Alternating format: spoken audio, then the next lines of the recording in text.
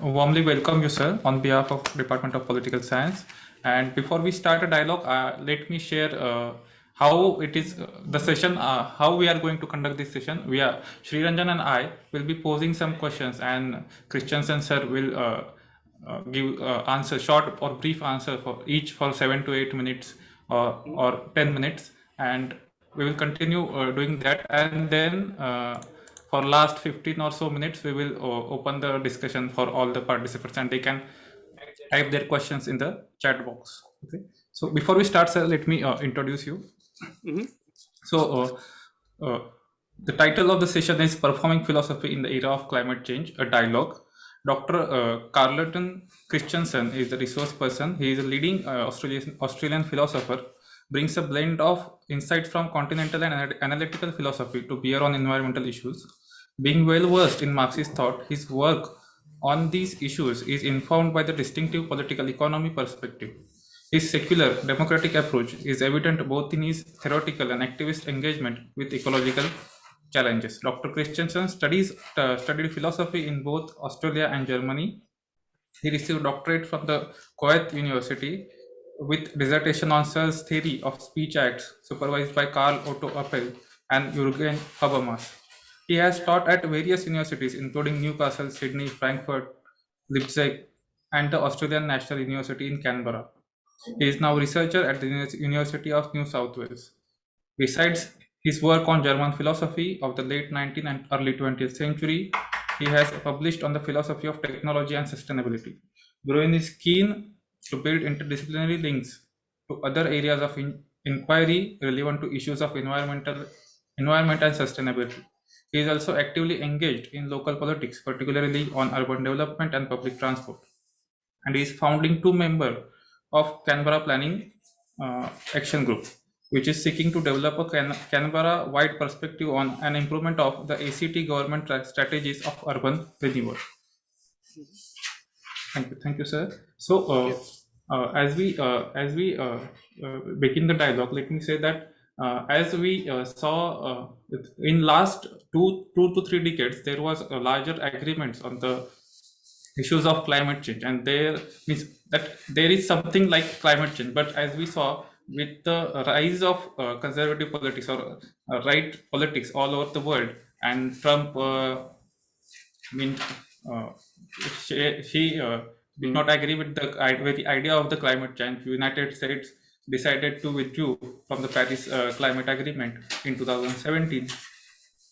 So in this context, what do you think that what is the role of philosophy in the why to means interpret the idea of climate change, and how as a citizen and as a philosopher you see and you want means you see the how we can address the issues of climate change through philosophy, and how can we decide our roles and duties about environmental concerns. This is the as you mentioned here, performing philosophy, and especially how it can help in eco-political thinking. I mean, how it can contribute. So we would like to know about how philosophy can contribute to eco-political thinking. Yeah. Well, since you mentioned the current upsurge in, I hesitate to call it right wing, because I think that's actually a bit of a mischaracterization of the phenomenon, but let's call it that. This rise of populist right wing movements in Europe and in America. There are traces of this here in Australia. This is a relatively new phenomenon which has emerged in the last, say, 5 years. You can think back before then, we weren't thinking about this. Of course, it's associated with things like the migration crisis in Europe, 2015, and of course, the election of Trump in 2016 in America. I think that given this new phenomenon, one crucial thing which philosophy can do in trying to find a way in which we can get more attraction on these issues, not just of climate change, but of the environment generally, because climate crisis is actually more than climate change.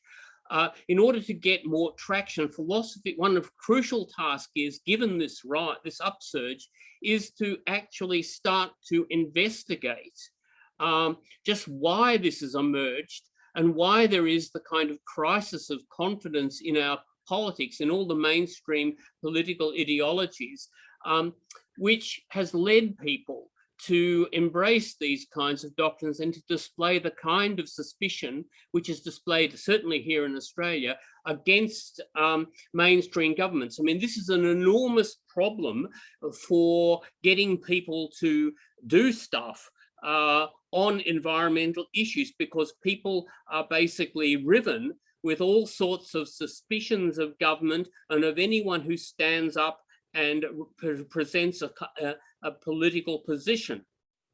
This lack of confidence in the political process is a real hindrance to get any kind of movement on these environmental issues. And I do think that philosophy can play a crucial role, both in diagnosing why this phenomenon has emerged, and also plays a crucial role in refuting or debunking some of the popular and extremely arrogant explanations of this phenomenon. I have to deal all the time with people from the university scene in particular, but also from the general environmental movement, who are extremely arrogant and extremely dismissive of the people who get involved in these kinds of populist movement. They simply do not know how to talk to them. And so one of the things which I'm trying to do, at least recently, since this phenomenon has emerged, is to identify the kinds of motivation which really lead people to embrace these kinds of populism. I personally do not believe it is because any kind of innate racism of Australian or indeed American people. I do not, I mean, there is racism, obviously there is that, but I do think that this is not the explanation for the upsurge of this. I do not think that in places like East Germany, one can simply explain the emergence of things like the AfD, Alternative für Deutschland, this right-wing group there. One can't explain it simply by saying it's because Germans don't like migrants or something like that. Rather, one really has to look at the economic situation of these people and identify the way in which they feel, I think in many ways rightly, they have been betrayed by the kind of standard political elites and the university educated classes or demographics.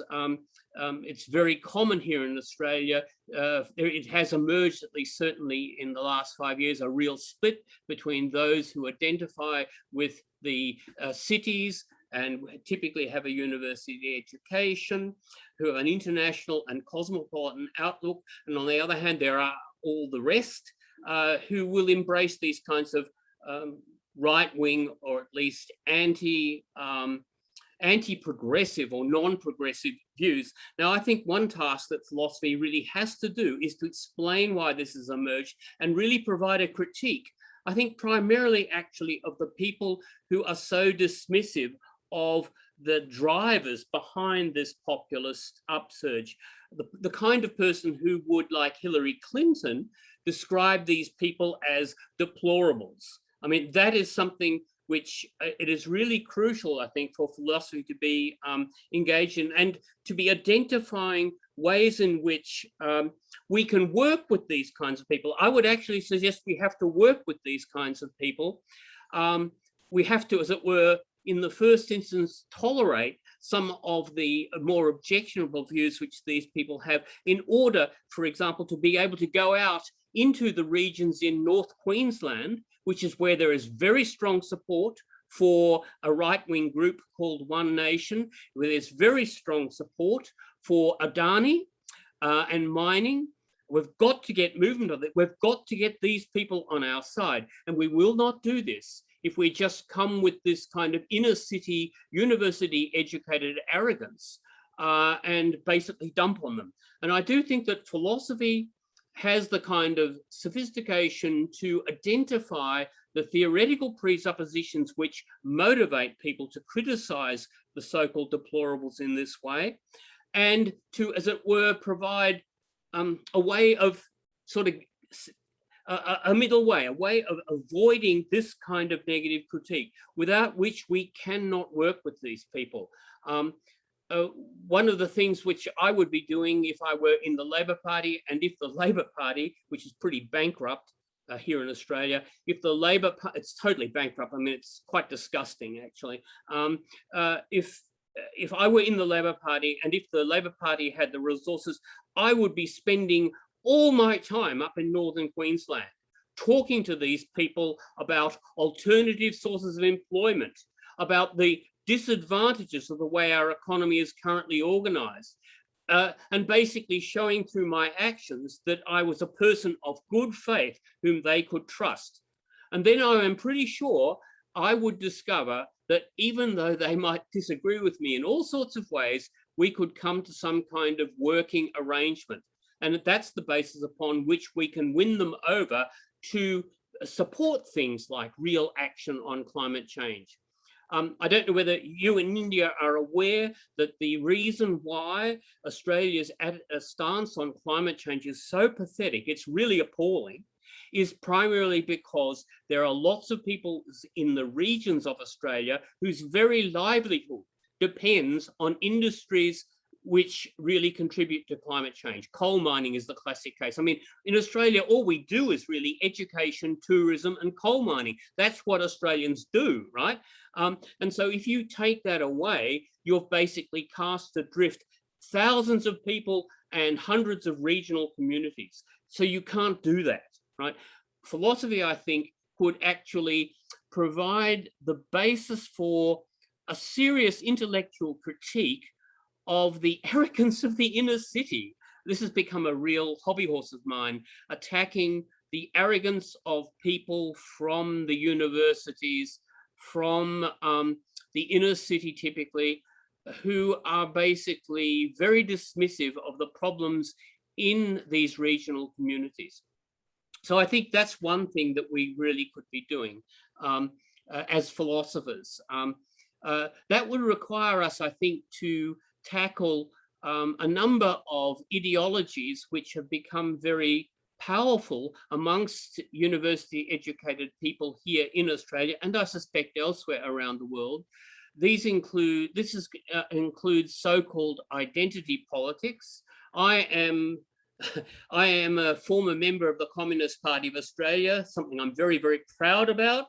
I am not I am appalled and saddened by the way politics has shifted from the analysis of class and socioeconomic status towards this identification of this characterization of injustice in terms of identity, right?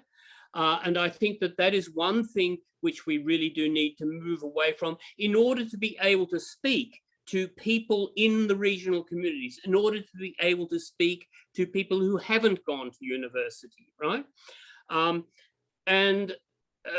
For that, in order to do that, one needs a real critique of this turn in politics, which is very dominant here in Australia. Whether you're centre-right or centre-left, there is this real focus on so-called identity politics. I think that if we could move this away and get back to more traditional social democrat, genuine social democracy, critique of neoliberalism, right? A real articulation of an alternative economy, one which didn't just basically emphasize promoting the private sector, right? If we could do that, then we could create a basis for winning support of people who haven't gone to university, who don't live in the best parts of our cities, but rather either on the outside of our cities or way out in the bush, in the regions. Is that halfway clear what I'm on about? Absolutely, sir.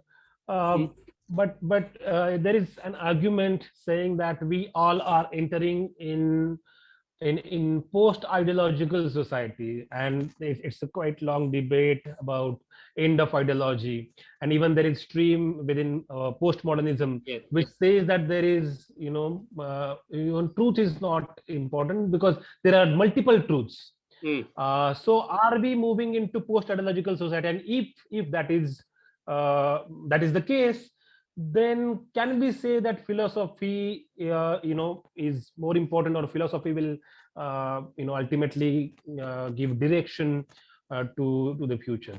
Do you think that that ultimately philosophy is philosophy becoming redundant in this post-ideological society? By no means. Let me make a distinction. Let me put to one side, let me distinguish between the people who talk about, post-truth, etc. Let me distinguish those from the people who talk in terms of postmodernist theories, etc. They are distinct phenomena, even though one can see how postmodernism has contributed to the rise of this post-truth stuff, right?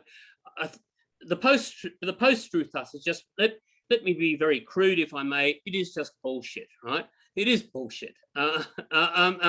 However, behind postmodernism, there are some very serious issues. Postmodernism hasn't come by accident or by mistake. It has arisen in response to the perceived failures of traditional politics, whether they be traditional social democracy or, say, Marxism, real existing socialism.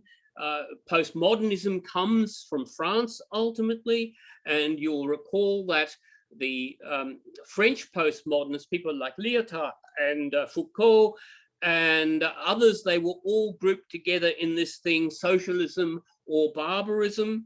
And this was a kind of post-Marxist reaction to the perceived failures of real existing socialism.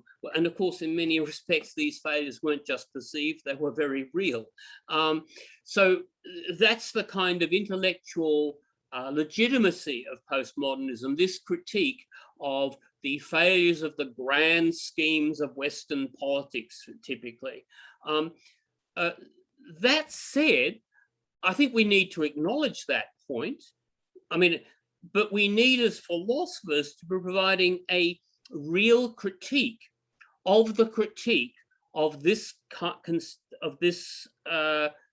traditional politics. In other words, we need, in some sense, to be going back and investigating just why we had these disasters of real existing socialism, whether it be Stalinism or whatever, or Maoism. We need to be going back and investigating those. At the same time, we must not be throwing the baby out with the bathwater. We must be somehow trying to recast the ideal of a polity which can steer its own kind of way into the future. I mean, postmodernism is fundamentally a rejection of the idea that our social reality is a fundamentally steerable phenomenon, that we can sort of collectively get together and steer ourselves into a better future. It's a kind of skepticism about that kind of possibility, which it justifies by appeal to the actual facts of history, the bloodbaths of, say, the French Revolution or the Russian Revolution or Stalinism or whatever. Now we have but that is no answer. That is defeatism in the face of these, looming catastrophes bearing down on us now.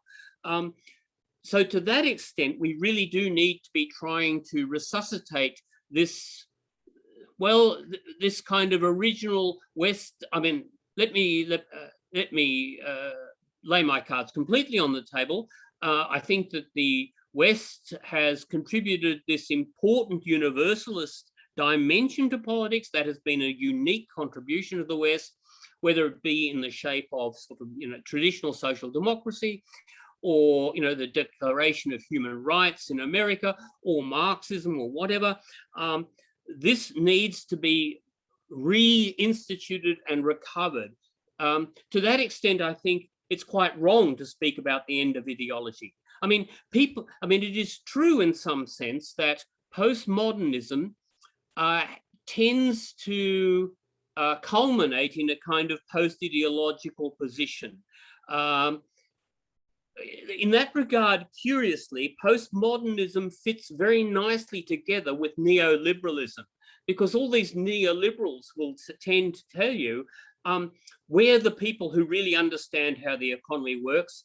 We're the people who have no illusions about ideal societies or utopias or whatever. We harness the private sector in order to get the private sector to deliver public goods, right? Curiously, that kind of hands-off approach chimes very nicely with postmodernism. I have a friend, unfortunately deceased, in planning, who used to always complain about how the postmodernist influence in planning really was just grist to the mill of neoliberals, and therefore also the economic interests behind the neoliberals. It actually played into their agenda, right?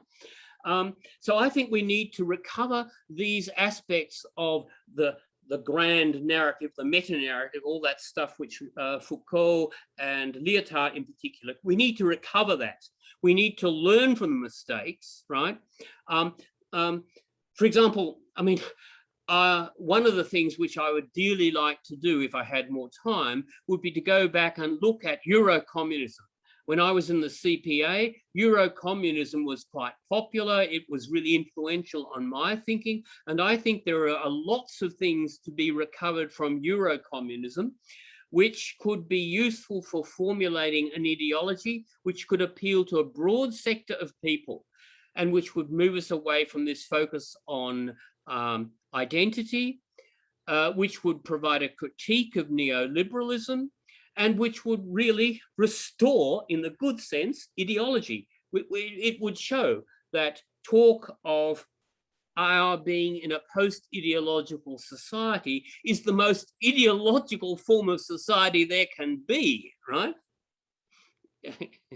Is that how I hope? Do people see what I'm trying to get at? This is all rather hard to I agree with you. I agree with you. Yep. This is not to dispute. Yeah, sorry. Go ahead. So, continue. Yes, you yes, can continue. You were saying that. Pardon? You were saying something, right? Oh, this is not to dispute, for example, the critiques of colonialism and imperialism. By no means. I mean, nobody's when I say that I wish to emphasize the universalism, which is typically associated with, Europe and European political traditions, etc., I'm by no means sort of denying the phenomena of post-colonialism. And I've read a bit on India and the appalling behavior of the East India Company. It's just unbelievable, right? So this would be really to recover from the Western tradition those aspects of it which really could serve as a critique of this appalling behavior on the part of the West, right? So the idea would be turning the tools, the conceptual tools of the Western tradition against these awful travesties which have been perpetrated over the last 200 years or 300 years. And that would really, but as you can see, this is a kind of classic kind of Marxist position, I suppose. Yeah, yes, yeah. I mean, as I was reading your paper, you seem to draw more on Karl Marx and Kant. Yes. So I think you will elaborate on that in next questions. But there are two broad strands to ecopolitical thinking, that is deep ecology and shallow ecology. And I was reading into your paper that you do not you are being critical of deep ecology approach, and at the same time you are not buying into the shallow ecology or in the whole idea of sustainable. So can you elaborate on that? So what are the alternatives and what are the problems with those things? Well, with regard to deep ecology, I'm associating it with the work of people like Anna Ness and so on. This is all a bit old now because the papers you're alluding to were written 10 years ago. This is all a bit old.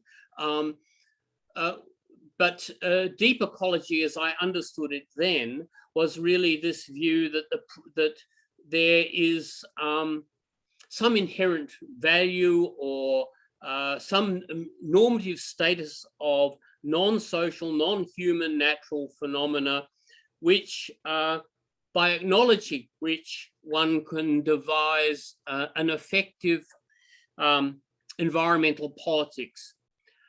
So the idea is we protect nature not simply because if we don't protect nature, we find that all our ecosystem services disappear, but because there is something intrinsically valuable about ecosystems. And of course, there are many examples from literature which point to people's effective experience of nature as having some kind of intrinsic worth in itself, in and of itself. It's not merely a resource to be used wisely by us human beings.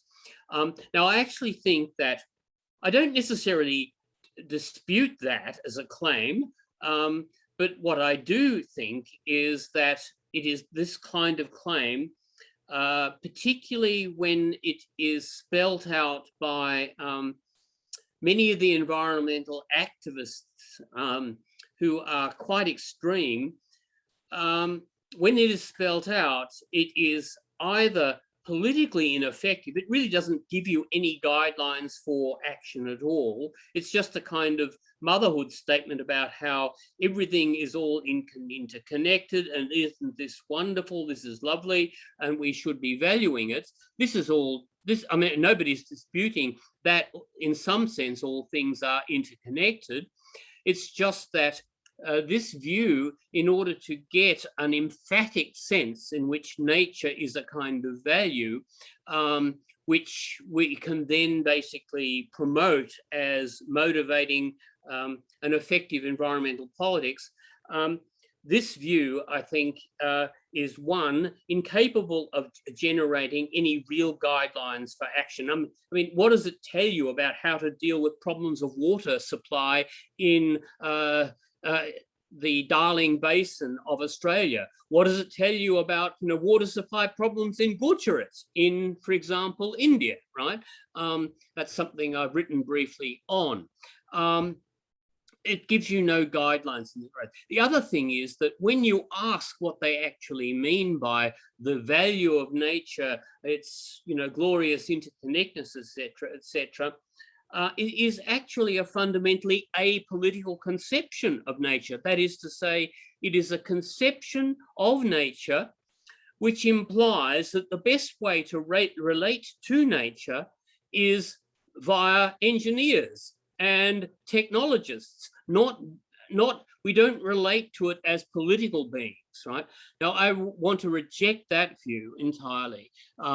And this reflects the influence on me of people like Bruno Latour, right? In this regard, although Latour is a bit crazy in many respects, this is one really good point he makes, namely that this kind of holistic, deep ecological view is, he says, it leads to a kind of super Saint-Simonism. And Saint-Simon had this view that really the engineers should be basically running society. So it was a highly technocratic conception, a standard view, of course, in many liberal democracies. It really underpins the end of ideology phenomenon, the idea that somehow if only we let the engineers and the people and the scientists run the show and get rid of all these awful politicians and all the awful politics, our problems would be solved. And I think there is that trait, that tendency in deep ecology, right? So that's the reason why I reject that. As for shallow, light green environmentalism, as I call it, well, I think that is just basically the kind of idea that we can do exactly the same things we're currently doing now, only in smart, environmentally friendly ways. And I don't think that's going to be sufficient. I mean, it seems very clear to me, although this is disputed, that one of the principal problems is the sheer amount of materials and energy which we are currently using, particularly, of course, in the first world, not in the third world, but in the first world, right? And so if the view of this light green environmental is that we can retain all these things in some kind of environmentally clever way which will protect the environment rather than destroying it, well, I think that's a complete illusion, and this has very much to do with the sheer volume of consumption which is going on, particularly, as I said before, in first world countries. I mean, obviously, I have been criticized by other Marxists for emphasizing the problem of consumption, and they will always point to the impoverished countries and say that, in fact, their levels of consumption need to go up. And that is certainly true. That is certainly true. However, that doesn't undermine the point I want to make, namely that levels of consumption, in particular a privileged place like Australia or America, actually do need to go down. Is that so? So I think that neither of those two strategies, those conceptions of environmental politics, will do. The light green stuff, the shallow ecology, is just not going to fundamentally challenge the way we do things. It thinks we can do the very same things we're doing now, do it only smarter. Examples of this are people like Paul Hawken, Amory Lovins, and all the natural capitalists. The Business Council of Australia is like this, or Elon Musk is like this. They all get on television and say things like, we've found some wonderful technology which will help reduce our emissions. And if we only do this, you know, and if you buy my extremely expensive electric cars and help me make an enormous amount of money, then, you know, everything will be okay. And indeed, I can take a trip out into outer space in a rocket, right? That's it. That's Elon Musk's personal ambition for himself, to take a trip into outer space. That is nonsense, in my opinion, utter nonsense. On the other hand, the deep green stuff simply gives one no real guideline for action. It doesn't tell you what the radical changes are. It says we must have a radically different way of doing things, but it cannot tell you what this would look like. Actually, I was coming to this point only when you know, when there's argument in favor of technological determinism, that ultimately technology will lead the society. Oh, yeah. And whatever you're talking is not feasible, it's not practical, that is what is criticized. So what do you think, how, I mean, is it pragmatically, you know, I mean, is it really feasible? I mean, following this approach? My approach? Well, I mean, Yeah, look, yeah. I'm aware of all the so-called eco-modernist stuff. The eco-modernists are these people like Roger Pillay, who held a paper at the ANU a couple of years back, and I attended this and I asked him a question on just this issue, and he said, well, if technology is not the answer, then there is no answer. In other words, his basic view was that given people's patterns of consumption in particularly the West, of course, given that they are just not going to change, you're not going to get people to move away from this. This is not going to happen, he said, right? The only way that this can work is if we rely on high-powered technological solutions, right? Yeah, well, I mean, one thing as they say, technology is value neutral. Well, I mean, I personally think that that's nonsense. But I'm accepting his assumption of its neutrality for the sake of the argument, right?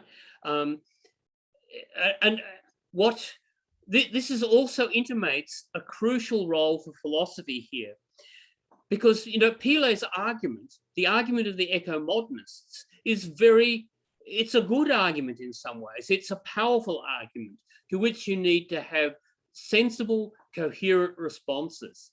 And you need to be able to show both empirically and phenomenologically and philosophically, I would argue, how the situation is not as dire as these people represent it to be. In other words, one needs to be looking to history and to one's own experience and to one's political engagement and to one's capacity to interpret these things philosophically in order to show that people's patterns of consumption are not as set in stone as Pile is implying. The assumption underlying this is that people they're just going to want their iPhones. I mean, I'm sorry, they're just going to want their iPhones no matter what. So you've got to find a way of getting their iPhones to them sustainably, right? Well, I say, well, that's not going to work. I mean, if you look at the production of the iPhone, it's enormously destructive, right?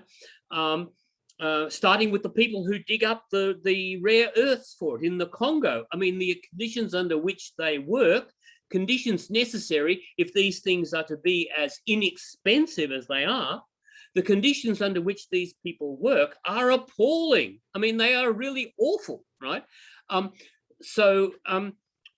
We need, just for moral, if not environmental reasons, change this kind of consumption. And there must be ways of understanding how people can be slowly but surely brought to shift their patterns of consumption.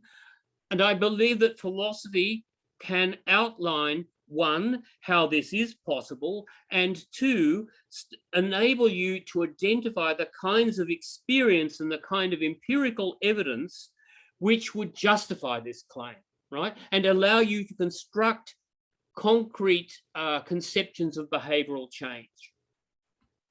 So I think that is possible. That does require serious philosophy. I think you really, I mean, I've argued that in a number of papers, that you need a whole lot of philosophy to come up with this account of what we as rational, as finitely rational, moderately rational beings are. We need this kind of philosophical account in order to identify the points of leverage where we can insert the levers, right, in order to shift people's patterns of behavior.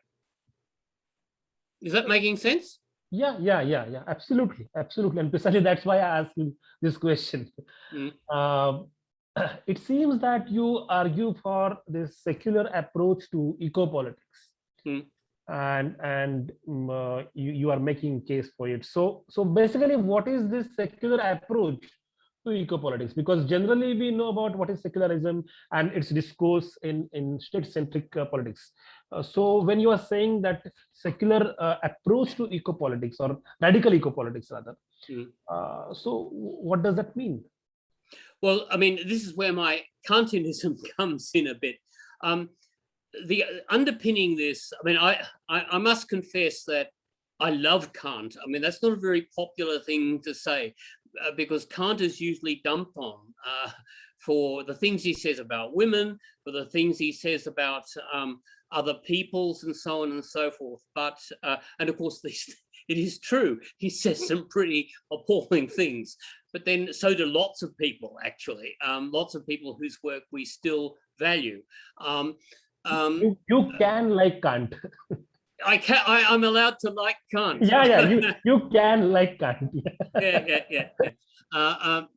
But the crucial thing here is his idea that we can understand reality in the way in which he recommends, namely as structured in such a way as to enable us to be the kinds of being we most fundamentally are. This is the kind of revolution in thinking which Kant celebrates in the Critique of Pure Reason, the idea that if you want to do philosophy in a substantial, meaningful way, then you have to understand it as asking how things must be in order that we may be as the kinds of beings we essentially are, right?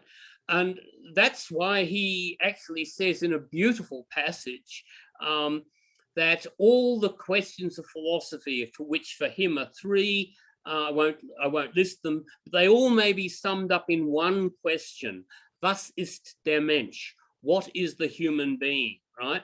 And his idea is that if we take this perspective, we can start to understand how reality is indeed something which is tractable for us. We can understand how it is possible for us to devise strategies such that we can be ambitious in terms of what we seek to realize socially and politically.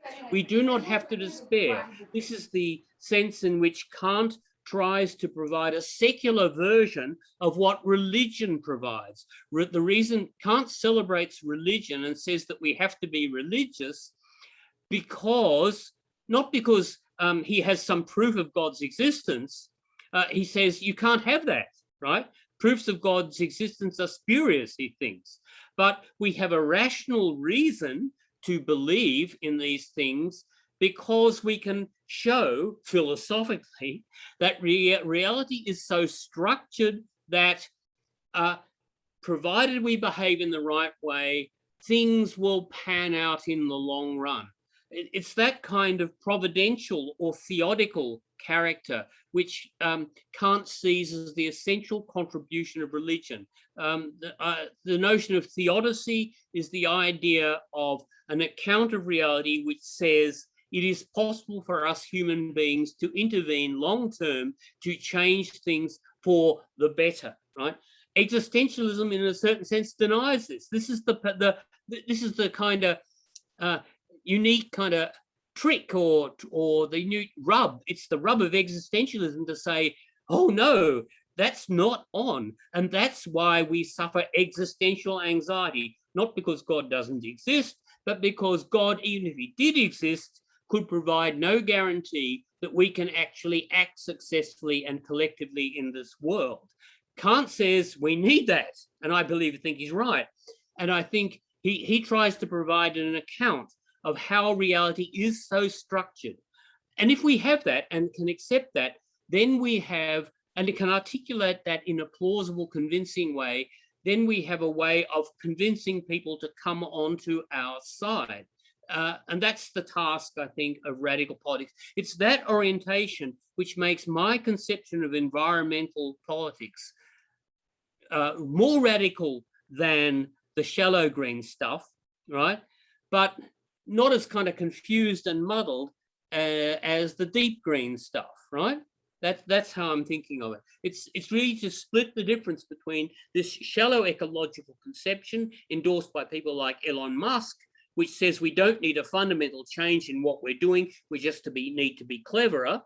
And this deep green stuff, which talks vaguely about radically transforming our reality to bring it more in accord with how nature is, but really is so vague and unclear that it can provide no effective guidelines for action. So that's what I'm trying to do. In continuation with this, actually, when you're talking about secular ecopolitics, and in this, especially in this paper, where you are arguing for secular ecopolitics, is a radical ecopolitics secular, and how might it be? You are referring to waddhaparivar, and firstly, actually, I would like to know how do you come across waddhaparivar, and how do you know about it? I mean, how do you come to know? Because I would like to know about your argument as well. I'm a bit of a kind of sort of intellectual vacuum cleaner, and I soak up all this stuff, right? I don't know. I mean, I must have been going through some journal, and because I have actually lots of contacts in environmental science and in ecology, water resource management and so on at the ANU. It's a big thing at the ANU, forestry and what have you. And I must have encountered someone who thrust this article my way, and I read it and I thought, this is really interesting. Also, I think it's an incredible compliment or credit to Shah that he, as a resource management person, should pick up on the significance of this. And he contrasts the success of this kind of latter-day Hindu religious movement with the failure of the state government in Gujarat and the only partial success of standard NGOs. I think that's really interesting. And I think all people can learn from that. I mean, they don't have to embrace, what is it, Arif Ali's theology. They don't have to embrace that. The point is to study how this movement was able to achieve the success it achieved. And that's, I mean, I just came across it, in some resources management journal, right? And do you believe that this Hindu religious movement's approach is distinguishingly different from all other religions? Well, no, I mean, clearly, and this is actually shown by this movement itself, because it was completely syncretic and actually quite eclectic. It was happy to borrow, and I think this is an important lesson which everyone can learn. It was prepared to borrow from water management techniques in Israel.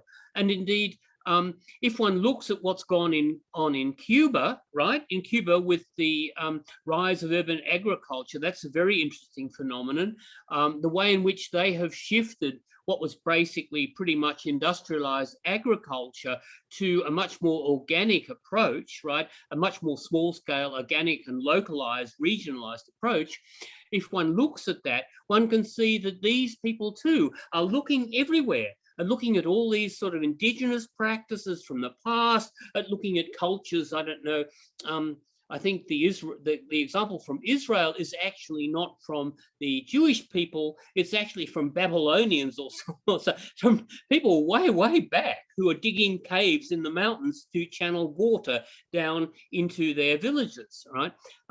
So all these, so there is a wealth of knowledge to be gained from all these pre-modern or non-Western, non-mainstream kind of sources, which we can draw together to do this. And I don't think it necessarily needs to be a religious group which does it. What, however, all these groups do need to do is to look at groups like this Hindu movement and ask themselves why they have been so successful.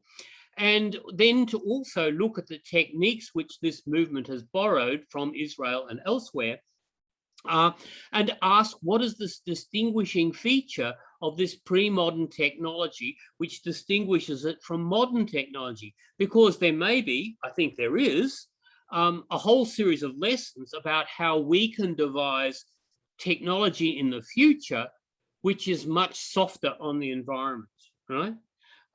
So I think there are lessons about the design of technological systems in what this group of people have imported from all over the place in order to address these problems of water, of the destruction of groundwater reserves in Gujarat. I think there are all sorts of things to learn from that about the nature of technology. Yeah, it is actually said that in Hindu religious culture, Vasudhaiva Kutumbakam. Vasudhaiva Kutumbakam. Vasudha is basically earth. So yep. The whole earth is like a family. Yep. And it's very interesting then when Gaia hypothesis, which says that treat earth as a living being. Yes, so that's right. Yes. Yeah. That's right. That's right. I mean, but you can see the problem with the Gaia hypothesis in this. It really fails to extract the lesson implicit in the Hindu belief which you have quoted.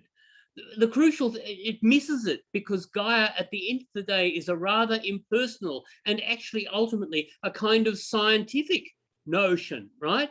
I mean Arthur Lovelock is a scientist. He thought of this as a scientific hypothesis. But if you think about the Hindu article of faith, the core element in it is that Earth, being your family, will look after you if you look after it. That's a different approach. Yeah. Yes, yeah, and that's not in the Gaia hypothesis, right? I mean, that's the a thing paternalizing approach. Pardon? As if you are paternalizing it, right? Yes. Yeah. And I think the philosophical core component of this idea is, I mean, obviously, in a literal sense, the earth and nature is not literally one's family. I mean, that's a kind of metaphor. But the crucial thing, and this is where I think philosophy has a role, is to extract the kind of discursive content in the metaphor, right? So that we can appropriate this and adapt it to our own situation.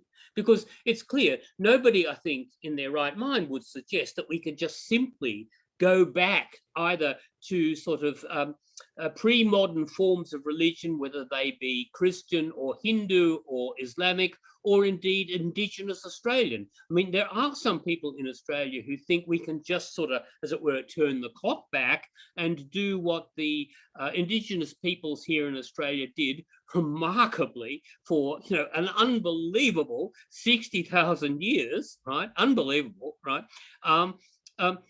But of course, that's just not on. I mean, the world would not permit that kind of reversion, right? I mean, in a world of 7-8 billion people, that's not going to happen, right?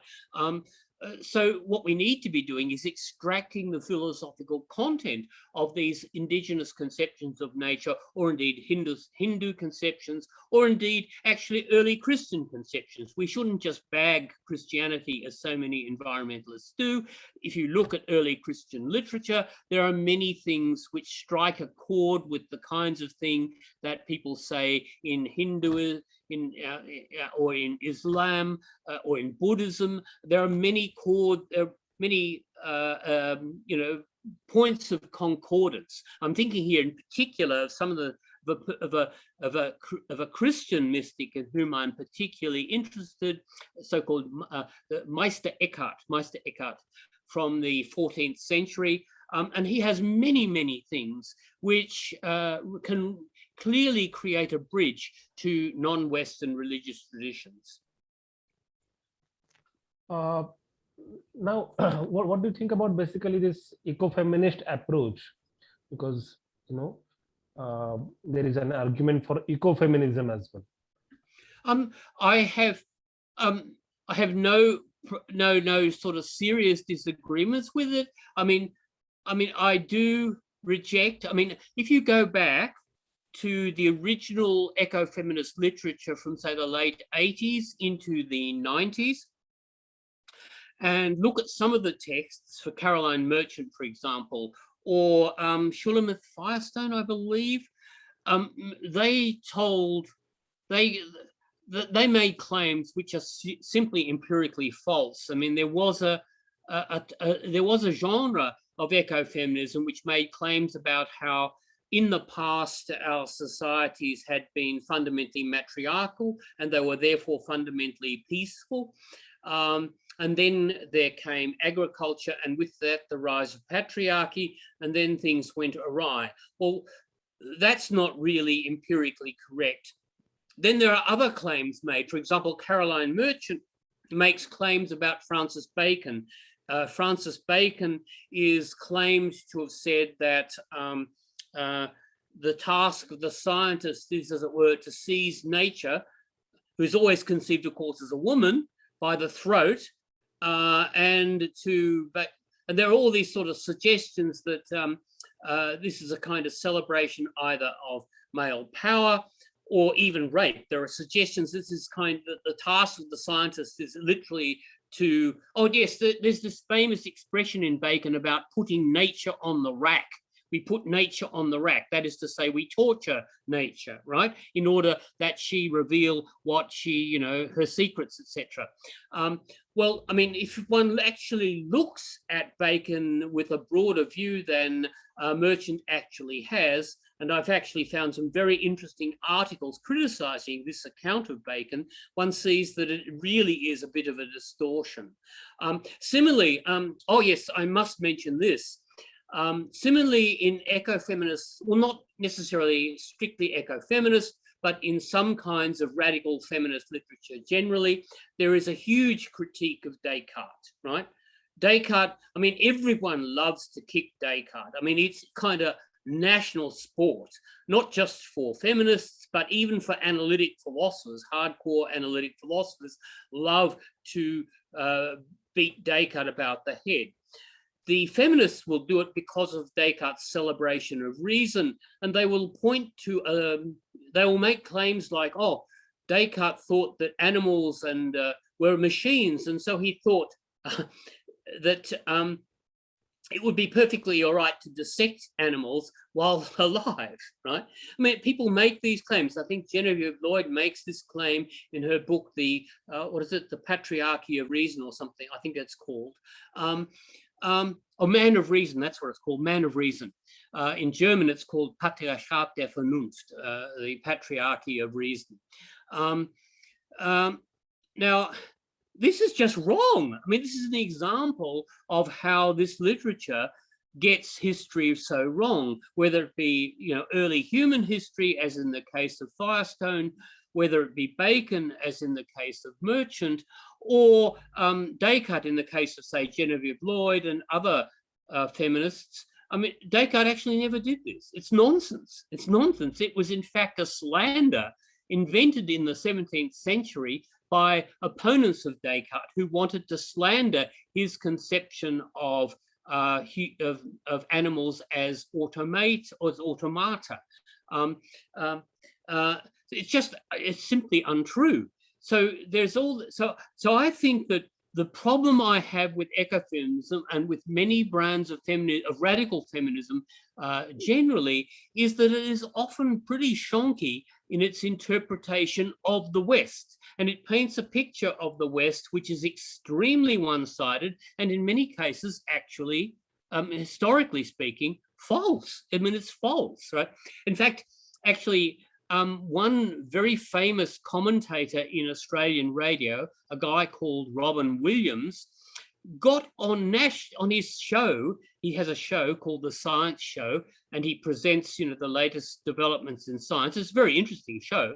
But he had a discussion about Descartes with someone, and he just mentioned by the by, oh, and as we all know, Descartes used to torture animals, dissect them alive.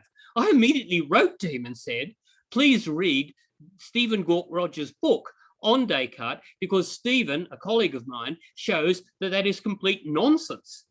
But that indicates to you how much some of these misrepresentations of the history of the West have permeated popular culture. And I do think it's a crucial task of philosophy to salvage these kinds of things, these kinds of individual, whilst at the same time acknowledging the good critical points which people like Genevieve Lloyd do make about you know, the one-sidedness of Western reason, etc. Yes. Yeah. Thank you. Yes. So I was about to ask you about that you have debunked the myth that sustainable the turn toward the service economy will be more sustainable in future. But you have tried to debunk that, and you have partially addressed those questions. Sure. Though if you would like to elaborate. Yeah. This is this stuff about product service systems. This is the stuff I wrote sort of some 10 years ago about product service systems. I should explain what this is, okay? It is not so popular now, but back in the first decade of this century, it was kind of very sexy to say that many problems, environmental problems, could be solved by moving away from a product orientation to a service orientation. Representatives of this were precisely the natural capitalists, people like Paul Hawken and Amory Lovins. And the idea is in some ways straightforward. The idea is, to use their kind of slogan, people want photocopies. They don't want photocopiers. And so Fujitsu came up with the very clever idea of basically leasing photocopiers to you know, academic departments, offices, and so on and so forth, and they would maintain the product, and the company or the academic department would pay a leasing fee for this, and this is the way Fujitsu would earn its money. And the net result of this is that the machines would be better made because the producer would have an interest in keeping them as long as possible going and not letting them go to landfill. And they would be better maintained, etc., etc. And the producer could build in all sorts of devices to ensure sustainability, so on and so forth, you know, like reduce paper consumption, reduce ink consumption, reduce electricity consumption, so on and so forth, right? And of course, this is a very attractive idea. And the idea was that you could generalize this across the board to all sorts of things. So cars could become, you would basically have some kind of hire car arrangement, or there would be a car leasing cooperative. I mean, there is one actually now here in Australia. I think it's called Go Get or something like that. And basically people join this, the whole group buys a car and they use it and they book it, etc., for their own personal use when it's available. And in this way, one car services, you know, a whole series of individuals rather than each individual owning their own car. And so the car gets, you know, used much more. People may or may not know that most cars sit 85% of their time in the driveway. They don't do anything, right? And that seems grossly inefficient to many people. People then extend it to other things. They talk about, you know, wouldn't it be a good idea for the handyman not to own, you know, their own tools, but to lease them or to borrow them from a tool rental company or from a cooperative or something like this, so on and so forth. So that's the idea of servicization. The idea is that you move away from buying things to own, you buy the services which the objects provide, right? That's the idea. Now, I think that there's no doubt that there's a role for this, but its role has been massively overstated. The natural capitalists think of it as a crucial tool in achieving sustainability. I think that's completely overstated. And indeed, the empirical research conducted thus far shows that I am right. The EU picked up on this idea very, very much and conducted a whole series of research exercises in exploring how this might be implemented across a wide range of products, and basically came to the conclusion, I think the right one, that the gains are actually quite minimal. You don't really get the sustainability gains that were promised by people like Hawken and Lovins. Why is this the case? Well, I think this is because in the transition from the intuitively plausible idea that it would be very good if, you know, the handymen of this country did not own their own tools, but actually leased them or borrowed them from a tool cooperative or something like this, in the transition from that straightforward idea to the idea that product service systems are an alternative way of organizing the whole economy in sustainable ways while doing the very same thing the economy does, right? I think in that move, something is lost. And what is lost is the appreciation implicit in one's intuitive recognition that this would be a good idea to do something like this with tools. In this intuitively plausible scenario, one basically assumes that people are acknowledging that this is not merely good for the environment, it's also a kind of ethically right thing to do, and that therefore the losses which are involved in embracing this system, because there are some losses involved in not having your own power tools, it's not as convenient, you can't always get what you need. Sometimes you won't have all the ancillary equipment you need along with the power tool in order to make it work. So there are a whole lot of, you've got to coordinate with your neighbors or with the firm from whom you're leasing this. There are all sorts of further tasks you have to involve, all sorts of complexity, which simply don't exist if you own the damn thing. People sort of, they acknowledge that, but they say, okay, this is just a better way of doing things, a better way of doing things ethically, right? But that consideration is dropped when the EU comes along and recommends product service systems, or serviceization as it calls it, as a business model for a whole swathe of economic activities across the entire economy. Because there the assumption is that these economic activities will continue to deliver exactly the same kinds of convenience, exactly the same kind of advantages, only now we're going to do them in this service-oriented way, and this will allegedly bring all these extra environmental benefits. But that's wrong, because they've dropped out of the picture, right, this ethical consideration, which is underpinning the intuitive kind of pre-theoretical reflection, which leads people to say, when they're sitting around having a cup of coffee and talking about, you know, tools and stuff, say, well, it just would make more sense to have this done collectively through some kind of leasing arrangement or some kind of power tool cooperative, right? People, when they do that, are acknowledging a certain degree of inconvenience, which of course they assume to be manageable. They don't think it's disastrous, but they do acknowledge that this inconvenience is there. And that aspect in people's ordinary everyday reasoning about this matter is simply dropped, right, when one attempts to generalize this as a business strategy, which the EU, of all things, could implement across the board.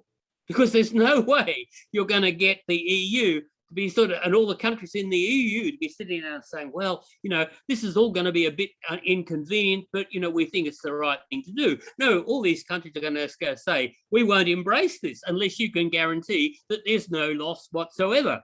And of course, at that point, the servicization becomes basically pointless. Perhaps not completely pointless, but certainly the gains in sustainability will not be as great as claimed, right? So it's not a fundamental strategy. That's my argument. Thank you, sir. So this brings us to the last question from our side. Then we will open up for the participants. So can we just briefly elaborate on the, as you mentioned, using of private vehicles and public vehicles? Can you just briefly elaborate on your intervention in Canberra city planning? Oh, yes. Well, okay, thank you, because this is now something very, very close to my heart. Canberra is a remarkable city, although all my students tell me it's completely boring. But Canberra was basically set up to be an ideal city.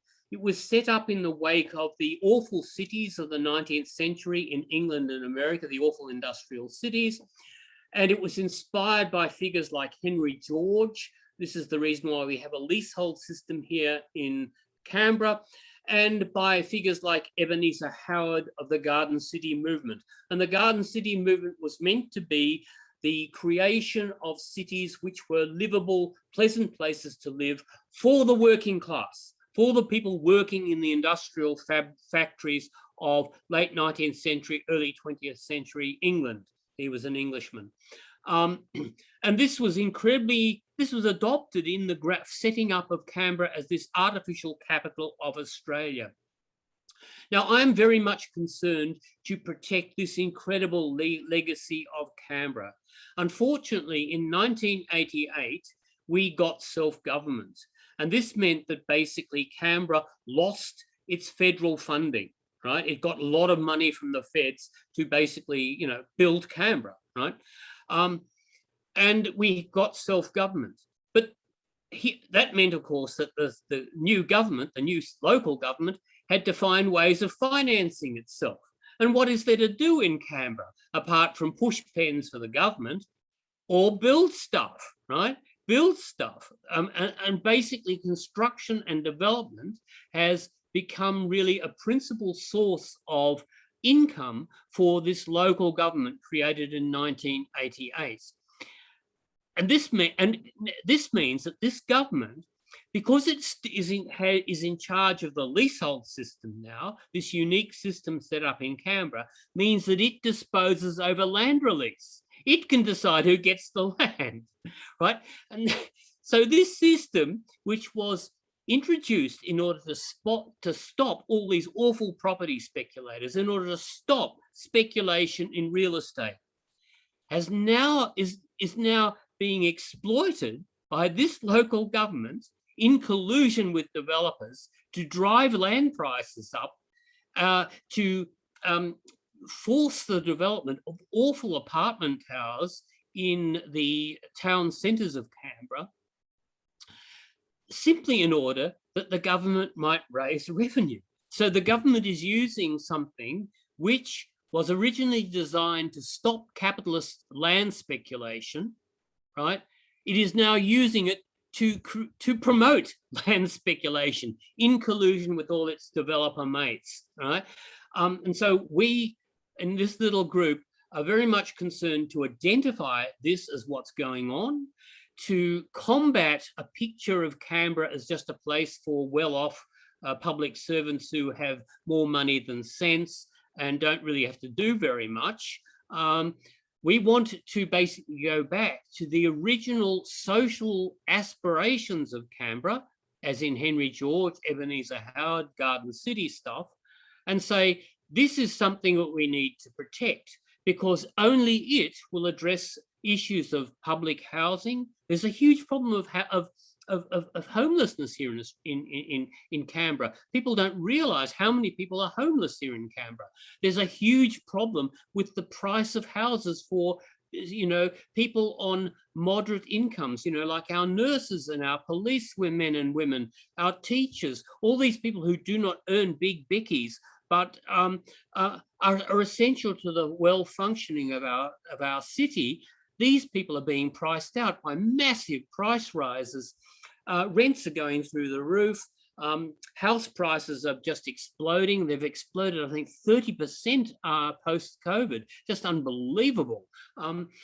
So we are trying to oppose the government and trying to get people, particularly younger people who are transient, because many people come and go in Canberra. It's a place you come and live for a few years and you go away. I'm a permanent resident, but many people are not. And trying to get these people to see that there are so many good things we can be proud of here in Canberra.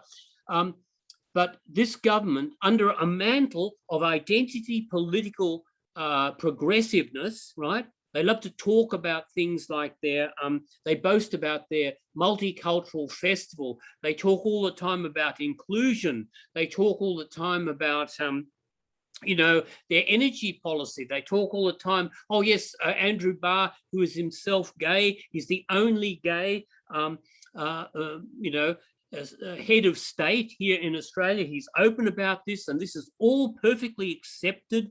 I mean, we have our rainbow roundabout here in the in a suburb called Braddon, which is one of the trendy suburbs of Canberra.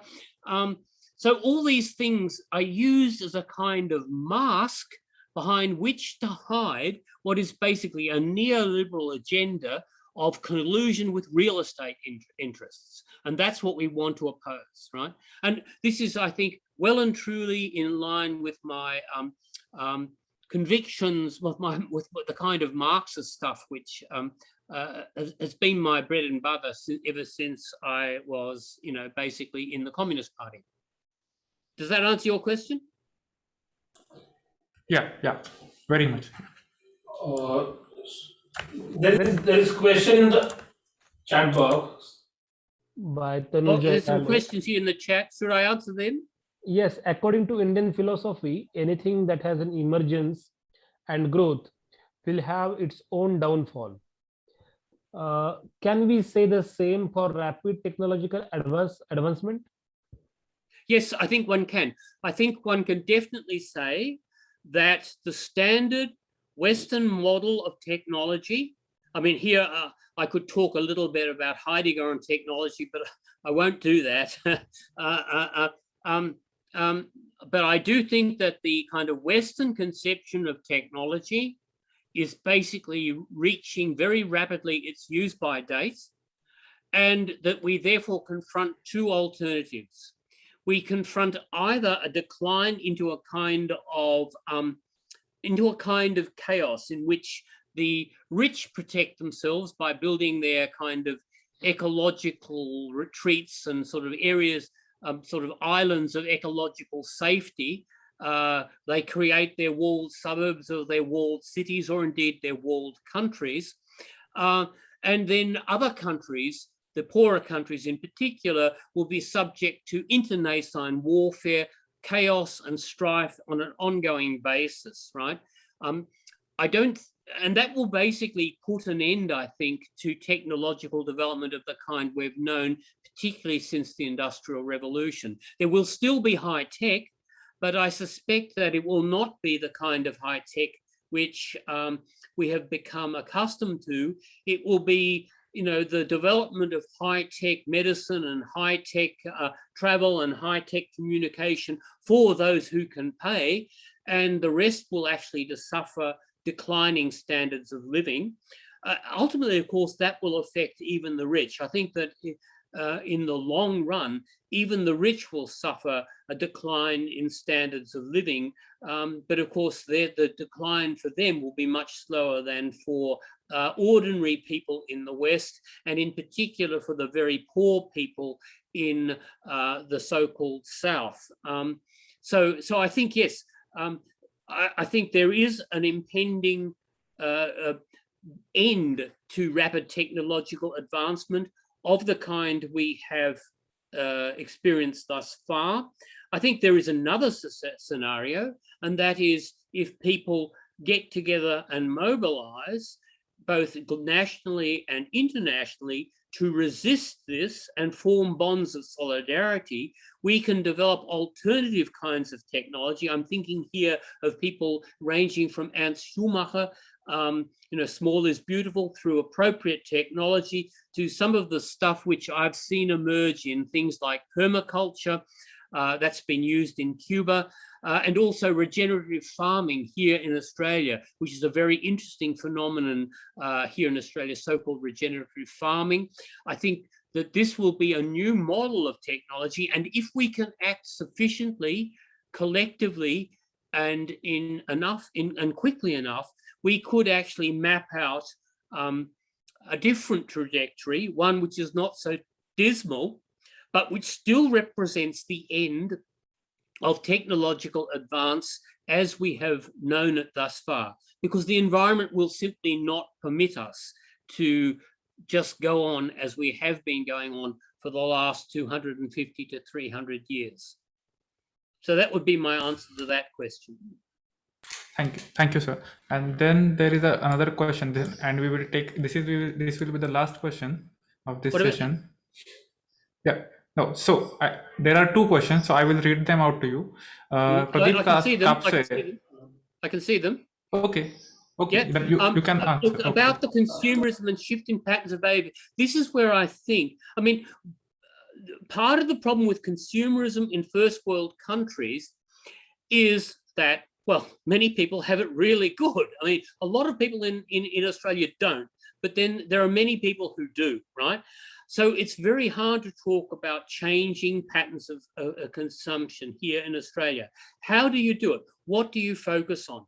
Well, I think that one of the crucial things to focus on is the way in which this consumerist behavior and the rise of neoliberalism, which services this consumerist behavior, the way in which it has actually changed the nature of work.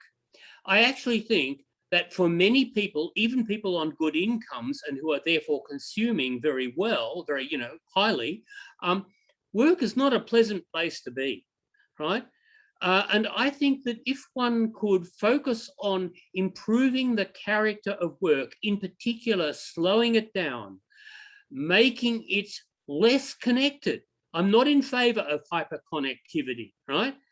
Making it less connected, making it more localized, making it more participatory, then I think one could create a social environment in which work constitutes a kind of reward for the loss in productivity and therefore the loss in consumption, which this would involve. So in other words, I think it's a matter of playing off the way we work against the way we consume. And we point out there are much better ways of organizing our society, the interactions between people, particularly in the workplace, but also in politics and in society at large, which would enable a much more enjoyable interaction, right?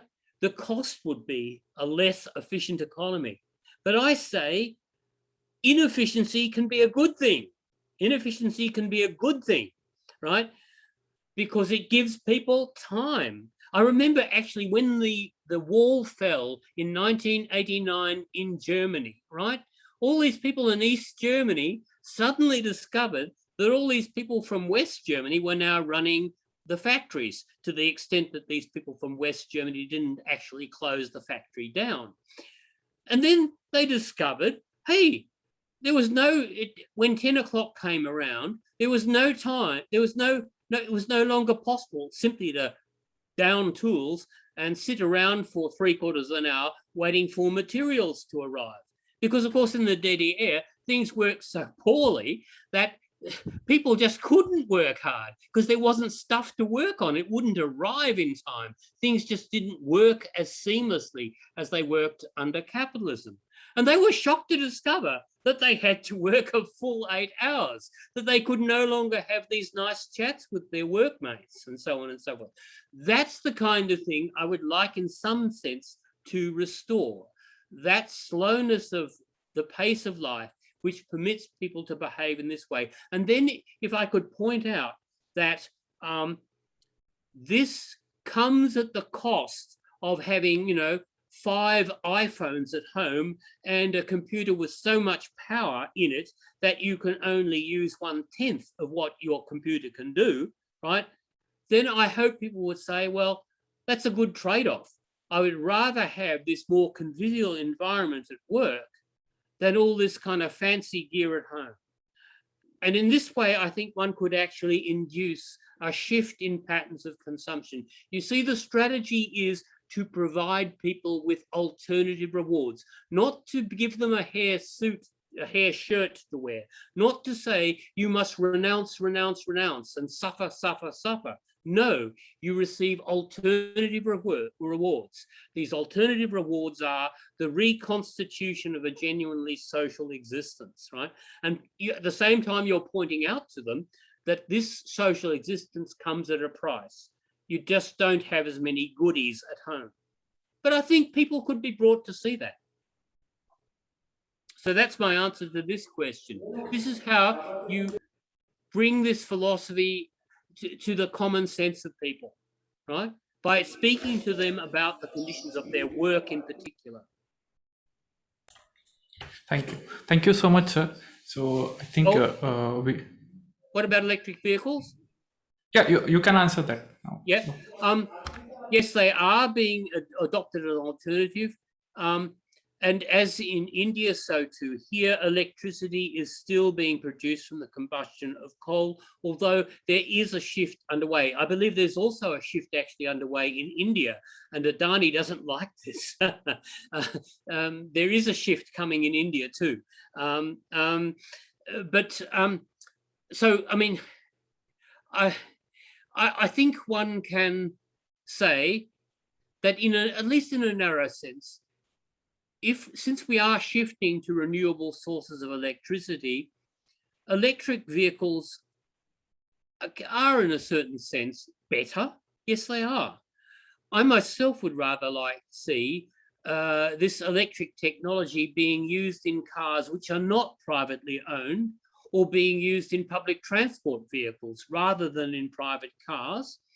But certainly I think that since climate change is such an urgent issue, we may well have to go down the path of endorsing private electrical vehicles under the assumption that within 1.5 decades, they are sourced almost entirely from renewable sources. In that sense, they would be a pollution-free alternative.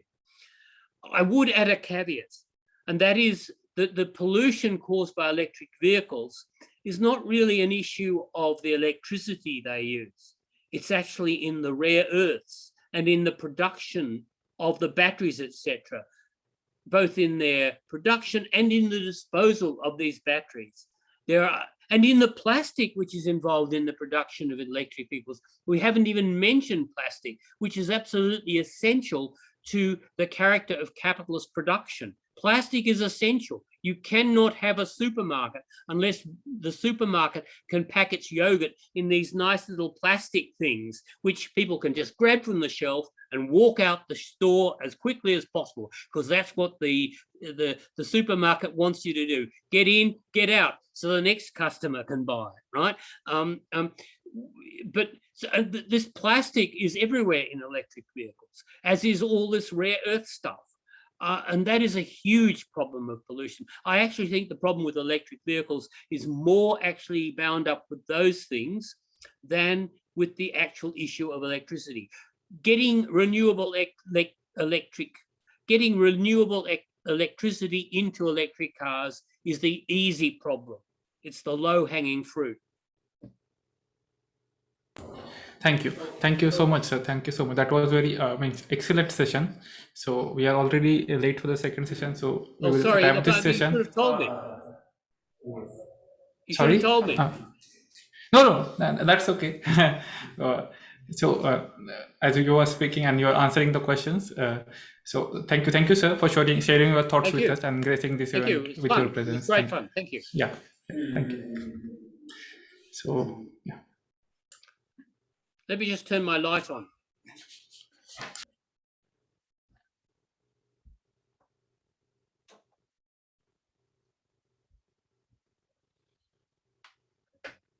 So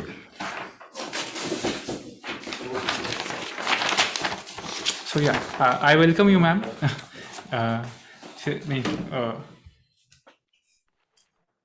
Am I audible? Oh, yeah. So the title, the Dr. Nandini Patel will be presenting on Lost. The title of her talk is "The Lost in Translation: The Ground Realities and Global Delay of Elections in Malawi." So, Dr. Nandini Patel obtained her PhD in political science from the University of Bombay in 1990. She was a senior lecturer in political science at the University of Malawi and an associate professor at the Catholic University of Malawi. She has been on international election observer mission with United Nations Development Programme and Southern African Development Community. Her research focus is mainly on democratization, focusing on political parties and elections in SADC region, SADC that is. She was a board member of the Electoral Institute of Sustainable Development Democracy in Africa, that is EISA. She also served as a commissioner on the Special Law Commission on Electoral Reforms in Malawi. Her publications include the following books: Political Parties, Development and Change in Malawi, published in 2005, Promoting the Effectiveness of Democracy Protection Institution in Southern Africa, published in 2009, Government and Politics in Malawi, published in 2013, and the Malawi 2014 Tripartite Elections, published in 2015. I welcome you, ma'am. This is the second time we had you for the as a resource person for the when we had a national seminar by the Teaching Learning Center. So nice to see you again, ma'am. I request you to deliver your speech. Thank you very much. Good afternoon to all the presenters and all the participants. And it's a pleasure to join you all, the University of Pune, for this very, very interesting international colloquium. Last time when I came, I said something about elections in Malawi, 2019 elections. And unfortunately, my doubts and fears came true. And that's what I'm going to talk about today. As my title says, Lost in Translation, the Ground Realities and Global Relay of Elections in Malawi. I'm particularly looking at the 2019 elections, and there was an election a year later. The 2019 elections were held for the presidency, the parliamentary seats, that is 193, and the local council elections. However, a year later, the 2020 elections were only for the presidency. And that was because the presidential election results of 2019 were contested in court, and the court ruled that there were anomalies and irregularities in the presidential elections of 2019, and that a fresh presidential election should be held within a stipulated time. Now, why are these elections so important, and why I decided to talk about this is that the 2020 elections and the outcome hit international headlines. The Economist magazine hailed, this was Economist of 2nd July 2020, it hailed Malawi as a shining model of democracy in Africa.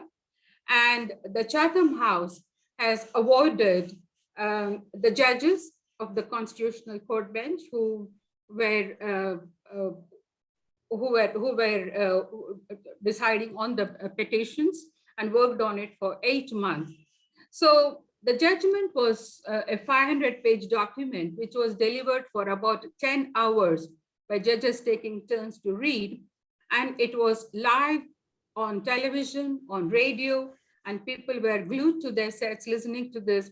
And also the international audience there were following these outcomes to see whether this country is really going to have this fresh elections after nullifications of the previous elections, and the outcome is going to be accepted. Much as these elections have earned Malawi so much of international name and recognition as a shining example of democracy, the reality is some rules of the game were bent to bring a different electoral outcome. And also there was a concerted action of the civil society, the media, and the court to bring this outcome. And whether the 2019 elections were really so badly conducted that the nullifications were based on serious irregularities, one, and whether the 2020 elections were so perfectly conducted. The question is, if the election management body could not conduct elections satisfactorily in 2019, then how could the same body hold the election so satisfactorily in 2020? These are some questions that the elections raised. So I'll start with setting a general background of democratization in Africa, which started with the third wave of democracy that swept across most of the African countries in the late 1980s and 1990s. And this was hailed as the second liberation, the first one being the independence from the colonial rule, and the second one, a liberation from dictatorship, whether military or one-party civilian dictatorship. Malawi was under a one-party regime for almost 3 decades after independence, 64 to 1994. And this was one of the authoritarian regime where freedom of expression was suppressed, was very stringent censorship laws. So much we talked of Marxism from the previous speaker, Christensen. The name Marx was banned during our one-party dictator in Malawi. So that was a kind of dictatorship that Malawi was. So the second liberation was basically liberation from the one-party dictatorship or military dictatorship.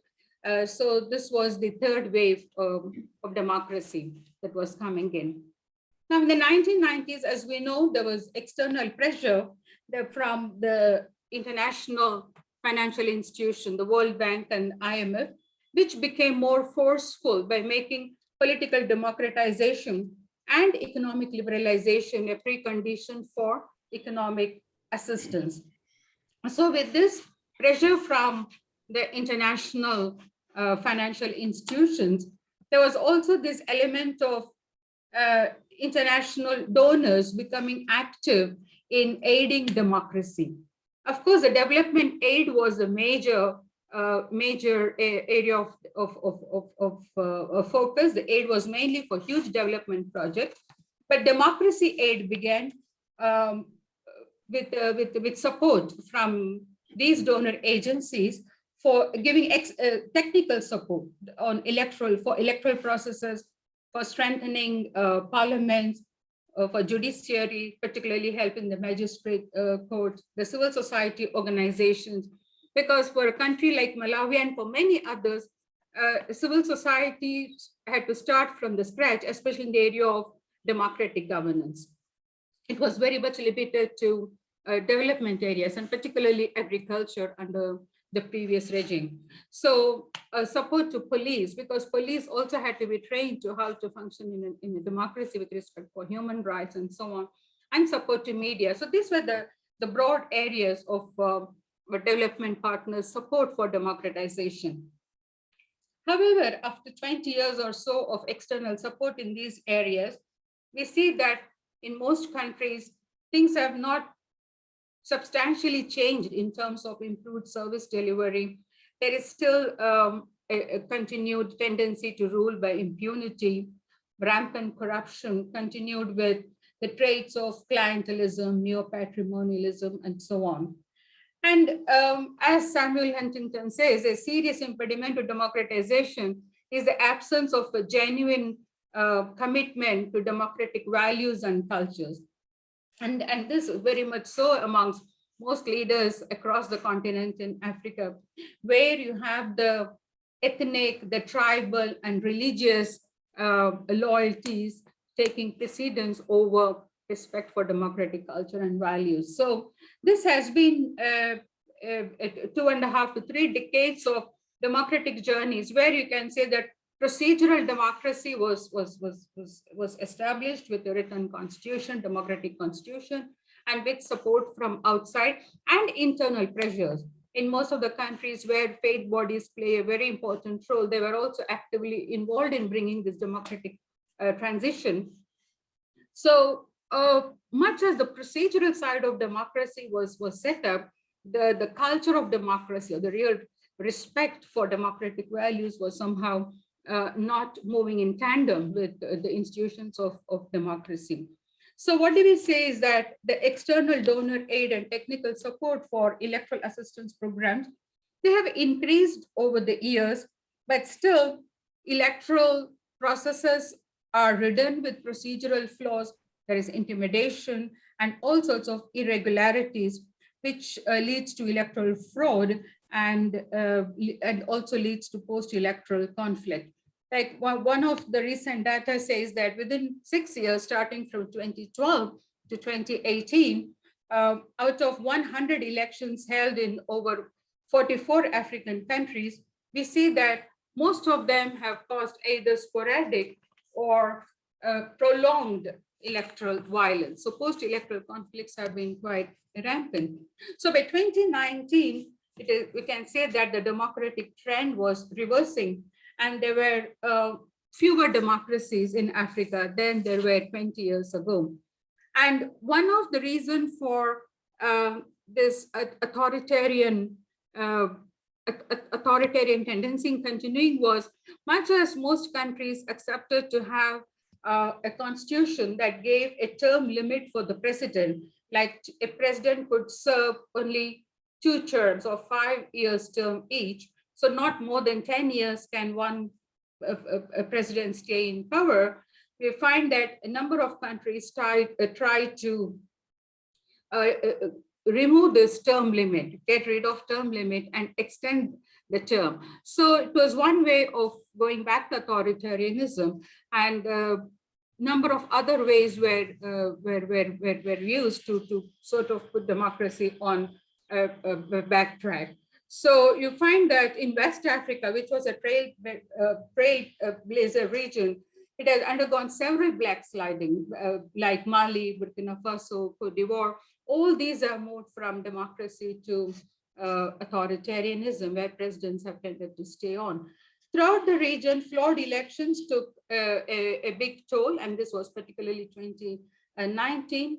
Central Africa remains stuck in autocratic regime in Equatorial Guinea, Cameroon, Congo, Brazzaville, Museveni in Uganda, who alive stayed in power for over 3 decades, or Paul Biya in Cameroon for over 4 decades, and bongo in Gabon for over 5 decades. So this has been a reversal, particularly towards the end of the decade starting 2011. Also in Southern Africa, also countries like Zimbabwe and Tanzania have sort of effectively reduced the space for democratic participation. Zimbabwe has gone through, extremely rough times under Mugabe, and Tanzania again has slowly narrowed the space for political participation and political freedom. So given this background, what we can say is that Malawi has been a success story. Malawi comes under the category of countries that have sustained democracy, sustained periodic elections, slowly broadened the political space. Although there have been challenges and threats from time to time, Malawi survived actually 2 major threats to its democracy. One was this extending the presidential term limit, which Malawi's president also under the presidency of Bakili Muluzi tried to extend the term limit, and it failed. It failed by a very small vote. It had to go through parliament, an amendment, and the amendment failed by a very small margin. But the point is it failed. Otherwise, Malawi could have also slipped into extension of term limit and thereby bringing authoritarianism back. And another success that Malawi had in its democratic history is a time when the former president died while serving his term. Constitutionally, the vice president takes over office, but there was an attempt to stop her because the president and the vice president had fallen out of relation, and the vice president had fallen out of race, and the inner circle of the party of the president did not want the vice president to take over the presidency. But here again, the constitution prevailed and the vice president took over the presidency after the death of the incumbent president. So these are some of the successes of Malawi's democracy in the last 27, 28 years of its democratic existence. And in most of the cases, the judiciary has played a very important role in upholding rule of law. And the civil society and media has also been by and large vigilant, although they have faced intimidation and suppression from time to time, they have somehow bounced back and kept this democratic process going. But coming to the 2019-2020 elections, one can say that the role played by these institutions, that is the judiciary, the civil society, and the media, raises some concern about their neutrality and the integrity. Now, coming to the 2020 presidential elections, which was held almost a year after the court nullified the 2019 presidential elections. Much as I said, it has been hailed as a victory of democracy and success of the court, the judiciary, that it played such a consistent role for almost 1 year. What has happened is that,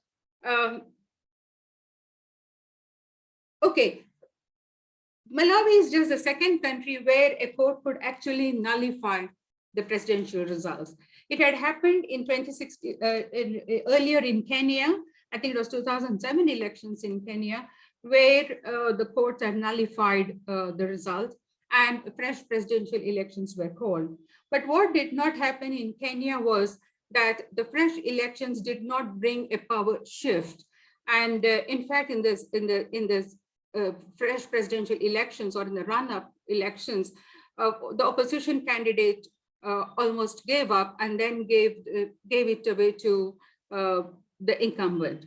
But in the case of Malawi, what makes Malawian case distinct is that it actually brought a power shift in the 2020 elections. So coming to what really happened in the 2019 elections that was nullified, one has to know the context in which the elections are held. Elections usually raise a lot of expectations, and people judge the performance of the parties on how, especially of incumbent, how they had performed during the tenure. So in the case of Malawi, from 2009 to 2019 elections time, the incumbent, which served almost 2 terms in office, after the death of the sitting president whom I mentioned, the next elections from 2014, where the same party came into power, there were many concerns. One was declining public trust in state institutions. Corruption was rampant. There was exposure of massive corruption scandals, and inflation was high, and poor decentralization, so service delivery was bad. So given this context, people definitely wanted a change in 2019. And now to have a change of power, if the power had to change hand, if the incumbent had to be unseated, there were 2 things that were required. One was an electoral alliance of the 2 main opposition parties and enactment of a law that stipulated a majority with 50% plus 1 votes. That is to bring a change in the electoral system from the first past the post system to a system that is a majority, that is 50% plus 1 for the incumbent. And if these 2 changes were effected, then the 2019 elections would have really brought a power shift. But these 2 things did not happen. There was no alliance formed by the strong opposition candidates. Now, as I mentioned earlier about religion, ethnicity, tribal politics, in Malawi, regional politics plays a very important role. The country is divided into 3 main regions, North, South, and Central, which also sort of reinforces the ethnic tribal lines. And for a president to win with a clear majority, if we have to define the majority as 50% plus 1, it is necessary for the aspiring candidate to go beyond his regional power hold or stronghold and reach out to one of the other 2 regions. And this did not happen. And politicians are happy with their own power hold and their own strength. And that's why there was a tendency to cling on to first past the post system and not to move to 50% plus 1, which was extremely difficult for them to get hold into any other region. So the opposition did not try to form a pre-electoral alliance that would ensure 50% plus 1. And secondly,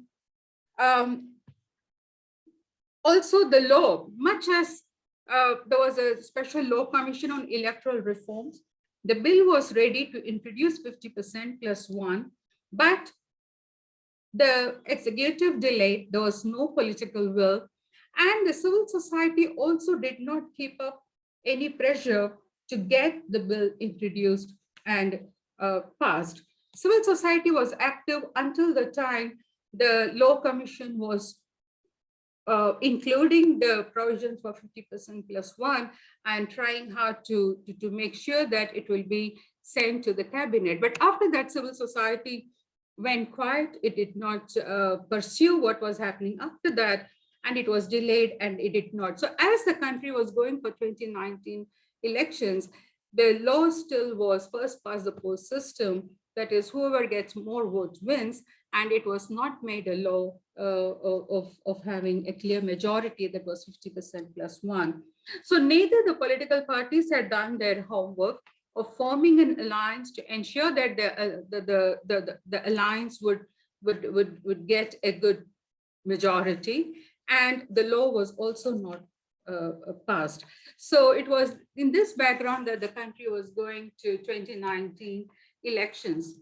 But if one saw the electoral process of 2019, one would say that the 2019 electoral process were much more efficiently conducted than the previous elections, and particularly the one before 2019 elections, that is the 2014 elections, which were the first elections for Malawi to be held as tripartite elections, holding 3 elections concurrently.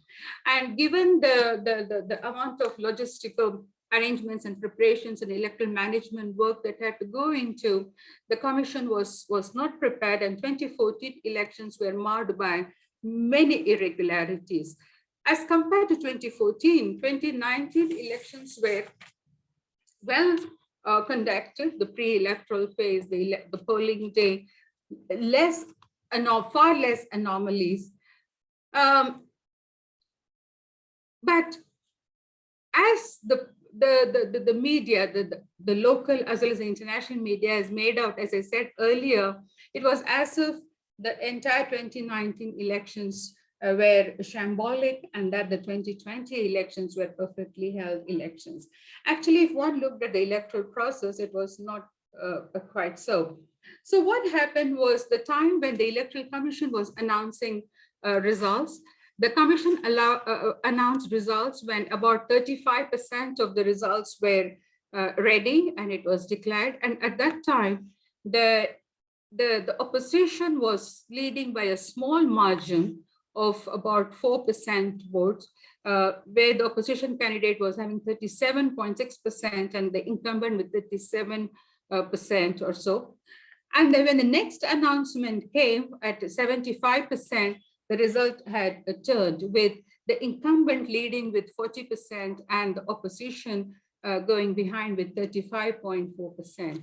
And this created public anxiety, and the opposition leader complained that there were many irregularities that should be addressed before the commission went ahead to announce the final results.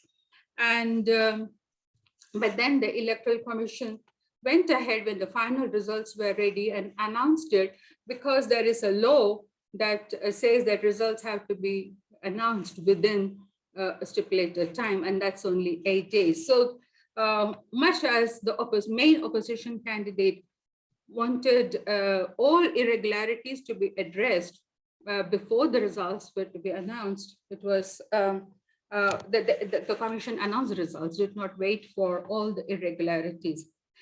Now, on the part of civil society, there was a parallel vote tabulation exercise that was undertaken, a quick count vote, you can say the PVT. And this is this started in 2014 elections in Malawi with the help, technical support from the National Democratic Institute. And if you ask me what was the findings of the parallel vote tabulation conducted by the civil society, this almost corresponded with the official results of the Electoral Commission. It was well within the error margin as the PVT had worked out. And interestingly, all the members of this civil society network that undertook the parallel vote tabulation endorsed the results of the parallel vote tabulation. All the members assigned the parallel vote tabulation results sheets. But as the pressure was building outside after the results were announced, as to there were anomalies in the elections, these members who had most of the members who had signed the parallel vote tabulation results, which was complying with the Electoral Commission's result, became protesters who were joined by large groups of demonstrators from civil society, and they were demonstrating against the elections results. And strangely, there was something that had never happened in Malawi before, and that was that it's called the Capitol Hill, the seat of power. And this was thronged by opposition supporters and civil society activists who marched into the offices, government offices, and vandalized property and attacked people who were working. So this demonstration happened. It was basically demanding the resignation of the chairperson of the Malawi Electoral Commission. It was hashtag Jane Ansah must fall. This was what was circulating on the social media, and all these were, the demonstration videos were put on the social media. And this is how the support was coming in, both from within and from outside, for the demonstrations asking for the elections of 2019 to be nullified. Now, the court said there were several irregularities in vote tabulation and results tallying. Now, what were these irregularities? What were these anomalies? These were purely administrative in nature. This was about the logbooks that were not kept accounted for by the Electoral Commission, and the use of duplicate vote sheets. There's a provision for duplicate ballot papers in case the original ballot is spoiled. So the records of this was not kept properly.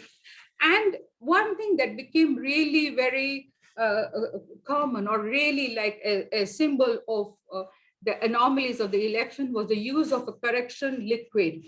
It's called Tipex. And this was the message going out in the social media with a bottle of the correction fluid called Tipex, that there were Tipexed elections.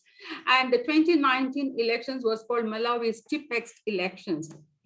But the reality is, wherever the correction fluid was used, it was the figures that were erased or corrected using the liquid. It was erased and then the figures returned, but it was also written in words.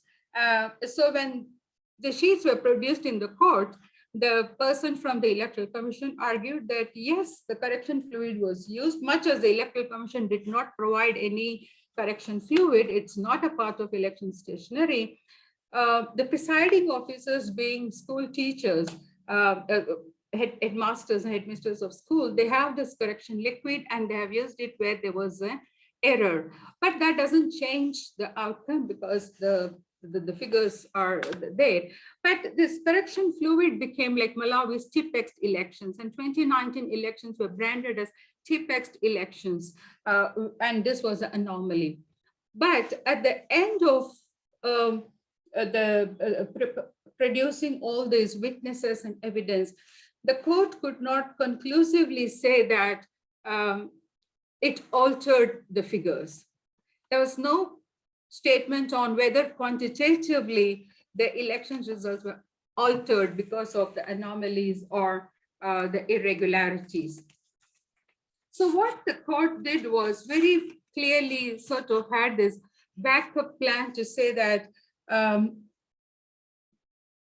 there can also be a qualitative method of proving that the winner did not get majority.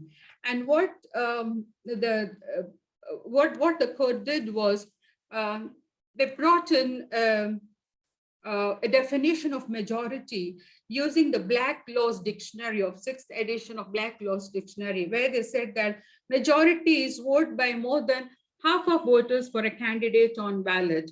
Where there are only 2 candidates, he who gets the greater number of votes is said to have majority. While there are more than 2 competitors for the same office, the person who receives the greatest number of votes has a plurality, but he does not have a majority. He only has a majority if he receives a greater number of votes than those cast for all his competitors combined. Now, this interpretation of majority actually came as a surprise because the petitioners had not, in the petition, they had not used the word asked for majority. They had not said that whether the winner actually got a majority. The closest what they said was whether the incumbent actually won the elections. So this whole interpretation of majority came almost towards the later part of the judgment, where they said the incumbent has not obtained 50% plus 1 of the votes. Now, there is a precedence in Malawi for definition of majority. There is a precedence that after 1999 elections, when the opposition appealed to say that whether the incumbent had won with a majority, the court interpreted to say Malawi adopts a first past the post system, where one who has got more votes than the competitors have won. And this judgment says very clearly that should the drafters of the constitution wanted majority interpreted as 50% plus one, there would have been a provision providing for a rerun or the second round within a certain number of days. The fact that the constitution doesn't provide for a rerun and there is no legislation that provides for a second round, it's clear that Malawi has adopted the first past the post system. And the same judgment has even been reiterated in the subsequent elections, where again the opposition appealed to say whether the incumbent had got majority. So this judgment of 2019 actually set aside the previous judgments and also the interpretation as given in the constitution, and it actually interpreted to say majority here actually means more than half of the votes cast. And it just went because I think the public mood was that the public was determined to have a change, power shift. They wanted alternation of power. And seeing the public mood, although the court said that we are not swayed by public mood, but the opinion is that if the change had not come, then the public would not have accepted as the incumbent to have actually won the election. So the court went an extra mile to sort of make sure that having not been able to prove quantitatively that the results were actually all changed because of the anomalies, they use the term majority as a backup. Now, what does it mean? To me, the civil society, having gone back, having signed the parallel vote tabulation, which almost confirms the results found by NEC, and they're taking to streets, what does it mean for democracy? Is it that civil society networks can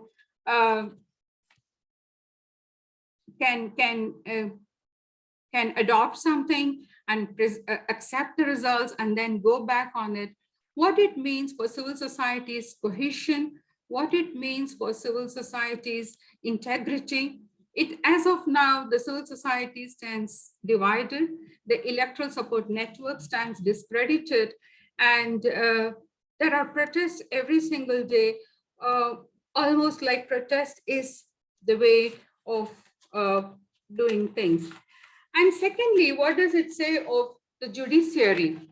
The extent to which the judiciary has got involved in the political process over the decades, and particularly in these elections, it shows the extent of judicialization of politics, and that the judiciary is almost now sort of compromised on its neutrality. It has taken a very political position and it got swayed by public opinion. That's what is coming out of this whole two elections scenario.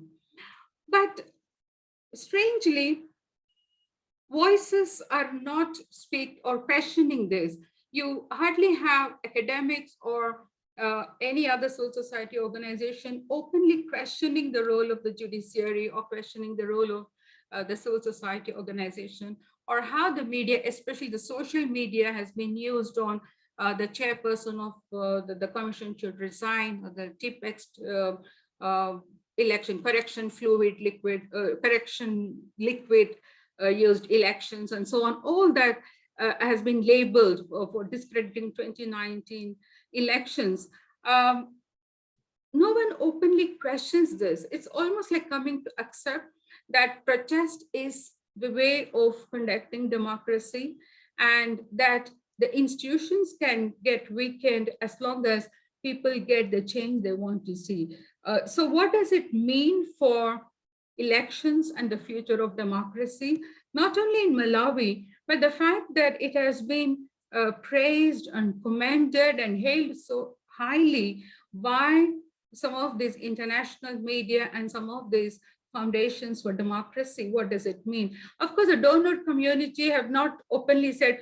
The elections reports do say that all these pre-electoral process, electoral day process were all followed. There were some anomalies in the results management, but no report says that it altered the results. But the fact that a number of international organizations are commending these elections, is it that they are not able to see what was on ground, or they do not want to see the reality and still paint it as a hope of democracy in Africa, where most of the democracies are backsliding? This country could actually hold 2 elections within 1 year and then bring the outcome that the people wanted. Whether it is really the majority of the people, or is it the people who could really protest and make noise?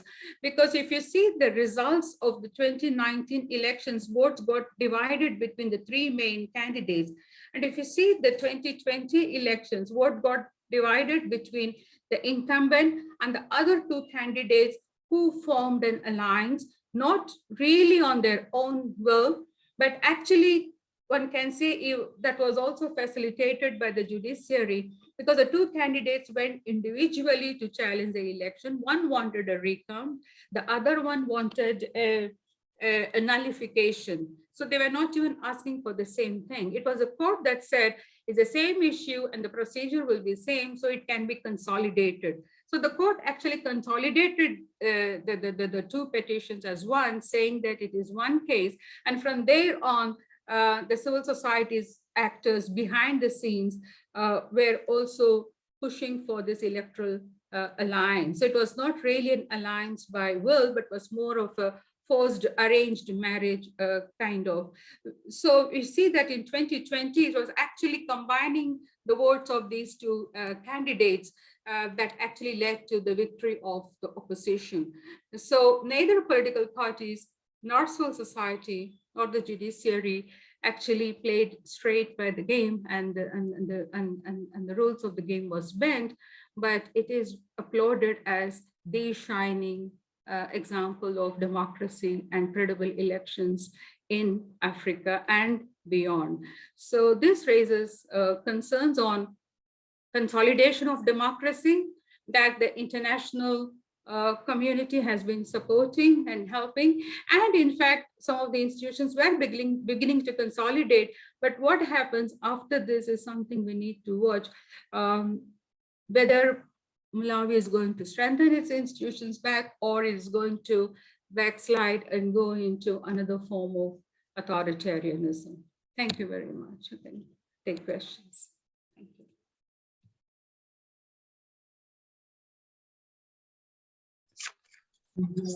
you. If there are any questions.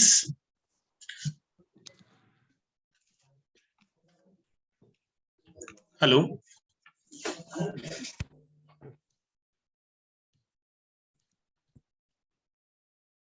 Now it's open for discussion.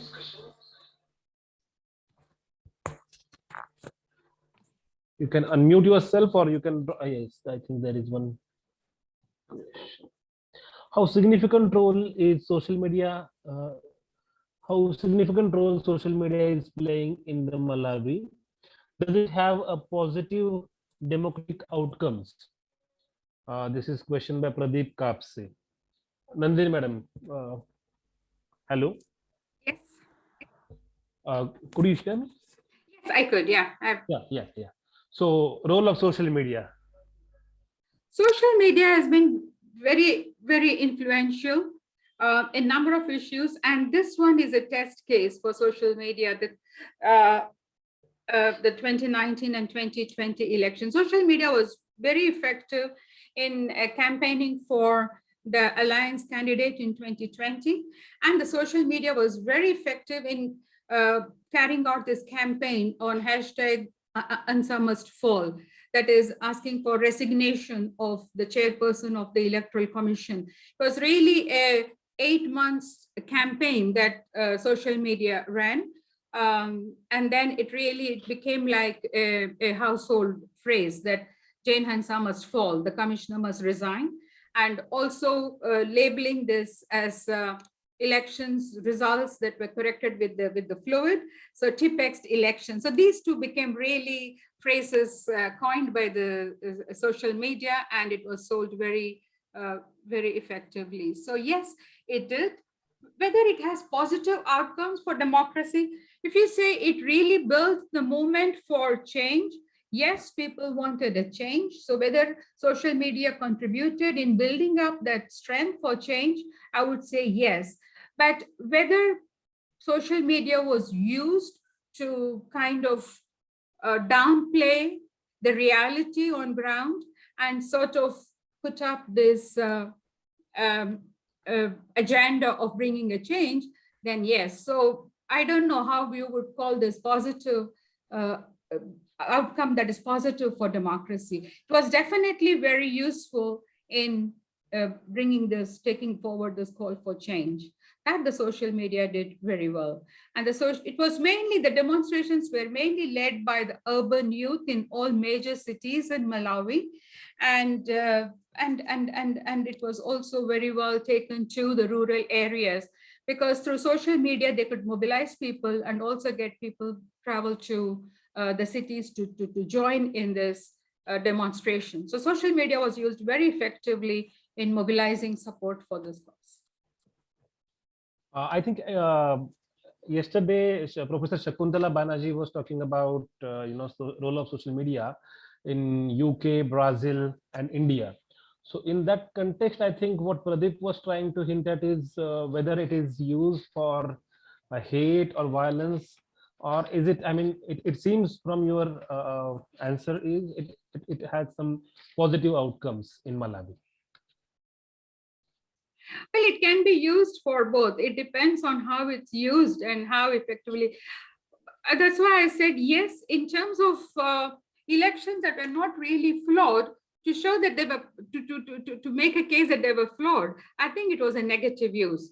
But if you look at, could they really mobilize and keep up that momentum for 8 months, to keep the pressure that the other election should happen, the 2020 election should happen. Yes, the pressure was kept, the momentum was kept, and mobilization was done. So, yes. Is there any other question?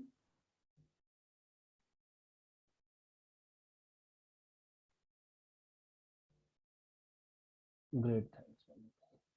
Yes, there is one more question. Can we say that the court enjoys highest level of legitimacy if we compare it with other democratic institutions? Yes, very much in the Malawian context, the court has enjoyed that legitimacy. The court has come out as upholding the constitution and the spirit of democracy in a number of cases before. But as I expressed my concern towards the end of my presentation, that this time that the court not being able to prove that the elections, 2019 elections, were lost by the incumbent decisively by showing by what % of votes, and also bringing in a new interpretation of the word majority. I think that the court has gone too far in the political process, in party politics and electoral politics, and what is used in the in writings on judicial power getting into political process, judicialization of politics, which had begun some time back, has really gone to sort of its climax with 2020 election. I think when people will reflect on the judgments of 2019 and how the 2020 elections were held on the basis of that judgment, with sober mind, I think there'll be a realization that perhaps the court had gone a bit too far. And I think this is what happens when other institutions and processes that should happen in a democracy do not play their role and depend on one or two institutions, then they tend to cross the limit. I think judiciary in Malawi is a classic case where, as I said, the opposition parties did not do their part of forming a pre-electoral alliance, which was a must for these elections if they really wanted to see a change. And there's no public pressure on political parties to do that. and the civil society as well did not stand by their own findings. So when these institutions, the pressure was so much on the judiciary that it took on. So there is this increasing judicialization of politics, which I think, if it continues this way, can undermine the legitimacy of the judiciary. There is one question by Professor Vijaya Singh. She says, what makes the judiciary so powerful in Malawi? Thank you. I think both, as compared to other African countries, both the judiciary and the army have stayed neutral. They have stayed apolitical, and they're coming to play their professional role and go back whenever the situation required. That's why I would say that in typically in other African countries, the executive would have twisted the arm of the judiciary in the earlier cases. I mentioned about the attempt to extend the presidential term limit. That's a very good example to say where it was defeated. In situations like this, the executive would have come up with its high-handedness. So there are examples in the 27 years of democratic history of Malawi where the judiciary has stood its ground and the executive has respected it. So Malawi is one of those rare cases in Africa where judiciary enjoys that respect and maintains neutrality, and so also the army. In other African countries, you would find that the executive would just deploy the army and disperse the protesters. But in Malawi, the protests continued because the army also played its role of just defending the citizenry and not intimidating them or making them, not exercise their rights. So both judiciary and the military have been extremely professional in the case of me. Thank you, madam. It was really nice presentation, and especially, when we talk about democracy, electoral politics is at the heart of it. So how to understand, and especially we are generally aware about European discourse, or especially the American discourse and all those Western discourses we are generally aware about. But especially about Malawi and Africa, I think you have given a different, insight about this electoral politics in Malawi. So I would like to thank, and I think we will start the next session. Professor Vijaya Singh is with us. Thank you. Yeah, thank you, ma'am.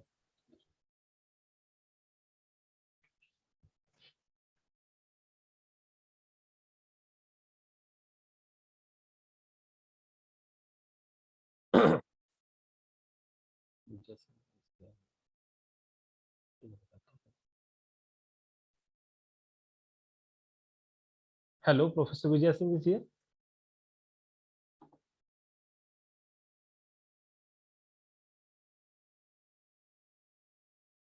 I'm here. Yes. Hello. Yes. Should I make you co-host? Yes, please. Okay.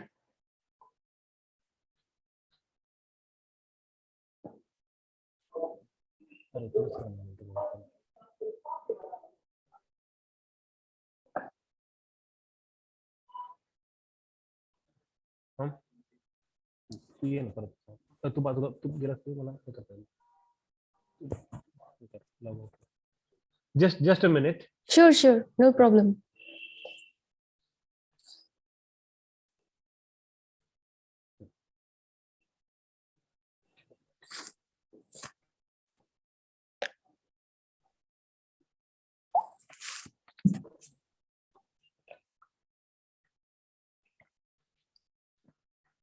Yes, I think now you are co-host. Hello. Yes. Hi. Yeah. So before we proceed, it's really a privilege to introduce Professor Vijaya Singh, especially because when a poet is introducing a poet, another poet, it's a poetic moment. And E.M. Foster says that it is not possible to love and part. You will wish that it was. You can transmute love, ignore it, muddle it, but you can never pull it out of you. I know by experience that the poets are right. Love is eternal. And I think her PhD is on E.M. Foster's novels. And this quote was from A Room with a View. So Professor Vijaya Singh is an academic bilingual poet and a filmmaker. She teaches English literature at the postgraduate department college, Sector 11, Chandigarh, and was a Fulbright fellow at TISH School of Cinema Studies, New York University, 1999 2000, and a fellow at the Indian Institute of Advanced Studies, Shimla, 2010 to 12. Her PhD is on the film adaptations of E.M. Foster's novels, Rajasthan University, Jaipur, 2004. She has published many papers in books and journals and has 2 full-length books. Someone's mic is on. Fine. It's the election season. Oh, I can understand. Yeah. Yeah, so she has published many papers in books and journals and has 2 full-length books: Level Crossing, Railway Journeys in Hindi Cinema, published by Orient Black Swan, New Delhi, and First Instinct, a book of poems in English, and it is published by Sahitya Akademi. She also writes poetry in Hindi and is published in various Hindi journals. Besides, she writes in both the languages, bilingual poet, and that's why I said it's a poetic moment. In Hindi, there is word हम जुबां, एक ही भाषा में बोलने वाले जो लोग होते हैं, that is हम जुबां. She is an alumnus of the Film and Television Institute of India, Pune. Her 2 short films, Unscheduled Arrivals, won Select Asia Pacific Award for Best Documentary, and her fiction Andhere Mein won Best Short Fiction at Science Festival Kochi and a special mention at Imagine India International Film Festival Madrid. So without wasting much time, we all are eager to hear Professor Vijaya Singh, and her presentation is on the film Raazi, and she is talking about all the dialectics and all the sensitive issues, including nation, nationalism, Kashmir, and whatnot. So it's over to you, Professor Vijaya.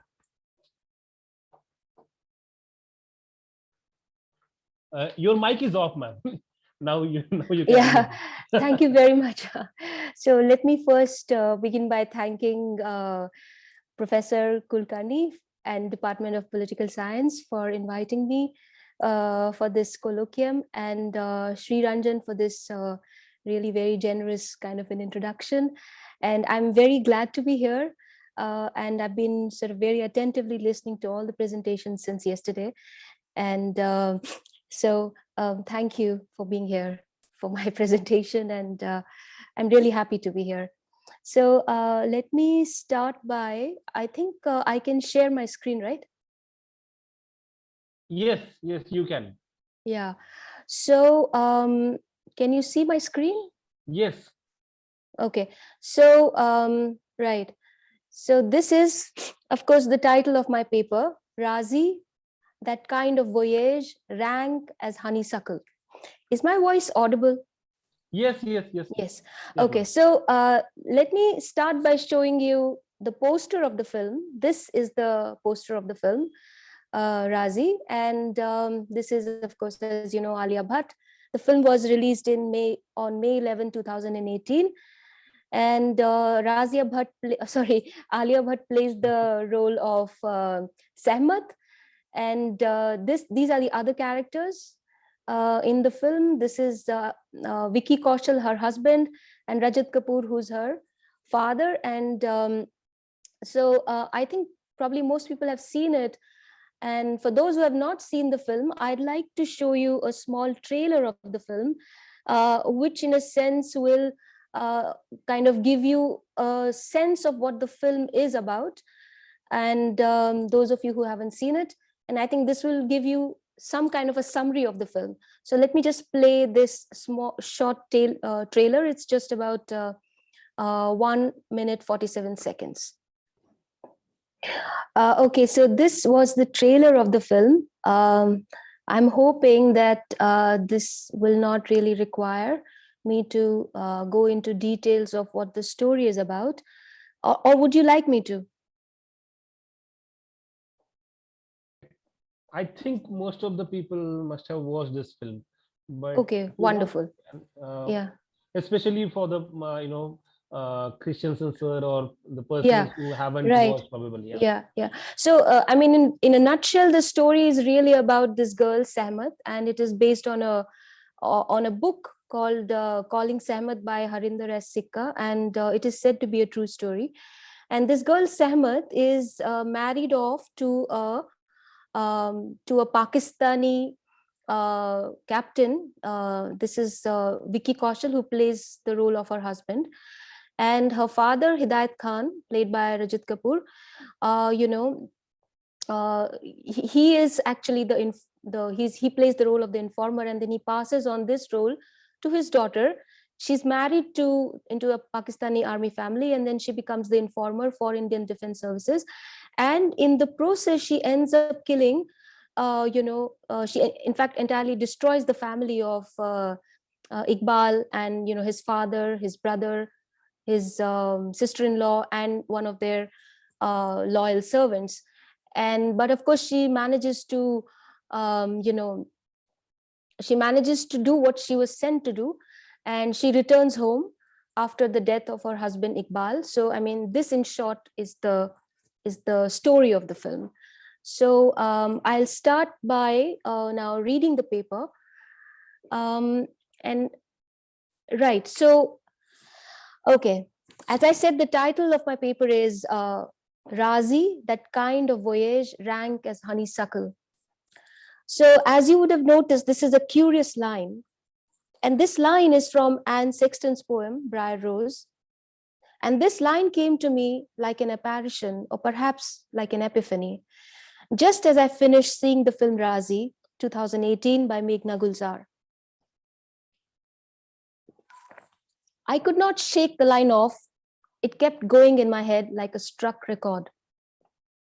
I went to the poem. It read, consider a girl who keeps slipping off, arms limp as old carrots, into the hypnotist trance, into a spirit world, speaking with the gift of tongues. This was Sehmat, the protagonist of the film, a 20-year-old undergrad student of Delhi University, daughter of a Kashmiri Muslim and a Sikh mother, sent on a spy mission to Pakistan by her father. A girl with a talent for memorizing numbers, a girl so tender and soft that she can't look at her own bleeding foot, a girl who throws herself in front of a speeding scooter to rescue a squirrel from getting crushed. A girl described in the book Calling Sehmat by Harinder S. Sikka as Meera, a saint poet who loved a god so deeply that she became a wandering minstrel in search of him. In the book, in her ecstasy as Meera, the poet dancer, she steps on a piece of broken glass on the stage of the college auditorium and does not notice that her foot has besmeared the entire stage with her blood. Needless to say, she goes on to win the first prize for her performance, a role she almost lost for being a Muslim girl. We have here the portrayal of a character whose beauty, tenderness, passion are the stuff of legends, ingredients that make for a heroine whose choices, whose journey, whose call to adventure will be watched carefully. Here are also the ingredients of a plot of the transformation of a shy girl into a spy so dreadful that she single-handedly destroys the family of a high-ranking general in the Pakistani army, and whose cache of information led to the saving of INS Vikrant, a warship in India, and the destruction of PNS Ghazi, a prize submarine of Pakistani Navy. Some credit the victory of Indian forces over Pakistan in the 1971 war also to the efforts of many such, within quotes, unsung heroes. I do not wish to enter into a debate over whether espionage is necessary or the merits of the contributions of unsung heroes, heroines during wartime.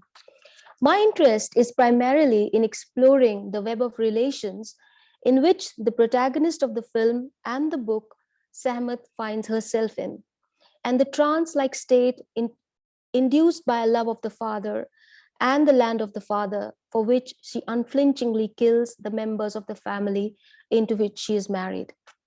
My interest is also in exploring how the body of the woman becomes the site through which the film generates its meaning: family, country, father, daughter, female body, the body of the nation, patriarchy, patriotism, Kashmir, India, Muslim, Indian, love, hate. All these binaries woven so tightly together, rising like a double helix structure, form the DNA of Bollywood's relationship with Kashmir and perhaps of India to Kashmir. The structure of DNA, however, is not immune to mutation. Hindi cinema's relationship with Kashmir has mutated over a period of time, especially since it transformed from Hindi cinema to Bollywood in the 1990s. What has, however, remained unchanged is the libidinal charge with which Kashmir is portrayed in Indian cinema. The beauty of the Kashmiri girl, the girl of dreams, the land of Kashmir, of red apples, of almonds and walnuts, of silk carpets and wood carvings, of lakes and fir trees, of a beauty that parallels Jannat or paradise. The land is coveted as much as its women. Perhaps it is difficult to separate the desire for its women with its land. Think of the much decried gaffe of the Chief Minister of Haryana, who declared that since Article 370 has been done away with, Haryanvi men can now bring home Kashmiri brides. The women of Kashmir and the land of Kashmir are a collective fantasy of the Indian nation. In all of this, what Kashmiri women want and what the people of Kashmir want has never mattered. In that sense, it is a relationship whose terms have been settled by patriarchy, patriotism, where the girl must willingly or unwillingly walk the path laid down by the patriarch. The love of the father and the love of the fatherland within quotes.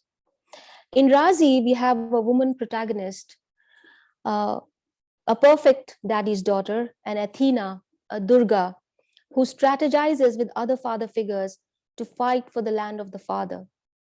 The mother figure is absently present in her life. The mother has no counsel for her. She has no scenes with the mother in the film, except one toward the end. Even as she is leaving on the fateful voyage to the enemy state after her marriage, she turns to her father again and again and does not so much as embrace her mother. She keeps her father's counsel, a stern, authoritative, and a benevolent man, a man whose word no one goes against, a man who refuses treatment for cancer, a man whose duty is first and foremost to the nation. His wife is a passive figure with no voice. She has not a single scene by herself. She is never framed alone, except in the passing with other characters.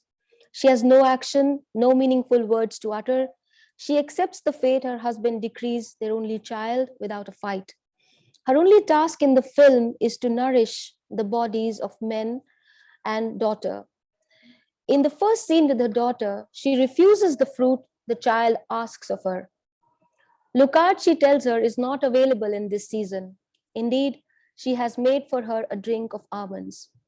The father has already decided Sahmat's fate when he promises her in a marriage to the son of an army brigadier in Pakistan without so much as asking for her opinion. He owns her and he knows she will not go against his wish. This is further made evident in the supreme confidence he displays when meeting the raw officer, Khalid Mir. Khalid is horrified that Hidayat, Sahmat's father, has pledged his daughter across the border and that he wants her to take over from him as the informer of the Indian Defense Forces. And indeed, as anticipated by Hidayat, Sahmat accepts her fate and proves to be an exceptional student of subterfuge. When asked by Javed Mir, her trainer, as to why she put herself up for this irrevocable task, she answers like a true patriot within quotes, my father, his father, they were freedom fighters. I am doing the same for my mulk. She aligns herself with the hierarchy of patriots, grandfather, father, daughter.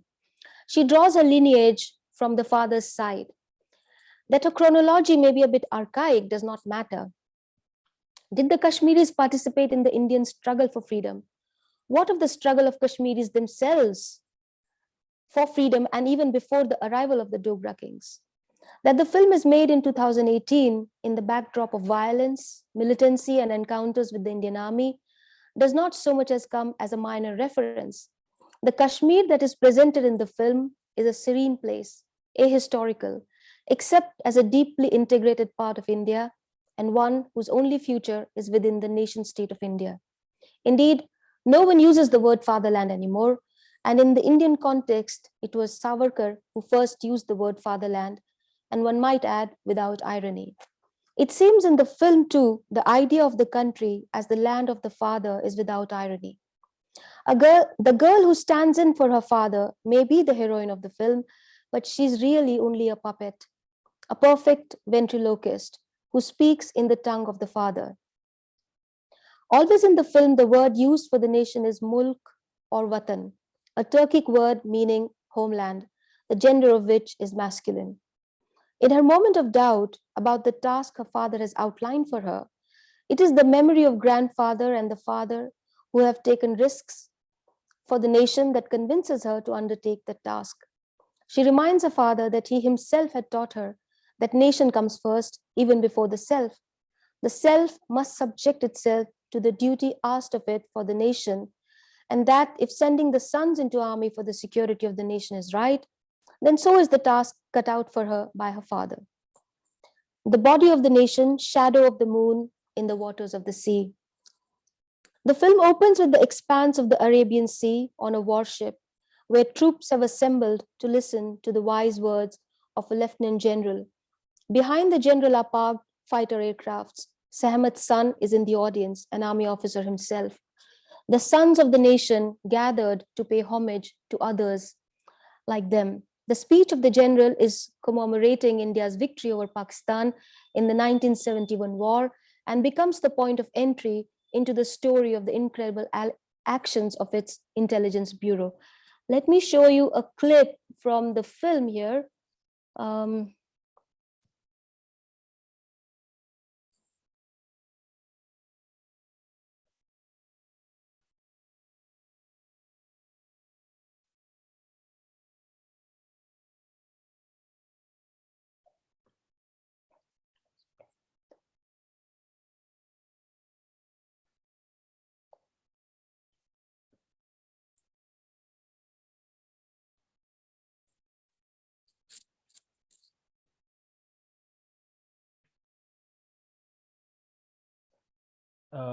Have you downloaded it? No, I've not downloaded it, but I can play. I mean, I was playing it actually just a little while back. Let me sort of go back to it again. What and is see. that error? I'm not...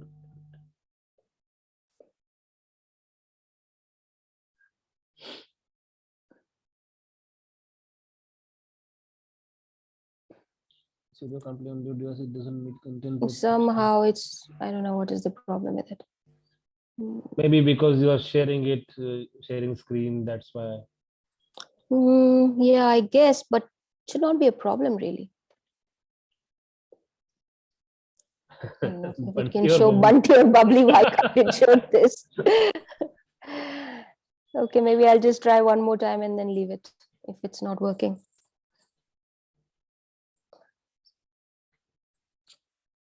Okay, I think it's just not working. So let me just forget about it. Let me then return to the paper. You wanted which scene? I just wanted the beginning of the film. Okay. Just the beginning of the film, just to kind of show, you know, how the film begins. Would you like me to try one more time? No, maybe. I think maybe I can try it later. Maybe okay, maybe it's on YouTube. There are some parts. I don't know. Yeah, I mean, I have other parts, which anyway, I think maybe her patriotic. I'll show those to you later. Okay. So anyway, let me just get back to the paper. But it would have been nice, really, to actually show it. Let's see if I can do it. Maybe if you can open in incognito. Yeah.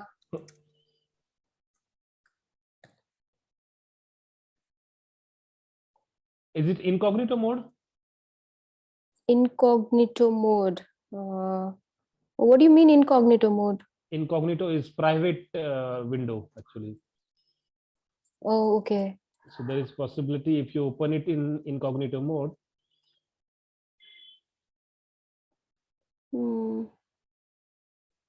Okay, somehow I don't know, I can't show it for some reason. Anyway, so okay, anyway, leave it. So I just wanted to show, how the film begins, and the film, of course, begins, as I said, on a warship, in Arabian Sea, and the speech is going on about the valor and the bravery of everyone who participated in that war from the Indian side, and the story of this young girl, 20-year-old girl. And so, that's how the film opens, and that becomes the entry point of the film. And so just as this short scene is over, the scene shifts to West Pakistan, and with a black frame, right? And then in a dark room, we see there are gathered senior army officers of the Pakistani army for a conference. And Brigadier Syed, who becomes the father-in-law of Sahmat, is briefing his seniors about the Mukti Vahini in East Pakistan. And even as this seminar is going on, we see a car entering the campus of the army headquarters at Rawalpindi. And later, a meeting takes place between Brigadier Syed and Hidayat Khan, Sahmat's father and, future father-in-law. Then from West Pakistan, the scene shifts to Kashmir. So the film's foray into enemy territory is brief and limited to buildings. The return to India is through the lush landscape of Kashmir, with the Himalayas and rivers and winding roads. From the gleaming waters of the Arabian Sea to the sensuous beauty of the Himalayas, the nation is a mermaid, her lower body dangling in the sea, while her head high above the Himalayas, with the trees and rivers for her tresses. The enemy, however, is cloistered in a tiny building, a few old men laughing at dreams of freedom of another nation. And inside the room too, the discussion is on the prowess of an intelligence officer from India. India is framed in light and Pakistan in darkness. Later, after Sahmat's wedding, the party leaves Kashmir's bountiful nature to enter dark forests of Pakistan and its dark streets. So, that theme of darkness in that sense continues. And also the theme of buildings versus nature. So Pakistan is buildings and India is nature. Both in India, Pakistan, and yet to be formed Bangladesh, the nation are its men, its armed forces, its rebels fighting against one another for supremacy. It is not until after 7 minutes, 45 seconds that we first see a woman, any woman in the film. A maid in the household of Hidayat Khan, followed by Teji, his wife, who is framed behind the husband in her first shot in the film. From Kashmir, we reach the fields of Delhi University, teeming with young students and squirrels. It is here for the first time that we meet the protagonist of the film, Sahmat Khan. We first see her bare feet pacing the lawns with squirrels in the foreground, then her eyes, then her hands as they rescue a squirrel from getting crushed under a scooter, and then her full face with the squirrel sitting cozily in the palms of her hands. A beautiful woman, a beautiful Kashmiri woman, for whom Shammi Kapoor once sang, "Ye chand sa roshan chehra, zulfon ka rang sunehra, ye jheel si neeli aankhein, koi raaz hai inme gehra." One of those famous songs about the beauty of Kashmiri women. And of course, Jawaharlal Nehru, much before him, gushing like a besotted lover in comparing the beauty of Kashmir to that of a supremely beautiful woman. He says, like some supremely beautiful woman whose beauty is almost impersonal and above human desire, such was Kashmir in all its feminine beauty of river and valley and lake and graceful trees. Sometimes the sheer loveliness of it was overpowering and I felt almost faint. So this is from his autobiography. Sahmat, unlike Sharmila Tagore in Kashmir Ki Kali, is a fragmented woman. As the different shots connecting her tell us, she's a woman of delicate sensibilities with kohl-rimmed soft eyes. She has to be made whole, turned into an Athena, a Durga, born of the minds of male gods. In her hands, a gun must replace the squirrel. Books become sites for bugging. The coal must disappear from her eyes. Under the tutelage of men, she must become the goddess of subterfuge. All her loveliness weaponized for a task she has been assigned. Her eyes will now brim with coal only as a newlywed to lure and to lead astray Pakistani men. Sehmat is the only woman in the film who straddles the outside and the inside worlds. All the other women of the nation are framed within the interiors of buildings, whether it is her mother or other women, either at the telephone exchange or her college professors. Sehmat, the goddess of war and of the outdoors, she alone has breached boundaries carefully laid down. Men in the open, outside spaces, women in the interiors, in houses, in offices. Later, when Sehmat has achieved what she had set out to for the nation, she too will be relegated to the insides of a barren house with minimal belongings, far away from the lush surroundings of Kashmir, to Malerkotla, a small town in Punjab, historically known for its tolerance and protection of its Muslim population. The only place said to be left untouched by communal violence during the partition of 1947. The interior of Iqbal's house, where Sehmat is now rightfully settled as his wife, is a space that barely contains her. She is forever escaping into the outdoors. As the field agent of the nation, her role as a wife is just that, a role made so sacrosanct by the holy vows of matrimony that her husband's family never ever sees her as someone who could betray them. The first task she does upon entering the Sayyid household is wire it up and connect it to the headquarters in far-off New Delhi, thus making the house of Sayyids an extension of India. Just as marriage is turned into a perfect alibi for espionage, so are the religious places and symbols of Muslim faith turned into sites of subterfuge and refuge. The dargahs and the mosques are used as spaces for transforming physically from wife to a burqa-clad spy. Coolly passing over information to the other side and planning killings to save her own life and the integrity of her mission. Pakistan, as opposed to India, is just the garrison and the religious spaces. To that extent, India too is presented as a massive fort, ranging from the Arabian Sea to the house of India's foremost informer in Kashmir. But in India, at least, there are some forays into the civilian life. None are offered to us in Pakistan. Pakistan is only its army, their wives, children, and scheming generals. The narrative of the film contains the story of Sehmat, as recounted by Nikhil Bakshi, the Lieutenant General commemorating the 46th anniversary of Indian victory over Pakistan. The narrative that began at the Arabian Sea ends at the Arabian Sea with the general paying homage to its brave hearts, Sehmat being one of them. The story is told from his perspective. Life after death, the self and its enemies. So I quote again from the poem. She is on a voyage, she is swimming further and further back, up like a salmon, struggling into her mother's pocketbook, little doll child. Did she love Iqbal?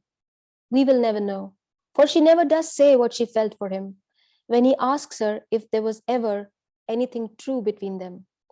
She has him on point blank range towards the end of the film, when her mask finally slips and she stands without the cover of the loving wife and has in her hands a pistol and not the usual serving bowls that we see with her, or handing him over his purse, etc. Her voice is trembling and her eyes are teary. Did she ever imagine what it would be like to face him as the spy of India and not as his loving wife? A performance she had perfected. How did she keep the two selves separate?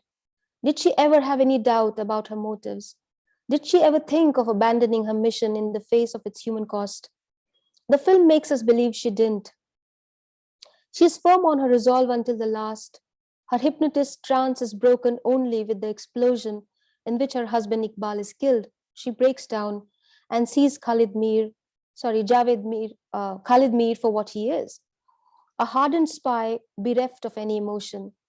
As far as he knew, she was already dead. He's surprised to see her alive. In the film, it is the wife of the grocer who dies in the explosion. In the book, however, it is Munira, her sister-in-law, who dies in the explosion. Later on, reaching the safe hideout of Mir and others, she breaks down and lashes out at Khalid and asks him to take her away. She wants to return home.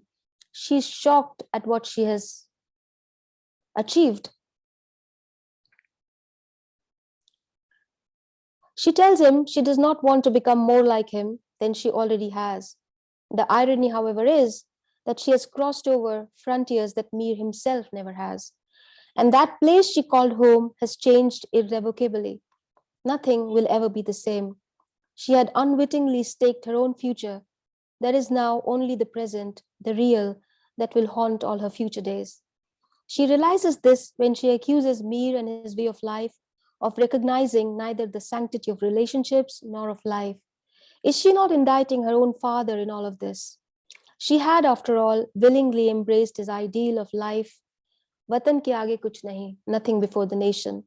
Her belief in the romantic notion of a life led for the nation has yielded a bitter harvest. All the masks have slipped. Access to the self is now available, but only after a brutal awakening. The trance is broken. She's condemned to a life of wakefulness. She's fractured beyond repair. If at the beginning of the film she was fragmented, she is whole now, but missing her soul. Her Faustian pact with the nation is complete. The film has no answers or even questions for the fractured self. At the end of the film, the protagonist, having woken up from her trance with the explosive kiss of her prince, sees for the first time the ugly face of nationalism that cannot stop killing. There are no relations, no ties, no humanity, no love, only a deafening silence. Sehmat has turned silent at the end of the film. As penance, or perhaps out of love for Iqbal, she decides not to abort her child. Samar Sayyed, who becomes later an officer in the Indian Army. The film begins with him, but does not end with him. It ends with Sehmat looking out of a window in a desolate land with no close relations, shunning all adornment, all luxury. She lives like a recluse with her memories, perhaps contemplating the choices she made. But the film cannot bear the burden of a nationalist heroine in love with a Pakistani man. Sehmat has turned silent towards the end. The film, however, cannot bear the burden of that silence, and it ends with the dedication to the brave hearts who are anonymous in the history of our nation.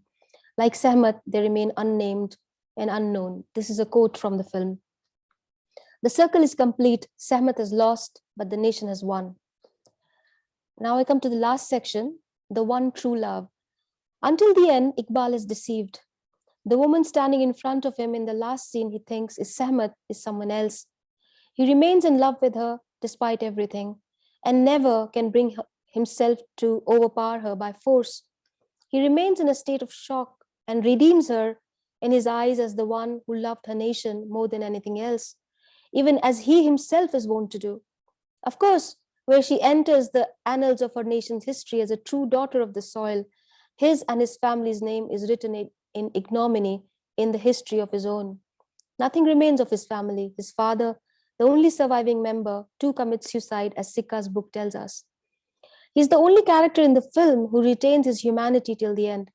He abandons his pistol when he sees the woman he thinks is Sehmat falling to the ground and is killed instantly in the explosion that follows. He alone in the film is shown as being more than a hardened nationalist. He loves jazz and admits to it affecting him in strange ways. For Sehmat, even music is only Indian classical music. Unlike Sehmat, he's not pretending a love, he's not performing a love. He's a dreamer, a lover, and is apologetic of his father's insensitive anti-India utterances at dining table, thinking it might hurt Sehmat's sensibilities. He feels for her, he wants to know her, and wants to win her over, and not subject her to a husbandly conquest. Until the end, he defends her to his father, saying she was only doing what we are for our own nation. Is it really true, however, whether the love of the nation so easily trumps that of the family? This is a question that the film refuses to ask. And the question, especially in a Hindu-dominant polity, what does it mean to be a Kashmiri Muslim? More so in 2018, when the film was released, that deeply alienated self, how does it negotiate the oppressive majoritarianism of the mainstream, and the claims of an ethnic nationalism. What would it take for a Kashmiri Muslim to be accepted, within quotes, as a patriotic Indian, to go against the self, to kill, to conspire against the very idea of humanity and filial relations? These are all questions. To that extent, the film is unable to reconcile its contradiction, in that the characters from Pakistan in the film are portrayed with great dignity and humanity. They offer to Sehmat their unconditional love and trust, and do everything they can to make her comfortable and feel a part of their family. The Indian side, on the other hand, is consumed with aggression and hate towards their Pakistani counterpart. They are reduced to animal caricatures in the nicknames bestowed upon them by the Indian Intelligence Bureau: cat to Sehmat's brother-in-law, mouse to her sister-in-law, Munira, eagle to her father-in-law, Brigadier Syed. There is no hesitation in exploiting conjugal relations for the sake of vital information for the nation. The film poses nationalism as the answer to filial and conjugal relations. The question of ethics and humanity in the face of an unquestioning acceptance of the logic of nation, nationalism, and war is left dangling, and finds a delayed expression in Sehmat's anguish at the death of Iqbal. But her lament is not enough. It comes too late and at a terrible price. Her act of bravery, heroism in the service of the nation is but a small consolation, and definitely not one which redeems humanity. She has sinned against love, family, and humanity, and has killed for an imagined community and spurned the chance of a real one. It is only suitable that this paper should end with yet another quote from Sexton's poem, Briar Rose. Briar Rose was an insomniac. She could not nap or lie in sleep. Further, I must not dream, for when I do, I see the table set and a faltering crone at my place, her eyes burnt by cigarettes as she eats betrayal like a slice of meat. So that is my paper. I wanted to show some clips from the film. Maybe I can show you this song, a very famous song. This is the theme of the film. This song actually portrays the theme of the film. And this is a song that Sehmat is teaching a group of school students, belonging to the army families in Pakistan, and she uses this as a way to enter into the households of other army officers in Pakistan to for information that she can use.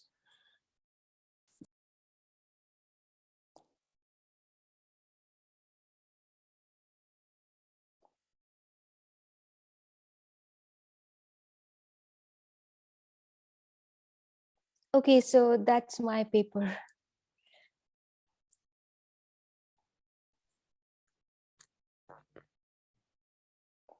That's fantastic, and it gives really new insight to look at this popular film Raazi.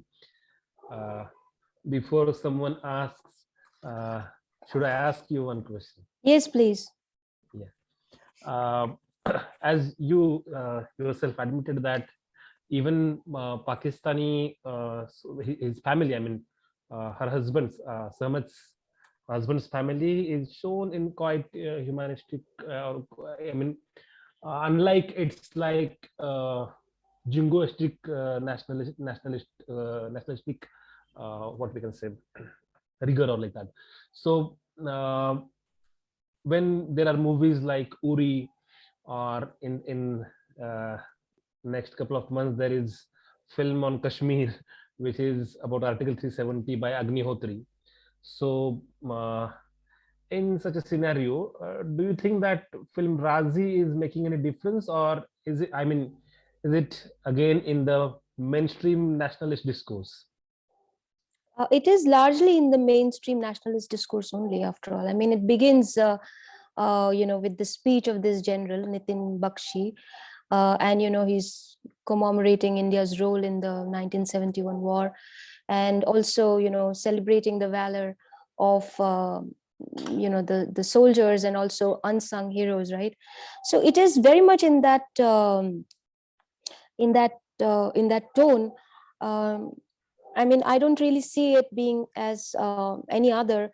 The only thing, of course, is, as I said, that here you have like the Pakistani people from Pakistan are not portrayed as being like really evil in that sense, like, they're not presented as like monsters, as we see happening in actually a lot of other films where the villains, the Pakistanis are sort of, bereft of any humanity, any dignity, any goodness, right? So in that sense here, the film does, I think that is also why the film in a sense creates this sense of ambiguity, where you feel that, here are these wonderful people, and what is Sehmat doing, right? I mean, no doubt she's, doing it all for her nation and all that, but still, I mean, did she never feel, love or something for this family who's been so nice to her?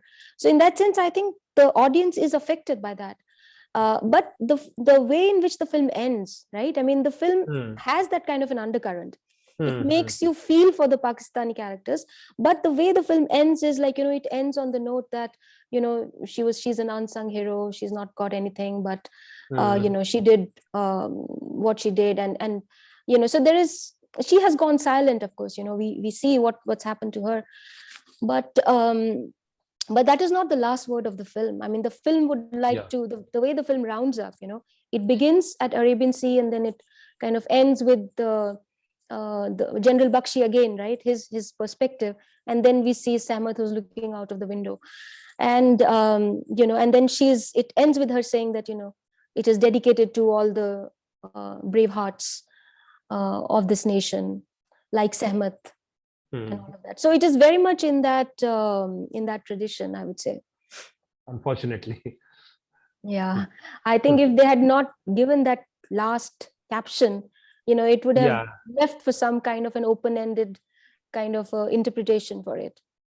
Yeah, even I was quite upset with the end. Even in the last week, actually, I watched a movie, A Wife of a Spy, Japanese film. And when wife comes to know that her husband is not serving to Japan, and instead he's helping the allies. He's helping to the other side of the Second World War. And then she says, "You are traitor," and he says, "I am cosmopolitan." So I think that kind of debate. Even there was debate regarding this Sardar Udham, and Sardar Udham, I feel it is quite exception. Because it is not against Britishers, as jury said about that film. I don't know whether you have watched Sardar Udham. No, not yet. I haven't seen it as yet.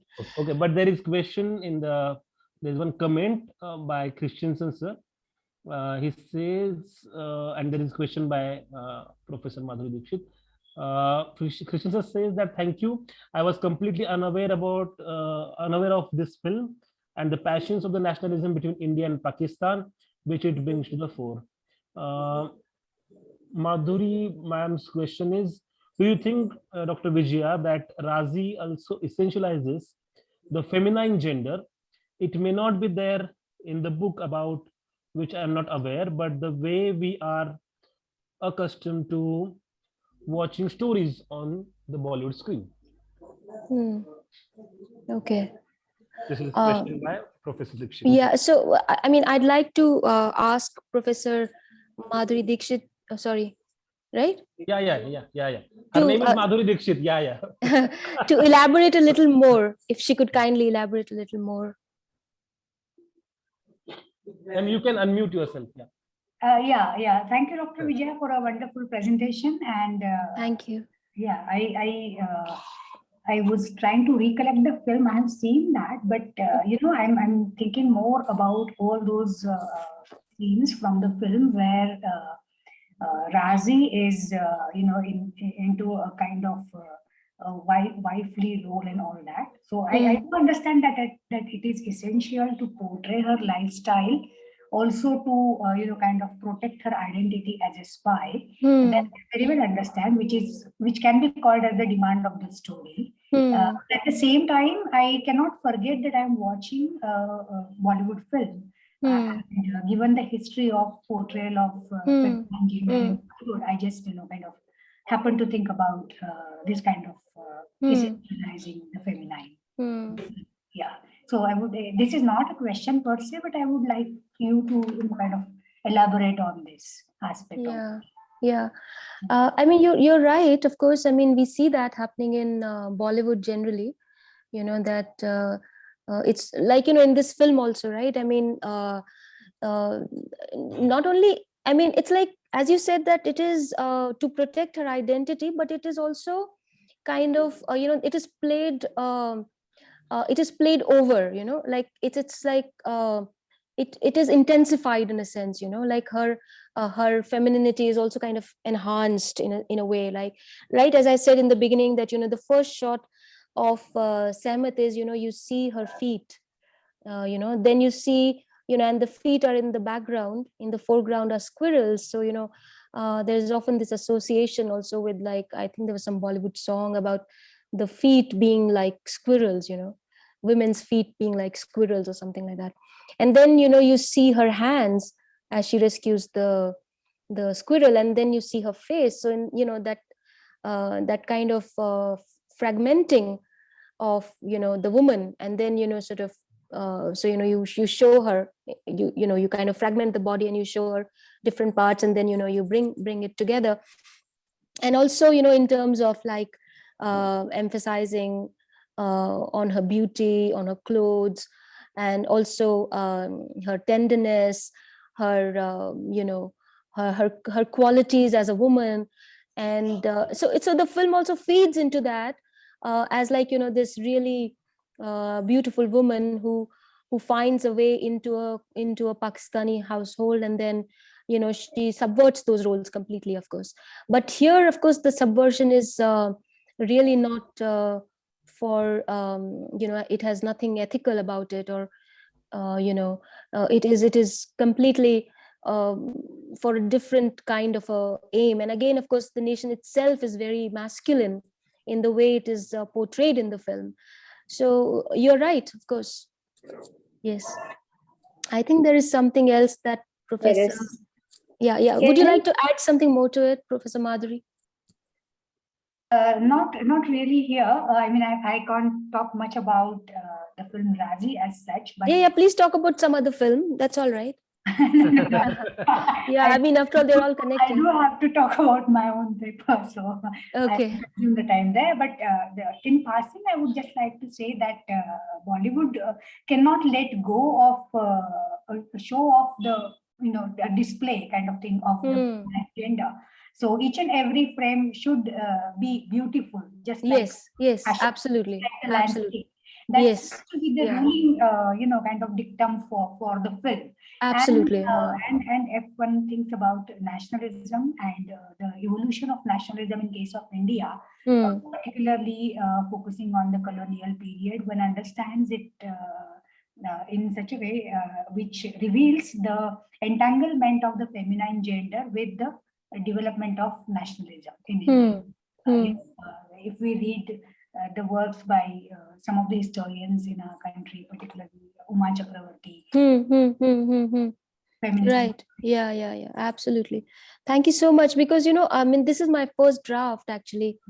So I am really very grateful for whatever feedback I can get, because I would like to work, further on it. Sure. Yeah, yes. Thank you.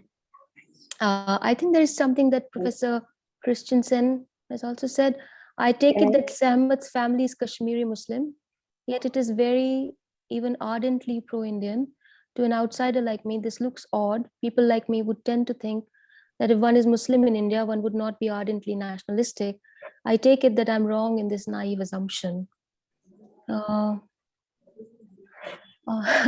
So I think in the film, I think that's also actually it's very interesting. That's why I said, what does it mean for a Kashmiri in this time, Kashmiri Muslim in the time in which we live, to be called, what would it take for India to trust Kashmiris, for I mean, doing away with Article 370 is also not enough.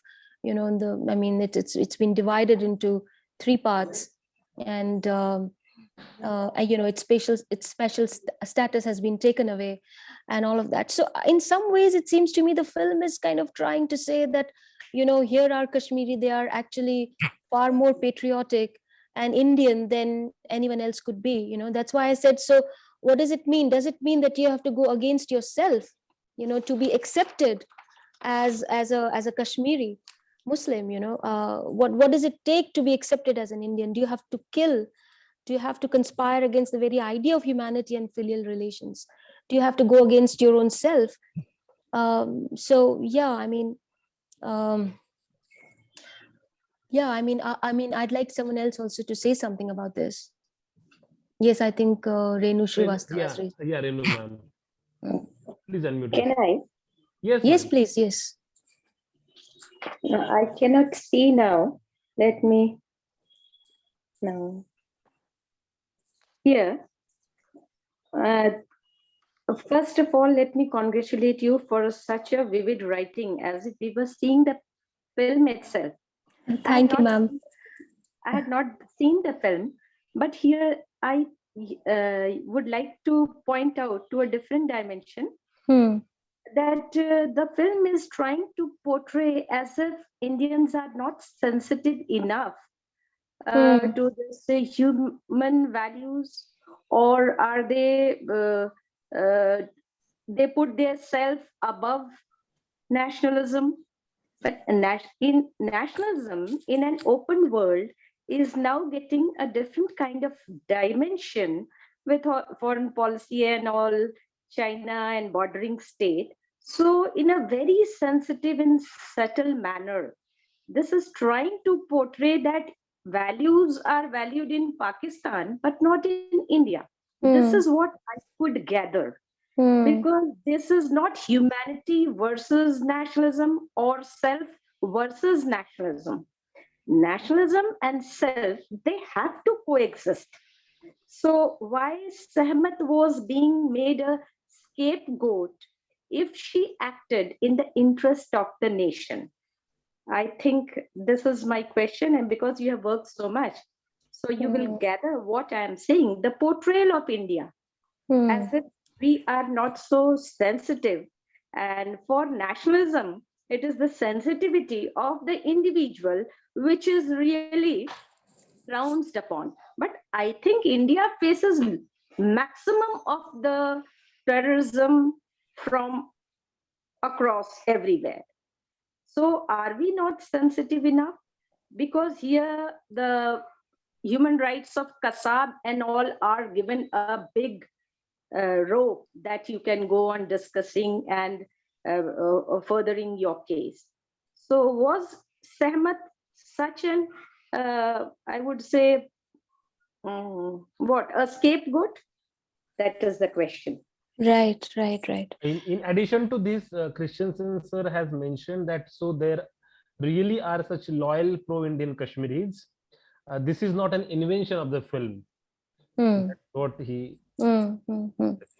So I think the fact that nationalism and self have to exist together, I'm not sure one can sort of answer in the affirmative to that question, because nationalism, especially the kind of nationalism we are witnessing today, is a very exclusive kind of a nationalism, which does not really include a lot of people. So the kind of left out, those who are left out of this nationalism, what about them? Like how do they accommodate themselves within this very narrow definition of a nation, which belongs to a particular kind of a majority and a certain kind of ethnic cultural meaning that is attributed to it. So whether Indians are not sensitive enough, and that Pakistanis are more sensitive, I suppose what the film, in a sense, is, I think because the film values nationalism so much, therefore, actually, it is very confident of its of the way in which it portrays the Indians as being far more aggressive, and arrogant in a sense. When all these in the way in which they come across, and the way in which they treat their Pakistani counterpart. So the film does not have this sense that whether the sensitivity is really not something that the film is really bothered about. It thinks that, nationalism and is such a great idea that,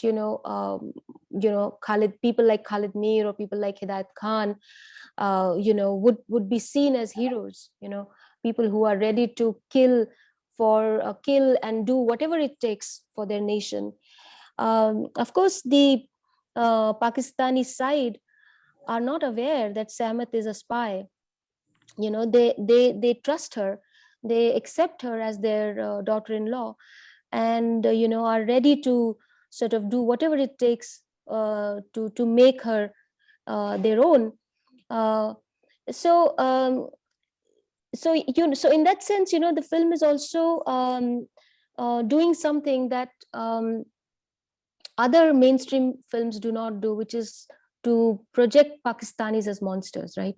It projects them as very humane people, and of course they themselves have their own nationalistic agendas, right? That is going on. And as I said, both India and Pakistan are presented as these spaces where the army, its rebels, it's the people who protect it, those form the nation, those make the nation.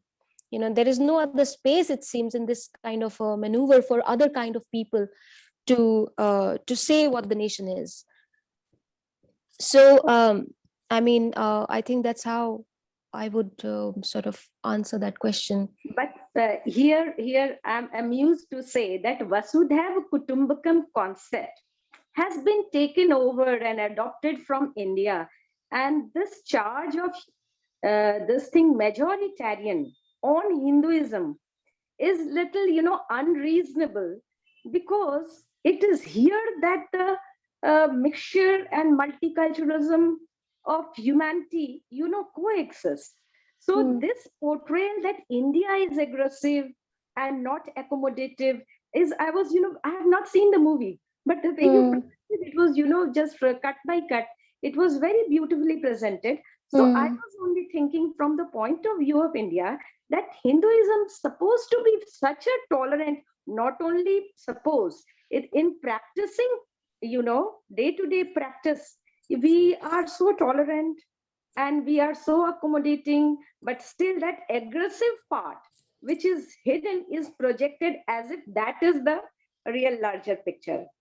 So because you have done such a real, detailed study, so I just don't want to counter that, but from a layman's perspective that I'm listening to the movie, if this is the picture of India, which is being portrayed through a movie, then definitely Indians are being portrayed as aggressive, violent, and insensitive more than the Pakistanis. So this is little indigestible, I think. So I would like to say this, that, in your own words, to be Indian is not to be a Hindu, right?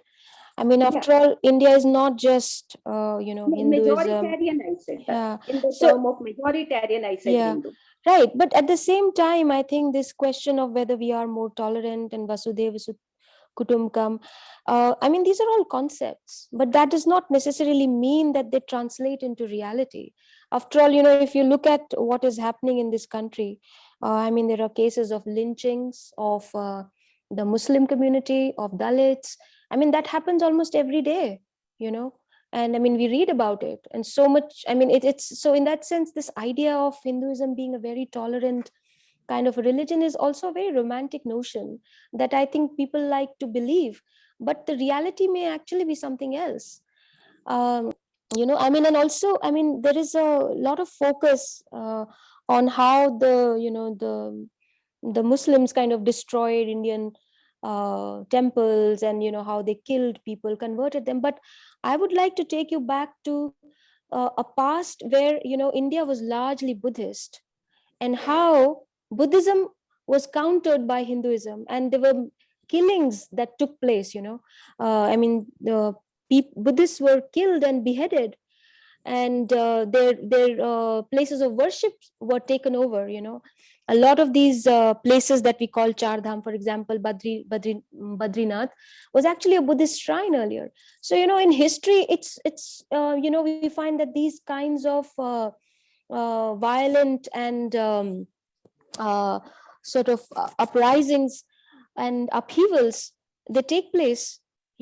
So I think that there is this myth about Hinduism being this very, very tolerant and kind of a religion. I think we need to re-examine some of our beliefs.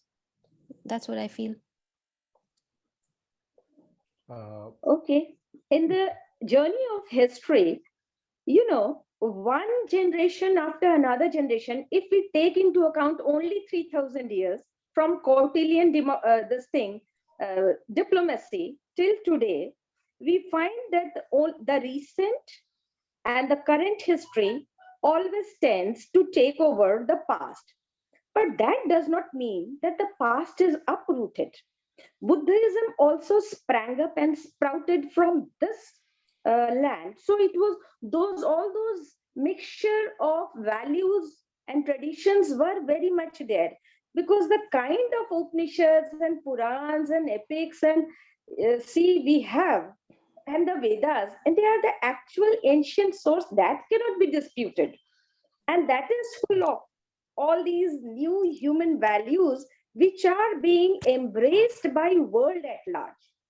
Not to say that aggressiveness is not there, caste system is not there, injustice is not there, but the invasions and dilapidations can lead to such socio-economic conditions in which hungry people can be, enemies with each other. So the history, if there has been this history of invasion for past 1,000 years, is that not a history?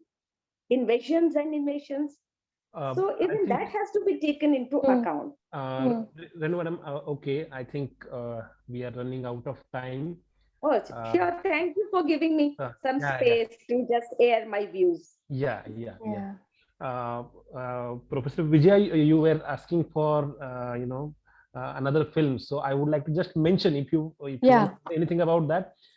You were talking about Kashmiri Muslims, so I was reminded of Haider, yes, of course. Yes, Haider. And recently, very different film, actually, very different film from this one. And Manto by Nandita. So Manto. But Manto is not so much about Kashmir, is it? I've seen it's about nationalism. Yeah, nationalism, right? Yeah. I mean, very different films, absolutely. Yeah. I mean, Haider is a very, very different film. I mean, it's also interesting the timing of release, right? I mean, you see, Haider is released in 2014, and Raazi is released in 2018, right? And there is a vast difference in the way in which Kashmir is portrayed in Haider. The problems of Kashmir and the disappearance of people that takes place there on a very regular basis, and what the kind of a violent field that it has been converted into through all kinds of things.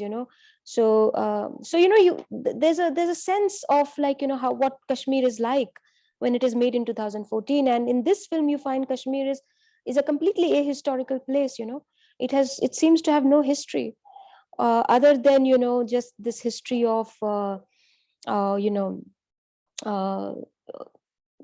this history where Kashmiris are very loyal, and and they are ready to die for their nation and ready to kill, and they're ready to make any kind of a sacrifice for the sake of the nation, right? So I think in that sense that spirit of current nationalism seeps into the film.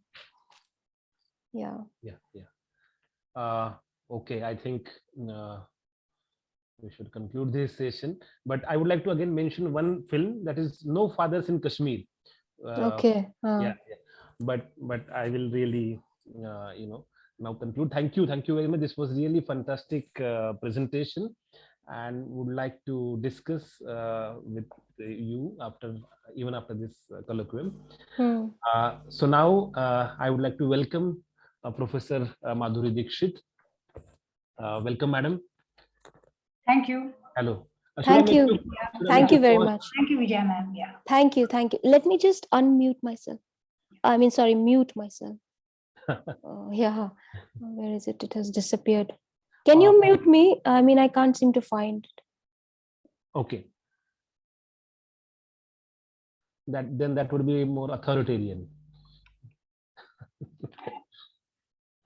Madhavi ma'am, should I make you co-host? Yeah, if you wish to. No, if you are going to make presentation. Yes, Yes. I would be showing a few photographs. So yeah. Okay. Sure. Yeah. So before we proceed, let me introduce Professor Dr. Madhuri Dixit. There is always confusion, as Vijaya ma'am also got confused when she pronounced Madhuri Dixit. But it's my real name, so please bear with that. Dr. Madhuri Dixit is Professor of English at Premraj Sarada College, Ahmednagar, which is affiliated to our university, Savitribai Phule Pune University. Her doctoral research in cultural and media studies at the Tata Institute of Social Science, Mumbai, was on the topic representation of women in Marathi theatre. Her publications include research articles on theatre and performance, cinema, electronic media, educational policies, and cultural politics of socio-political developments and events. Her academic interests span caste and gender analysis, travel writing, cultural studies, and children's literature. And today she is going to talk about visual conversations as performance, contemporary social movements in India. So I would like to request Dr. Madhuri Dixit to please. Yeah. Thank you, Shri Ranjan, and thank you, Professor Kulkarni, as well as the Department of Political Science, Pune University, for inviting me to this colloquium. And I'm really happy, just like Vijaya ma'am said, I would also like to say that I have attended both the days attentively, all the presentations, and I'm happy to have a feast of ideas as you have described that in the concept note. So without wasting much time, let me just delve into my paper. This is about the recent social movements in India, and I'm going to talk about a kind of visual analysis of these movements. So let me start. I will like to read a part of my paper, and then I will like to show you some visuals, some images from the movements, and we can discuss them further and analyze them. Okay, so I start with a quote. There are many more things in the farmers' protest than those that meet the eye, which did not come in the media, unquote, said Sarvesh, a 66 years old female freelance photojournalist, while speaking with moist eyes in the NDTV program Prime Time with Ravish Kumar on farmers' protest and its unknown stories. The program was broadcast on 14th December 2021. So recently, with more than 1 million images clicked by her, with the intention of recording the history in the making in the form of the farmers' protest in Delhi, she was disappointed to find the print media's disinterest in publishing those images, even when she offered them for free.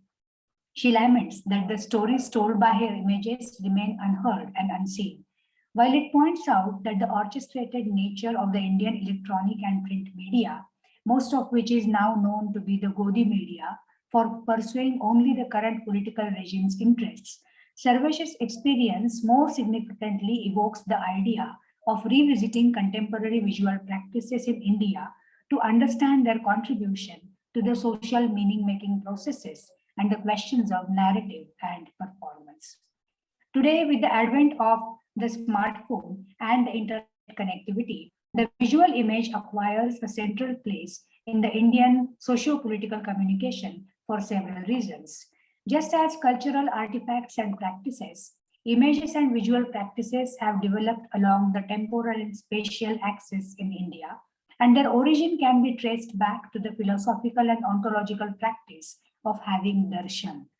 From the Hindu layman's religious perspective, the act of darshan is a repetitive practice that includes seeing the image of the god, but more profoundly, It constitutes an act of surrender of the self to the divine, of acknowledging the presence beyond the image, and more philosophically, emerging as a transformed self.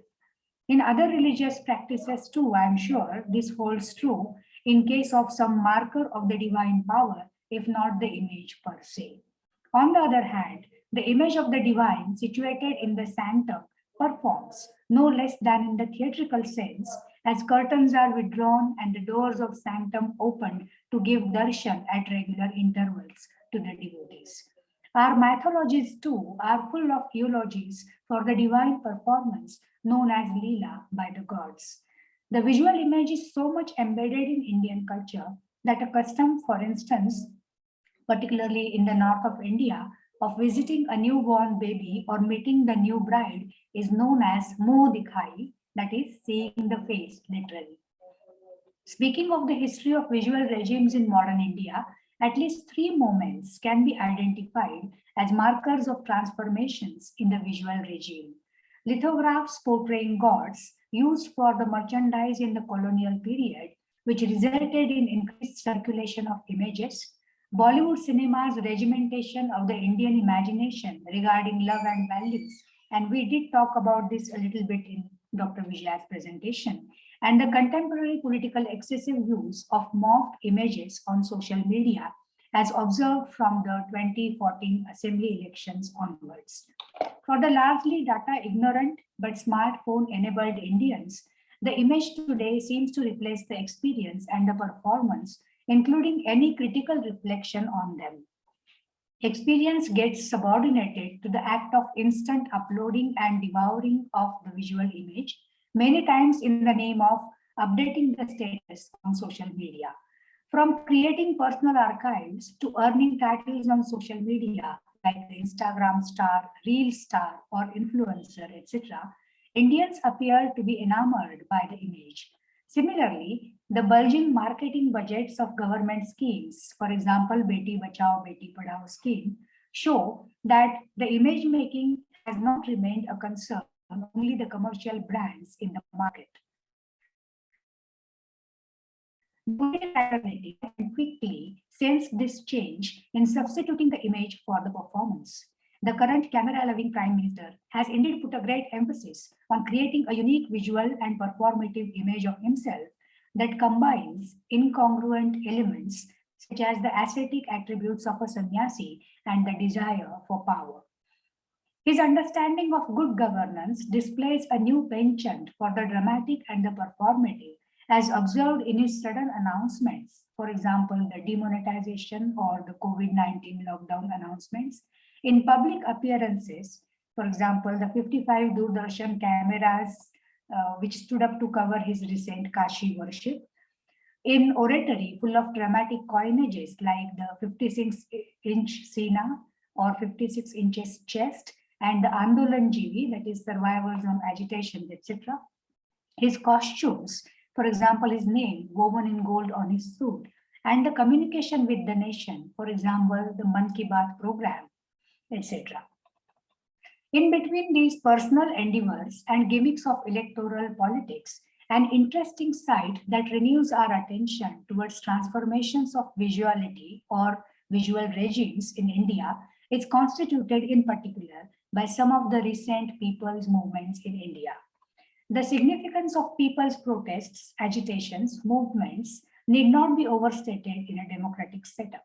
Indian sociologist Ghanshyam Shah's succinct observation that, and I quote, our understanding of the politics of any society will remain superficial, irrespective of the theoretical perspectives one holds, without understanding the politics of the masses, unquote, sufficiently underlines the importance of people's movements in seeking social and political change. Similarly, Gail Ormbit, in her book titled Reinventing Revolution, New Social Movements and the Socialist Tradition in India, identifies movements arising out of the socio-economic contradictions in the post-independent India, particularly the post-1980s movements, such as the anti-caste movement, peasants' movements, environmentalist movements, and movements by women's group or the Adivasis, etc., as the new social movements because they present a new social vision that is not heeded to by the traditional Marxist analysis of movements. The global discourse on social movements also acknowledges the emphasis new movements lay on the meaning and quality of life. In this regard, expressivity and instrumentality are considered as constituting the dual character of new social movements, to quote Greg Martin from his book, Understanding Social Movements. My attempt here is to explore how the images fulfill both these functions of expression and instrumentation as constituents of overall visuality of recent Indian social movements in bringing in the intended socio-political values. The performative dimension of images becomes clear when visuality is understood as a set of processes of adaptation, negotiation, and resistance. The critical thinking in the field of visual culture conveys that images create knowledge in ways that are different from those of the textual, and hence the ways of interpretation may also differ. Michel's image science argues that images are responsible for intersubjective and interobjective relations. In the Indian context, iconology scholars such as Christopher Pinney and Guhat Hakurta have rendered the image, mediated or otherwise, as a field, and I quote, on which contentions over cultural memory and values take place, unquote. In their political character, images may work as an instrument of ideological control. In their representational function, images may not represent the real world and replace it with something else. They can illustrate the play of visuality with certain categories like space and agency. The archival value of an image generated in a social movement, for instance, may tell us about the scale and extent of participation of people, geographical area and sections of society, time and intensity of public participation, objectives, organization, and ideology of the movement, resistance of people against dominance, agency and their collective actions, so on and so forth. Still, it needs to be seen that images are not restricted to recording the chronology of events or to creating a spectacle of the movement, but are expressive of ideologies, shared understandings, hopes, and memories of people. Images of different origins or from different sources may complement or cancel mutual narratives. Equipped with the body of such critical thinking about the image, my thesis here proposes that in the context of people's movements, images can ask questions of agency, body, memory, and reception to call attention to the discursive configurations that can be understood as the performance of those movements. To understand, interrogate, and explore the significant and complex role visual images play, I have selected 4 prominent people's movements from recent history. They are the India Against Corruption movement led by Anna Hazare in 2011, the Maratha Kranti Morcha, that is Maratha Revolutionary Protest for Reservations in 2016, the Shaheen Bagh protest against Citizenship Amendment Act in 2019-20, and the farmers' protest against the 3 farm laws, that is 2020-21, the very recent event.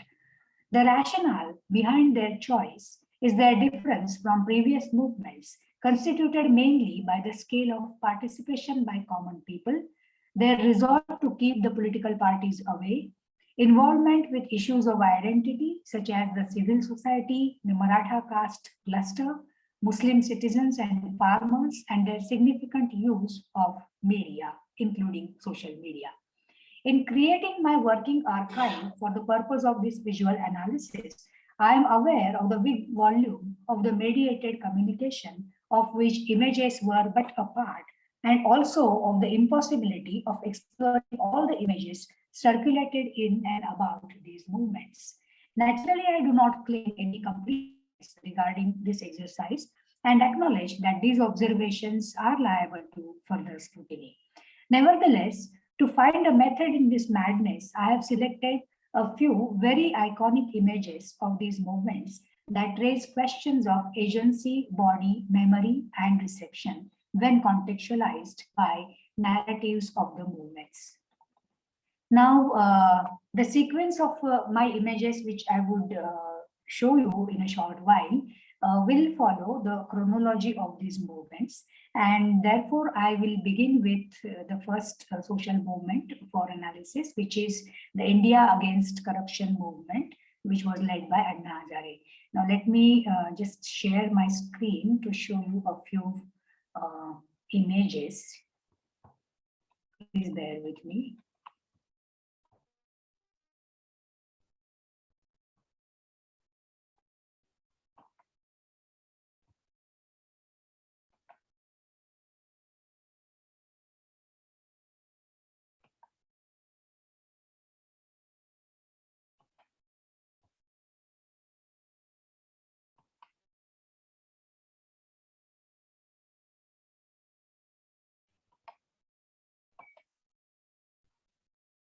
Okay, just tell me if it is visible now.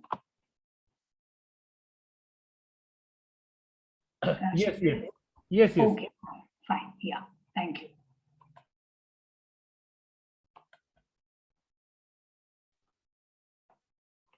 Okay, so these are the four movements about which I'm going to talk now. And is the slides, are the slides still visible? Yes, ma'am. Okay, fine. So this movement, which was started in a sense by Anna Hazare, I would like to focus on the event of August 2011.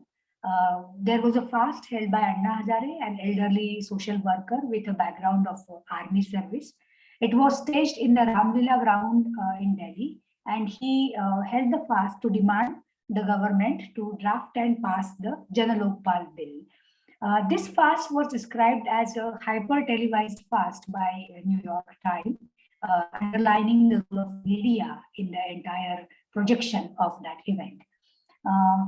Anna Hazare gathered spectacular support from the civil society members from metro cities in India. Though the anti-corruption sentiments of the public were not new even at that time, Hazare gained the credit of describing the India Against Corruption movement as the second freedom struggle, an idea that spread like wildfire. He broke the fast when the parliament debated and agreed to his demands. In my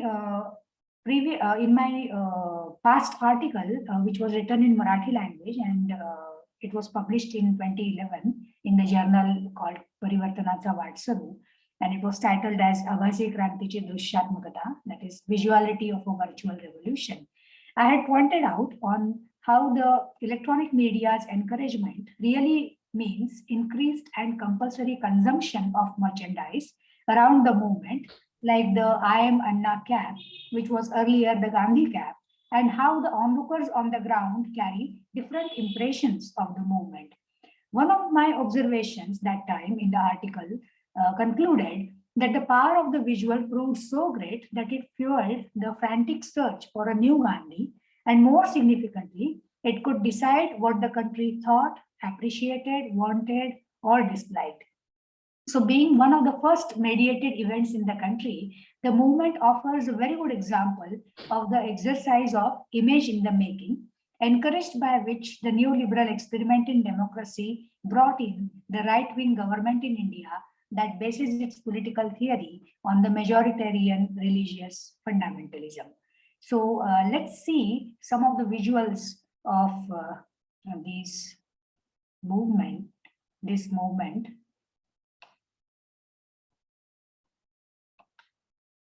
Okay, do you see a new slide? A photograph Yes. on the screen? Okay, fine. Yes. So this is the photograph of Anna Hazare, who is being examined by a team of doctors during the fast. This is from the 4th day of his fast, and we see that a very big picture of Mahatma Gandhi is projected, is actually a printed flex kind of thing, which is put as a backdrop for his fast. So there was a conscious effort of underlining the similarities between how Mahatma Gandhi used the tool, the weapon of satyagraha and fasting, and how Anna Hazare in this new era is trying to, kind of rejuvenate that particular tactics of political, building political pressure. Okay. Now, Anna Hazare's movement or his fast or that spectacle was something else too, when we saw that time that many of the leading politicians, political leaders from different parties used to visit him and have a discussion with him. So you see Arun Jaitley from the BJP, Sharad Yadav, D. Raja, etc. All these people sitting with Anna Hazare on the stage. Now, this spectacle actually ran into public imagination in different ways. Here there is an idol of the elephant god, whose festival is celebrated on a great scale in Maharashtra. And we see that the Ganesha, the elephant god, is actually supporting Anna Hazare's fast. And you see that the script which is written on the placards there, it seems Gujarati language is used for writing those scripts. So all these, kind of idols, they in a way traveled with different ideas to different regions. Another instance of, kind of encroaching of public imagination by this spectacle can be seen here. Here again we see a small idol of Ganesha who says stop the corruption, and Anna Hazare is sitting next to Lord Ganesha. This image on which I would like to focus for a few moments shows us the TV camera or camera of some private channel shooting a little girl who is standing there on the Ramlila ground holding the national flag in her hand. And we can see that many people who are standing in the crowd are wearing white caps. This cap became very famous, and on that cap it was written that I am Anna. So to prove the solidarity with his fast and with his position, with his determination, people, including women, used to wear these caps those days. So a reference to the merchandise which I read out a few minutes before. Now, of course, this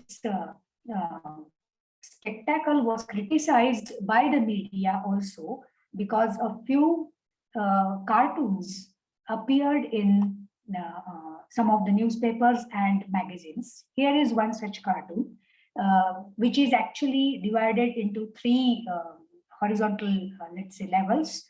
The first one, which is at the ground, at the level, lowest level, was started on the Ramlila, and people are eating snacks from Anna's kitchen. Then the middle layer shows that a person who is giving a bite to the media actually taking so much that it sounds as if he is kind of to eat the mic itself, and he is fasting from Anna. And this picture shows that the media people who have come to the Ramlila ground to cover Anna's fast, they are eating themselves, but the labels which are written on their bags, they are very interesting. The first label says fast food is Banana Republic, but that Anna in banana, that spelling is highlighted. So how some part of media kind of received Anna's fast is very obvious from such kind of cartoons. The interesting image which I would like to project in my analysis shows two media trolleys, the cranes, which are holding cameras, and they give a kind of, scale of media coverage. And it was said that Anna Hazare's fast is a very, very lovable spectacle for the media, because it is earning the media money and consumers. And therefore, this is a very, very eloquent image. That is what I can say about this image, because the cranes are spanning the entire sky. You can have different events going on below those cranes, but the presence of media is going to be here. That is what is being suggested through this image. Now, this image is from 2011, and if we can, kind of think about what happened after that, particularly the two general elections that we have seen in 2014 and 2019, and the role of media as well as social media in those elections, I think this would be a very telling picture, so to say. Okay, so let us now turn to another social movement, which is Maratha Kranti Morcha. Protesting against the rape of a minor at Kopardi village in Maharashtra in 2016, the Maratha caste cluster started taking out mammoth rallies, total 58 rallies in 2 years, and demanded reservation quota, loan waiver, and educational schemes for the caste cluster and the low economic status of the community. In recent times, the caste cluster appears to be divided socially among two strata, namely Maratha elites and Maratha masses, according to political scientist Suhas Parshikar, who also belongs to the political science department of Pune University. The rallies attracted attention for mobilization of caste members in large numbers, for well-organized protests, for provocative use of social media like the WhatsApp platform, and apparent absence of political leaders, as well as participation of women and girls who were sometimes made to address the rallies. Gradually, the leadership divided in 4 groups: politically neutral, followers of particular leaders, progressives, and supporters of Hindutva ideology. The two main moments in the subsequent development of this particular protest are upholding of the constitutional validity of reservation by the High Court on June 27, 2019, and the striking down later of the law as unconstitutional by the Supreme Court recently, that is on May 5th, 2021. So during this span, throughout these rallies, the memory of King Shivaji was constantly evoked through his images and his saffron flag as the pride of the caste. Now let us now turn to those visuals and see how memory plays a great role in mobilization of the caste members. So here is one photograph of the huge gathering of Maratha caste members who gathered in Mumbai it was a silent protest to demand reservations, to demand quota and some other concessions. There is another visual also, because people walked into Mumbai from different parts of the state, and you can see that here is a flyover which is full of people. The picture is really crowded, too much crowded, with buildings as well as with people on the flyover, and you see that how it actually stalled the traffic of Mumbai on that particular day. There was some violence too, as this picture shows. So I'm just giving you the character of the moment, what happened during the protest. And here is an image which I would like to take up for a little more analysis. Here we see in the central part a board, a white board, on which it is written in Marathi language that you have to come to Mumbai. There is an emphasis on the word have, and this board is put up by a Muslim community boarding facilities in the city of Kolhapur. Now here is a very interesting thing, since I mentioned King Shivaji's memories were evoked during this protest, which are evident in the use of the saffron flag, as well as I beseech that you should notice the use of those Gandhi caps once again. They are now not white caps, but they are saffron colored caps, on which it is written that Ek Maratha, Lakh Maratha in Marathi, which would mean that one Maratha caste member is equal to billion of Maratha caste members. So it's a kind of show of strength on the street. So here, the board is very interesting because it is put up by the Muslim community, which is again underlining of the fair rule of King Shivaji, who did not, it is said, discriminate against the Muslims, though Muslim, in the sense, the common Muslim people, though he was against the Mughal rulers and invaders. The same cap is seen in this image here, and probably you can read the message written on that cap, which says "Ek Maratha, Lakh Maratha." I tried to, kind of find out the origin of this particular slogan, though I did not find anything substantial. It was just said that probably this is a rhyming kind of couplet, and therefore it was used. And the purpose is just to, kind of give an idea of how Maratha people can unite for different demands. Let us go to another image from the same movement. And this is again a very interesting image because it portrays a girl who is very agitated, looks very angry. If you see her facial expressions, and it seems that she is speaking loudly, probably shouting and demanding something. And on the background, you see the huge mob has gathered. Now it is said that this is a girl who is kind of furious because of the caste atrocities, because of atrocities which are suffered by girls and women. But this is a very, very cinematic poster too. It's very gaudy too, because on the left-hand side, you see that there is a outline of a girl who is bruised and who there's blood on her body and her costume, and she has covered her face with her hands. And it could be said that this is a kind of depiction which reminds one of physical attack, physical rape on the girl.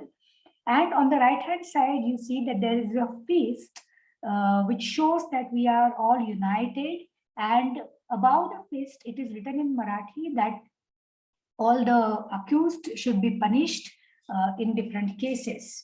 So when I tried to kind of, discover the origin of this image, how it was, morphed, it was majorly used and distributed in social media, particularly on WhatsApp.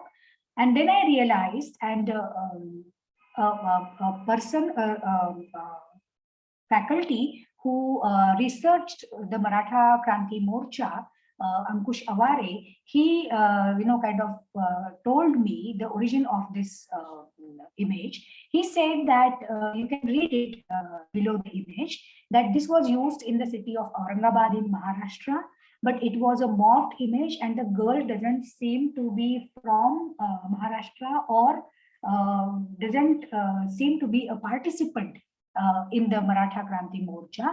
It seems that her photo was taken, downloaded from the internet, and it seems that she must have talked in some gathering in Karnataka. So that is how he could, kind of go on tracing the root of this particular image. But what I would like to point out is all these things, the use of the saffron color, the use of the memory of women being raped and kind of suffering because of male chauvinism, as well as patriarchal and male dominated society, those were evoked because of the caste pride in King Shivaji's rule. So there is a connection with history, there is a connection with reality, there is a connection with gender, with body, as well as a connection with kind of show of strength and building political pressure. Okay, let me now go on to the next movement, the third movement, which I have taken up for analysis. This is the Shaheen Bagh protest. This protest happened in Delhi. There is an area called Shaheen Bagh, which is near to the Jamia Millia University. And many residents of the Shaheen Bagh, who are basically from the Muslim community, cherish the dream of educating in that university. Shaheen Bagh was inspired by the beatings of Jamia Millia University students on the university campus by Delhi police, who were hunting for students on the clue that the students were to march from their campus to Jantar Mantar in protest against the Citizenship Amendment Act. The act offers refuge to religiously persecuted refugees from 3 neighboring countries, but with a bias for the Muslim community. Flanked by the other 2 propositions, namely the National Register of Citizens and the National Population Register, the act will force members of Muslim community to prove their eligibility on the basis of papers as citizens of India. So to protest all these developments, Muslim women from that area began a sit-in in the Shaheen Bagh area in Delhi from December 2019 to protest against the controversial Citizenship Amendment Act, led by old women. And this is very important. The protest was led by old women. This organic protest caught the national attention because it was a women-only event. Now, these women had to disperse after 100 days or so because of the announcement of COVID-19 lockdown. But till then, many more Shaheen Baghs were popping up in the country. The people's movement in Shaheen Bagh can perhaps be best understood for 3 points, which are mentioned by Deb Mukherjee, the former High Commissioner to Bangladesh, in his repartee on IFS in Foreign Service blog. And the repartee has happened with Kanwal Sibbal, who is another prominent personality, former Foreign Secretary. Mukherjee writes that the movement is noticeable for 3 reasons. Number 1, Muslims as a community emerged from a state of withdrawal and firmly demanded their rights as citizens of India without seeking any political support. This is important in itself. Second, Muslim women liberated themselves from the taboos that kept them confined to their homes in large parts of India. And the third reason being the liberation of the spirit of the community, and its women in particular seems that it is here to stay. So Saeed Naqvi, a well-known reporter, has written about these observations on the blog in the Friday Times on 20th March. Sorry to interrupt. Will you go to the next slide, please? Because we can see only the previous slide. Sorry. Okay. Yeah, that's okay. That's okay. I was about to turn to the presentation, to the slide presentation. Okay, here it is. This slide shows very many posters which were put up in that area. And if you look at the central part of this image, you see that there is an outline of the country on which it is written that we resist CAA, NPR, and NRC. And if you can look at the bottom of the picture, you see heads of some people who are standing and some women are sitting in that area.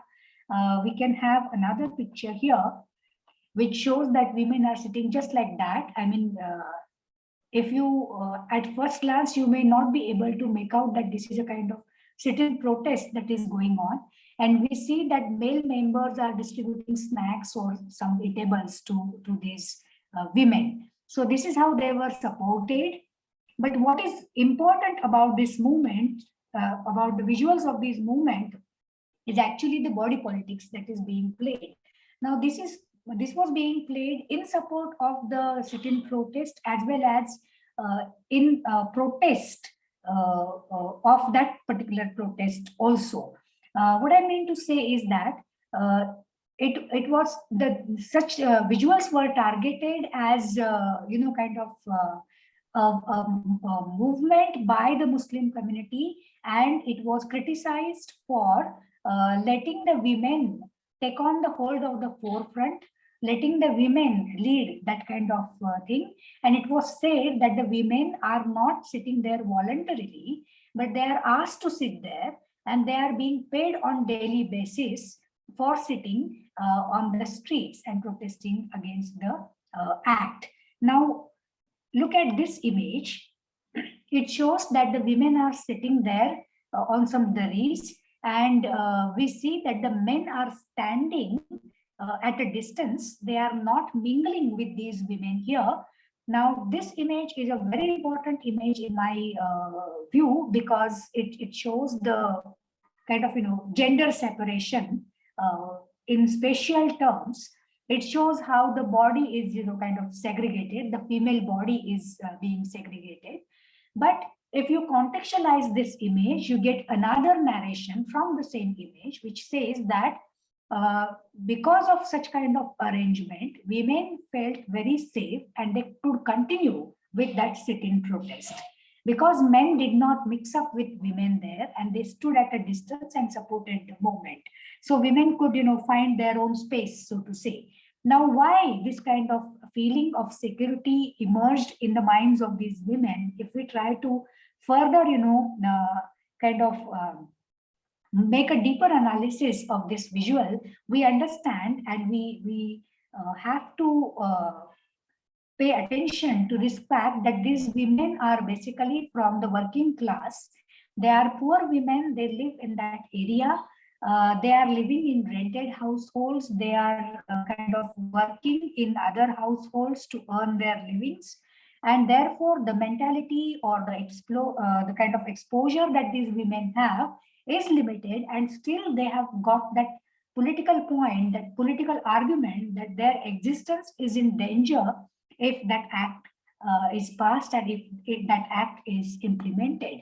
So whatever is kind of obvious at the surface need not be the true thing, and this is how such visuals on deeper analysis can show the connection between the agency, body, the reception of such movements. Okay. Yeah.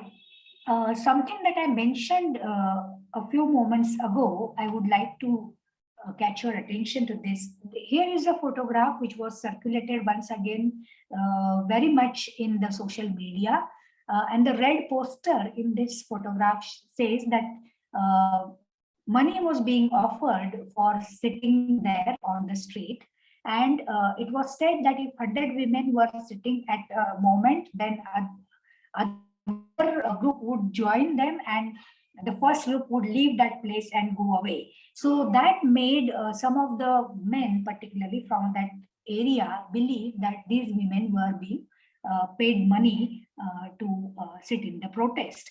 But when different agencies like News Laundry and Fact Check, etc., search the truth of this particular photograph, what we have now is another photograph, which is supposed to be the true photograph downloaded from Getty Images, and in which the poster says that CAA should be withdrawn and NRC should be withdrawn. The Hindi words used there is wapas lo, take them back. Okay, so this was the real poster, which was morphed and a fake message, kind of communal message to spread hatred, to spread kind of antagonism in society was being circulated at that time. Okay.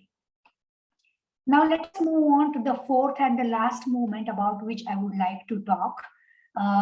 Here are some visuals from the recent farmers' protest, which was withdrawn just a few days back, a few weeks back, because the government withdrew the 3 laws it had passed in the parliament. So this visual is a very kind of effective, let's say, image, because here we find that a military person is going to beat a farmer, and only these two feature in this photograph, which instantly reminds us of the slogan which the former Prime Minister of India, Lal Bahadur Shastri, he had given this slogan which said that Jai Jawan, Jai Kisan, which meant we celebrate the farmers as well as the soldiers' contribution to the country. And here you see that these two agencies of securing the country, of cherishing its future, are standing in opposition. And that's why such things, I mean, it also shows how brutal the police force or the military was against the farmer in the protest. And of course, everybody now knows that there were many hurdles which were erected on the street to stop the farmers from entering the capital area. But they, of course, did their best. This is just one simple image. There are thousands and thousands of images which you can really look at on the internet. But something else that I would like to call your attention to is regarding the memory. This is a photograph from the farmers' protest at the Ghazipur border area, which is a border area on the borders of capital Delhi. Here we see that there are so many posters of men and women in front of which these leaders are bowing. Now, these men and women, they belong to different time zones, they belong to different regions of India, and they also belong to different historical periods of India. But these farmers are, kind of evoking their memory and trying to get inspiration from them. And among these photographs, there is one photograph of Dr. Babasaheb Ambedkar.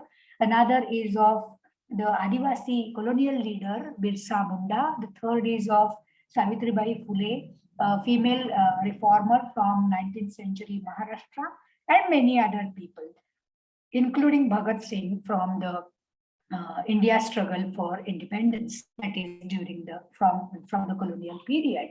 So how the memory sustained such kind of movements, but you don't see any photograph of any political leader, so to say, in the jamburi of these photographs in this particular tent.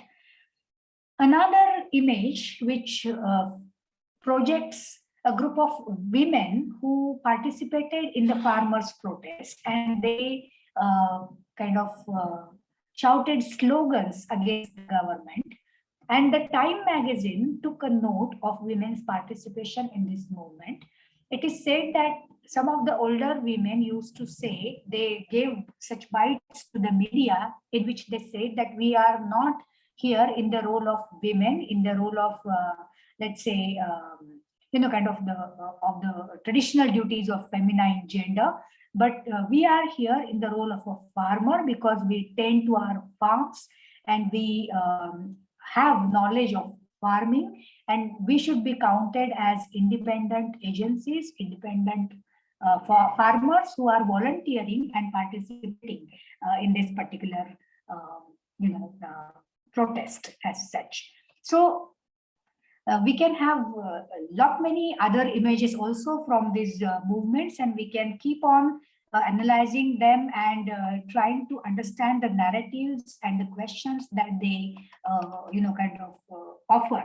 But in my observation, so to say, and I'm now coming to the concluding part of my presentation, the selected images for analysis here join hands around the matrix of body, agency, memory, and reception, and show that the new culture of protest in this country registers signs of changing social understanding around these concepts. The change is towards inclusivity and against political polarization, as seen in acceptance of bodies, claiming collective agency, reliving memory of earlier pro-people struggles, and in an awareness about reception of the current struggles. So as these four social movements demonstrate, the image has not remained only an artifact of archival value in contemporary history of India. It is alive, it is mobile, and it is operative towards some tangible goals from time to time. It has earned its rightful place in communicative operations of the movements, including posing new questions about them. Narrative possibilities have not only rendered the image a site of contestations, but have made it perform. When visuality is the name given to investment of practices of seeing, and when seeing appears to alter the thing seen, the potential of the image of creating knowledge gets revealed as the image hosts the process of seeing. Most importantly, it is the social media avatar of the image reveals an intensified collective agency of production and consumption of image. Since these new social movements have mobilized the subaltern sections, the image is found to have acquired increased ethical standing in asking the questions of survival, in holding the democratic governance accountable for public welfare. The present research works only on a part of the full picture in asking these questions of agency, body, memory, and reception to call attention to the discursive configurations that can be understood as the performance of these moments. And just to end my presentation, I would like to, project this image on your screen where you see the picture of a Punjabi farmer being, which is painted on the wall of a house, and you see a similar face, an actual real face, in the left-hand side corner, in the bottom part of the image. What I want to suggest is that you have the reality and you have the image. It is up to you how you cross the distance between them. Thank you. Thank you, ma'am. It was really wonderful presentation, and I think these are quite recent social movements.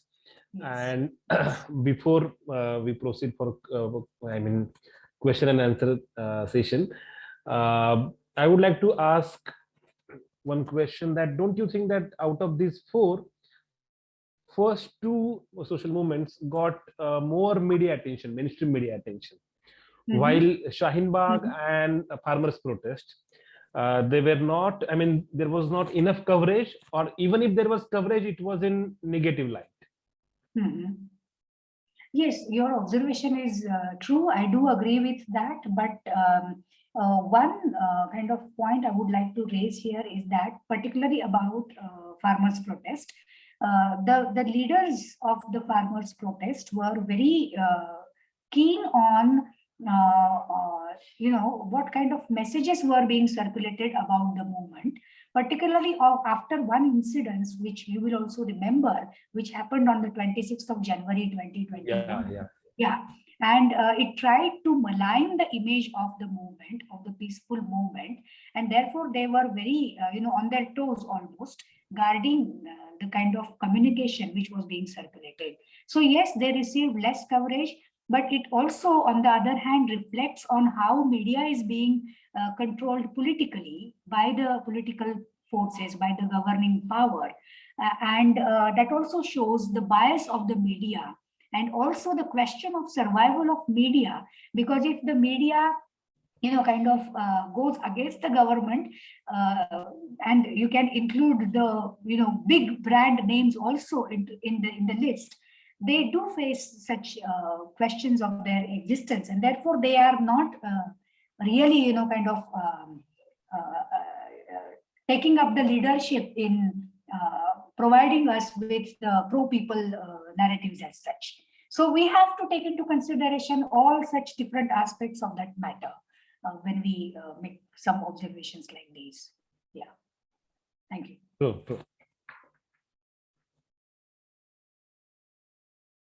No, I was just, when I was referring to this, I was just talking about how Anna movement was mainstream media driven, though there was social media.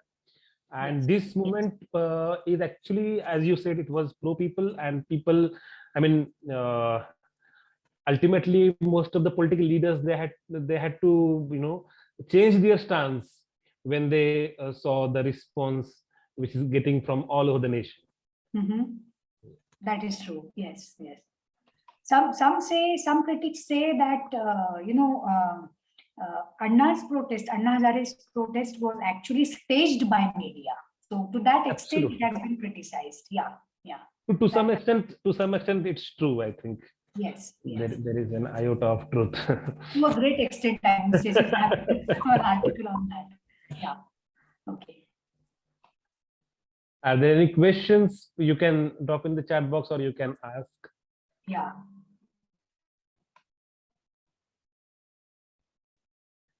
One more reference I would like to make regarding this Maratha protest.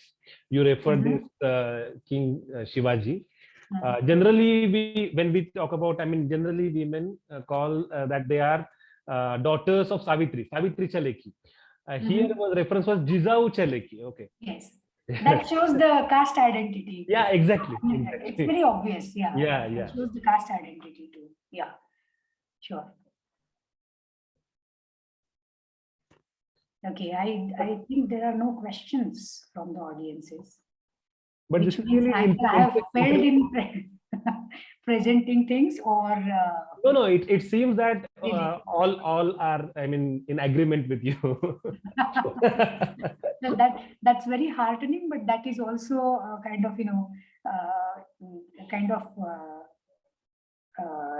it's like uneasy feeling also. How can all of them be in I think Vijaya madam has turned her video on. Okay. So yes, so there is question coming. Yeah.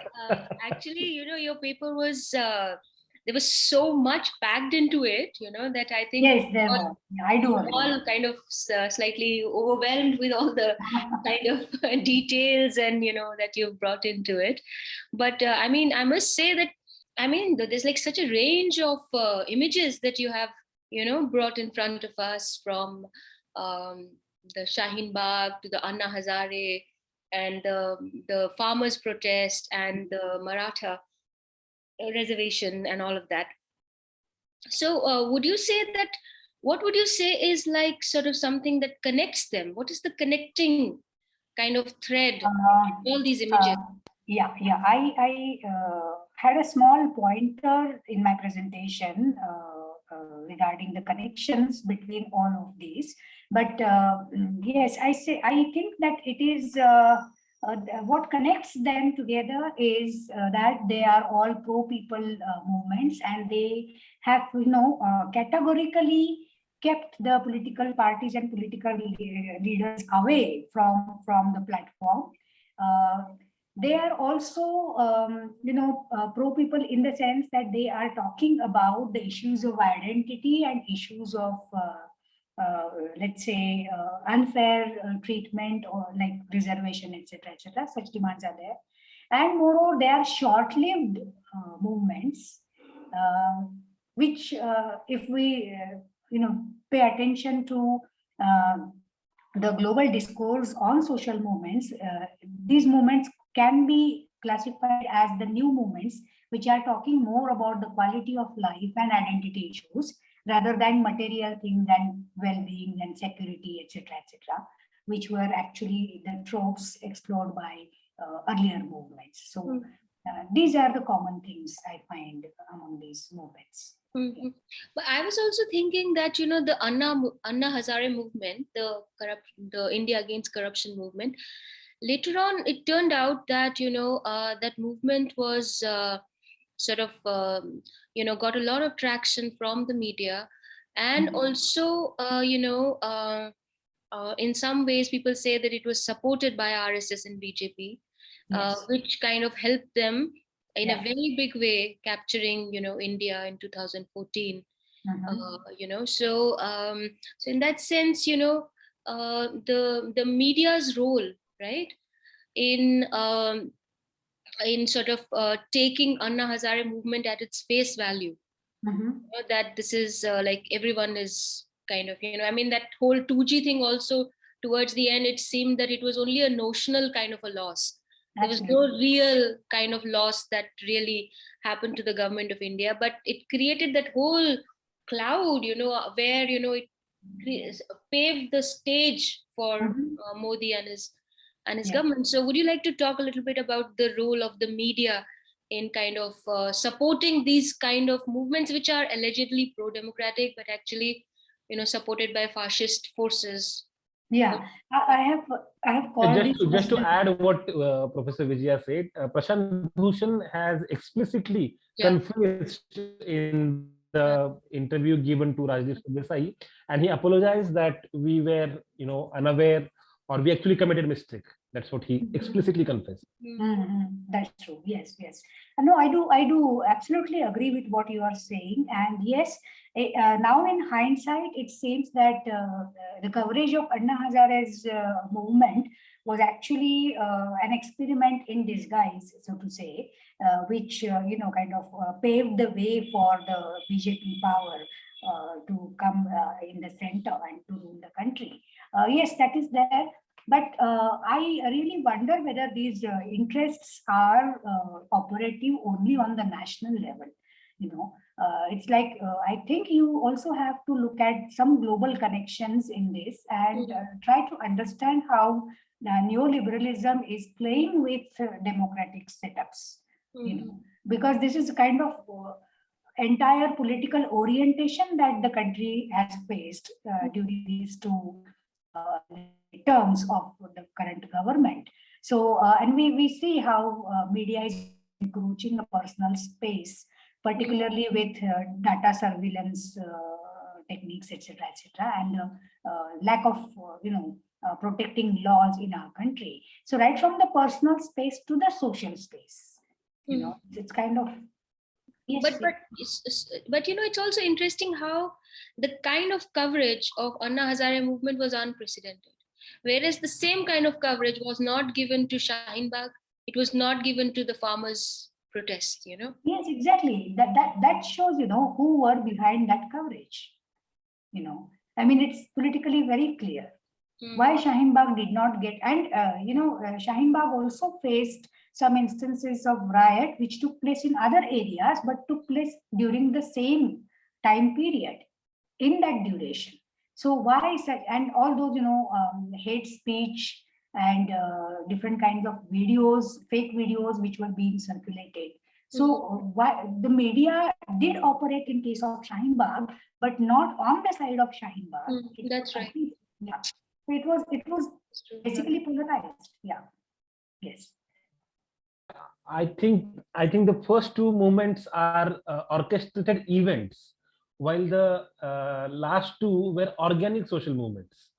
I won't agree with this, particularly in case of the second movement, which is Maratha Kranti Morcha, because we still do not know how much political support was operating behind the curtains, so to say, till now, and there has been no profound research on it as such.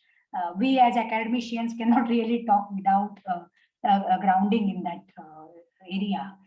But I think it is the collective leadership of the movement, which was also very aware about the power of social media particularly.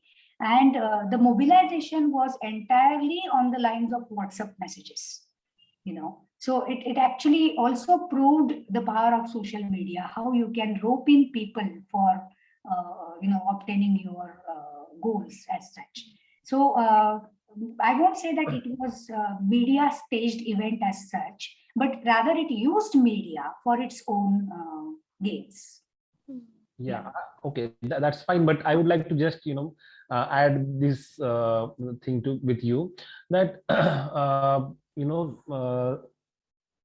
there was movement in Haryana, there was movement in Gujarat, and there was movement in Maharashtra. So all these, even Lingayats in Karnataka. So all dominant castes, they got feeling of there is sort of inferiority complex, that there is, injustice with them. I think that's not an accident. There is some link in between. And there are some references. Maybe we can discuss it later on. But yeah. Sure. I would be interested in discussing it. If I may add something to that, it's also something that we find that when it is the middle class that is kind of participating, then there's a lot of coverage, like the Anna Hazare thing and also the Nirbhaya thing, right? But on the other hand, when you have like a Dalit woman's rape, there is that kind of mobilization of the people, and the media doesn't exist, never happens, right? So that's a very nice observation, and I do agree with that, because middle class is like a vote bank now for the ruling power. So whatever they're also actually very technologically they're very savvy, right? And they're very good at making their presence felt, and the media is also middle class, right? So, and upper caste. So so they cover those kinds of events with the greater. It's a complex scenario where you see that caste interests are being superseded by class interests. So like that. Yeah, but I would say that in India, caste and class is mostly upper caste only. I mean, like the poorer castes are actually the lower class. Largely it's the upper caste is the upper class. Yeah. In terms of the demographics. Upper and middle caste also. Yes. There is Upper class and middle class. Yeah. sorry. There is question by Pradeep Kapse. I think he's raising his hand. Pradeep, you can unmute yourself. Yeah. First of all, thank you, ma'am, for this wonderful presentation. Actually, I don't have a question as such, but a small comment. As I have just completed my master's from the political science department, and there was a paper introduced by Kulkarni sir on the name of politics of performance. So in that, we are supposed to, and we are assigned some do some works from Jeffrey Alexander's book. So that time I got a chance to look at civil rights movement in America and reflect on that what was happening there and how a discipline like politics of performance look at happenings. So Rosa Luxemburg and how bus riots are there. So how these images took and shape these important perceptions. Like one of my teachers, Ranjan sir, always says that politics is not just about events, it's about that perception also. So image takes a very important place in creating that perception. So in that sense, for me personally, it is a logical connect since opting for that paper, reading about politics of performance from that book, then doing that presentation, attending presentation of Akshay sir's about 9/11 attack. So in that sense, I remember Kulkarni sir talking about this field in India and especially in Maharashtra. It is not explored as much. And I feel so happy to look at Maratha Kranti Morcha and the very indigenous kind of movements are being looked from this view. So perhaps more can be done in this regard. So this social drama, we always used to use this language that time in the class and among my fellow students, that this is a social drama, script and stage. So this all is so important, and in every social movement, if you cannot resonate with the cause, with the idea, in aesthetic sense also, in your costume, stage, so all that takes part. So thank you, you put a light on that. Most welcome. Thank And you. I would Thank like you to very much. continue this conversation beyond this colloquium because, I was not aware that such a paper is being taught in this department, but I would look forward to, kind of get to know more about what kind of syllabus, what kind of curriculum you follow there. But it's nice to hear that finally the academic attention is being paid to this area, which is much required. So thank you for your feedback. Yeah, I was saying that everybody is in agreement with you, and there is this was a paper introduced by Kulkarni sir and two credit course on performative politics. Okay. Yeah. It's over to Akshay. Yes. Is it okay if I switch off my video? Now, Akshay, Yeah. Absolutely fine. So, thank you, ma'am, for the excellent session, and thank you to all speakers. Now, I will try to briefly, as quick as possible, try to sum up 4 sessions, and rather after that, Shri Ranjan sir will conclude and sum up the other 4 sessions. So, I will quickly start. So, firstly, we had a session by Alina Leitner, ma'am. She advocated to consider practicing this transdisciplinarity as an act of performing politics. She explored the notion of translating cultures from historical and theoretical perspective.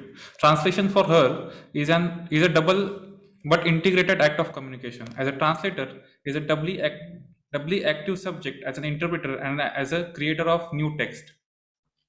In the process, for her, it is imperative for the individual to transform the artifacts into the objects of his or own experiences. We should understand the culture as a system of sign systems. So while talking about the notion of interpretation and embodiment of meaning in the communication, for her, an interpreter is an executant, one who acts out the material before him so as to give it an intelligible life. She she referred to the work of Hannah Arendt, especially the human condition, to decipher the performative turn while capturing the pragmatic process of symbolization. She construed transdisciplinarity as an integrating concept. It involves the dynamic engendered by the action of several of realities at once. She concludes that thus we can understand transdisciplinarity scholar as an embodiment of willingness to understand. Then we had a third session by Dr. Radhika Natarajan. She tried to trace the roots of German language policy and its consequences on migration. Forced migration, more often than not, leads to unfair situation where they have no option but to learn new language to integrate in local culture. She advocated for the policies that give more opportunities without much cost to learn German language, not only for children but also for adults. She also differentiated in prospective and retrospective individual multilingualism as well as societal multilingualism. Lastly, she concluded by stressing for more rights and recognition for the migrants and suggested practices to reduce language bias. Then today we had the first session, a dialogue with Dr. Christensen. He asserted the significance of philosophy to address the environmental concerns. He explored both merits and demerits of shallow and deep ecology approach. He also provided a critique of technocracy. He debunked the myth that the rise of service sector economy will lead to a sustainable growth. He advocated for the secular democratic approach rather than new spiritualism. Lastly, he also shared his experience on town planning of Canberra city. Then after that, we had a session by Dr. Nandini Patel. She discussed the evolution of democracy with special reference to elections in Malawi. She elaborated on political dynamics behind the system of first past the post system. She also discussed the role of civil society and demonstrations in thwarting anti-democratic practices. She emphasized and highlighted the role of judiciary in thriving the democracy in Malawi. Overall, she thoroughly explained the institutional process behind the democratic facade and possibilities for the future of democracy in Malawi. Thank you. Thank you. Over to you, Shri Ranjan. Hello. Hello. Yes. Yes, you are audible. So yesterday we had another session of Dr. Kunte. His presentation was on music in Indian political song. And as I said earlier, it was quite lyrical, literally lyrical. He covered varieties of music from different traditions. Since independence, he played political songs from party campaigns to the recent farmers' protest. He explained the correlation of political movements and music by providing musicological analysis. He also tried to decode the correlation of ideology with political songs. Yesterday's last session was by Professor Shakuntala Banerjee, and she talked about basically with the help of her actually research, I think interviews, in-depth interviews and discussions and ethnography. She actually talked about and analyzed the culture of hatred on online media. She talked about UK, Brazil, and India, and the typology of this hateful content. How ethnic nation actually exists and digital. It exists on digital media.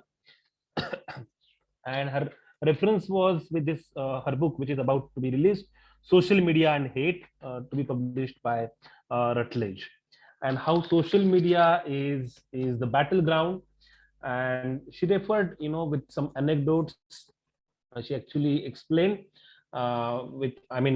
what is happening in India, what is happening in Brazil and UK. Today we had two sessions by two English professors.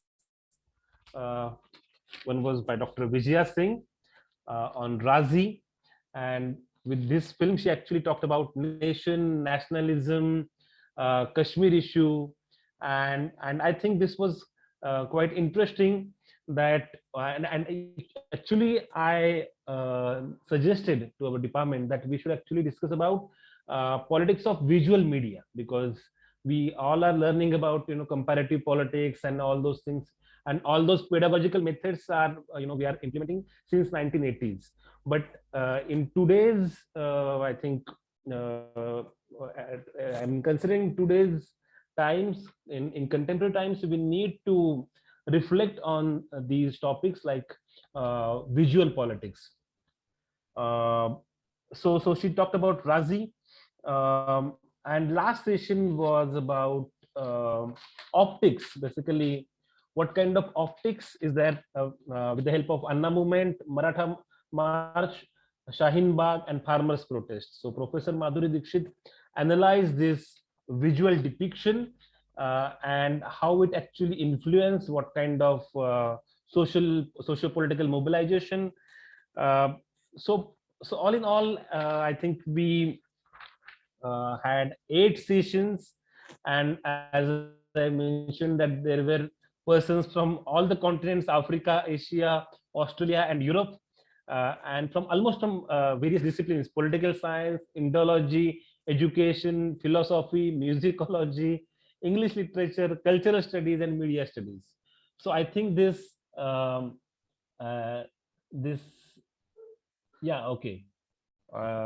this interdisciplinarity is the basis, and we need to transcend the boundaries of disciplines. There is one message by Alina I would like to read. Greatly enjoyed the conference yesterday. Nice atmosphere, well-researched presentations, and interesting questions. Most unfortunately today she couldn't make it. She hopes she will get a chance to watch the talks later.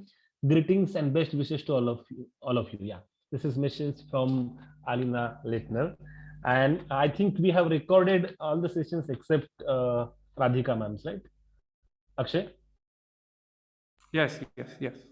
And yeah, as she requested. So okay.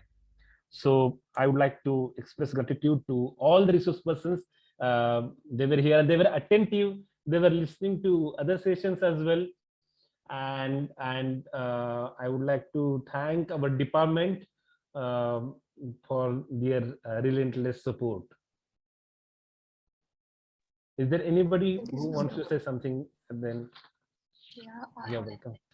I'd like to thank you all for holding this wonderful colloquium and giving us the opportunity to listen to so many different people from so many different fields. And I can imagine the kind of effort and hard work that would have gone into making this. And also very sorry for Professor Kulkarni's loss. It would have been really nice to have him. But congratulations to all of you for this wonderful colloquium. And wonderful to meet everyone and to listen to everyone. Thank you so much. Can I request all of you to turn on your video so that we can take one screen? Yeah. They have turned on the revenue. Yeah. It is visible on my screen. Yes. So there are, I think, it is visible on my screen. Yeah. Five resource persons are here. So yes, let's take the screenshot.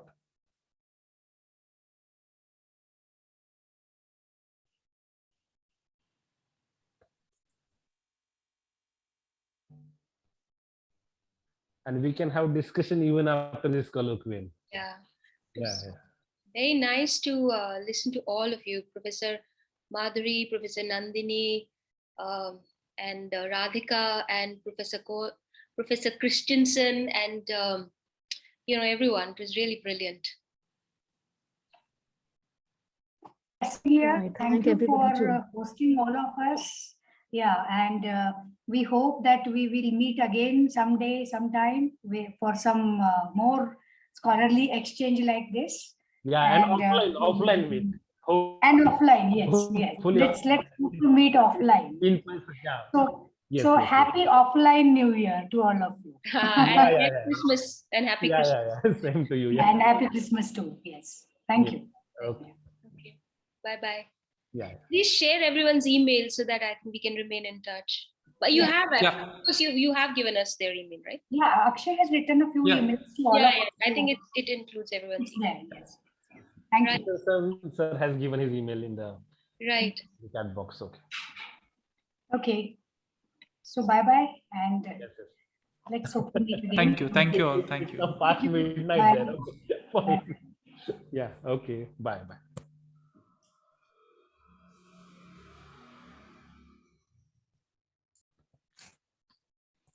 Thank you very much, Sri Ranjan and Akshay.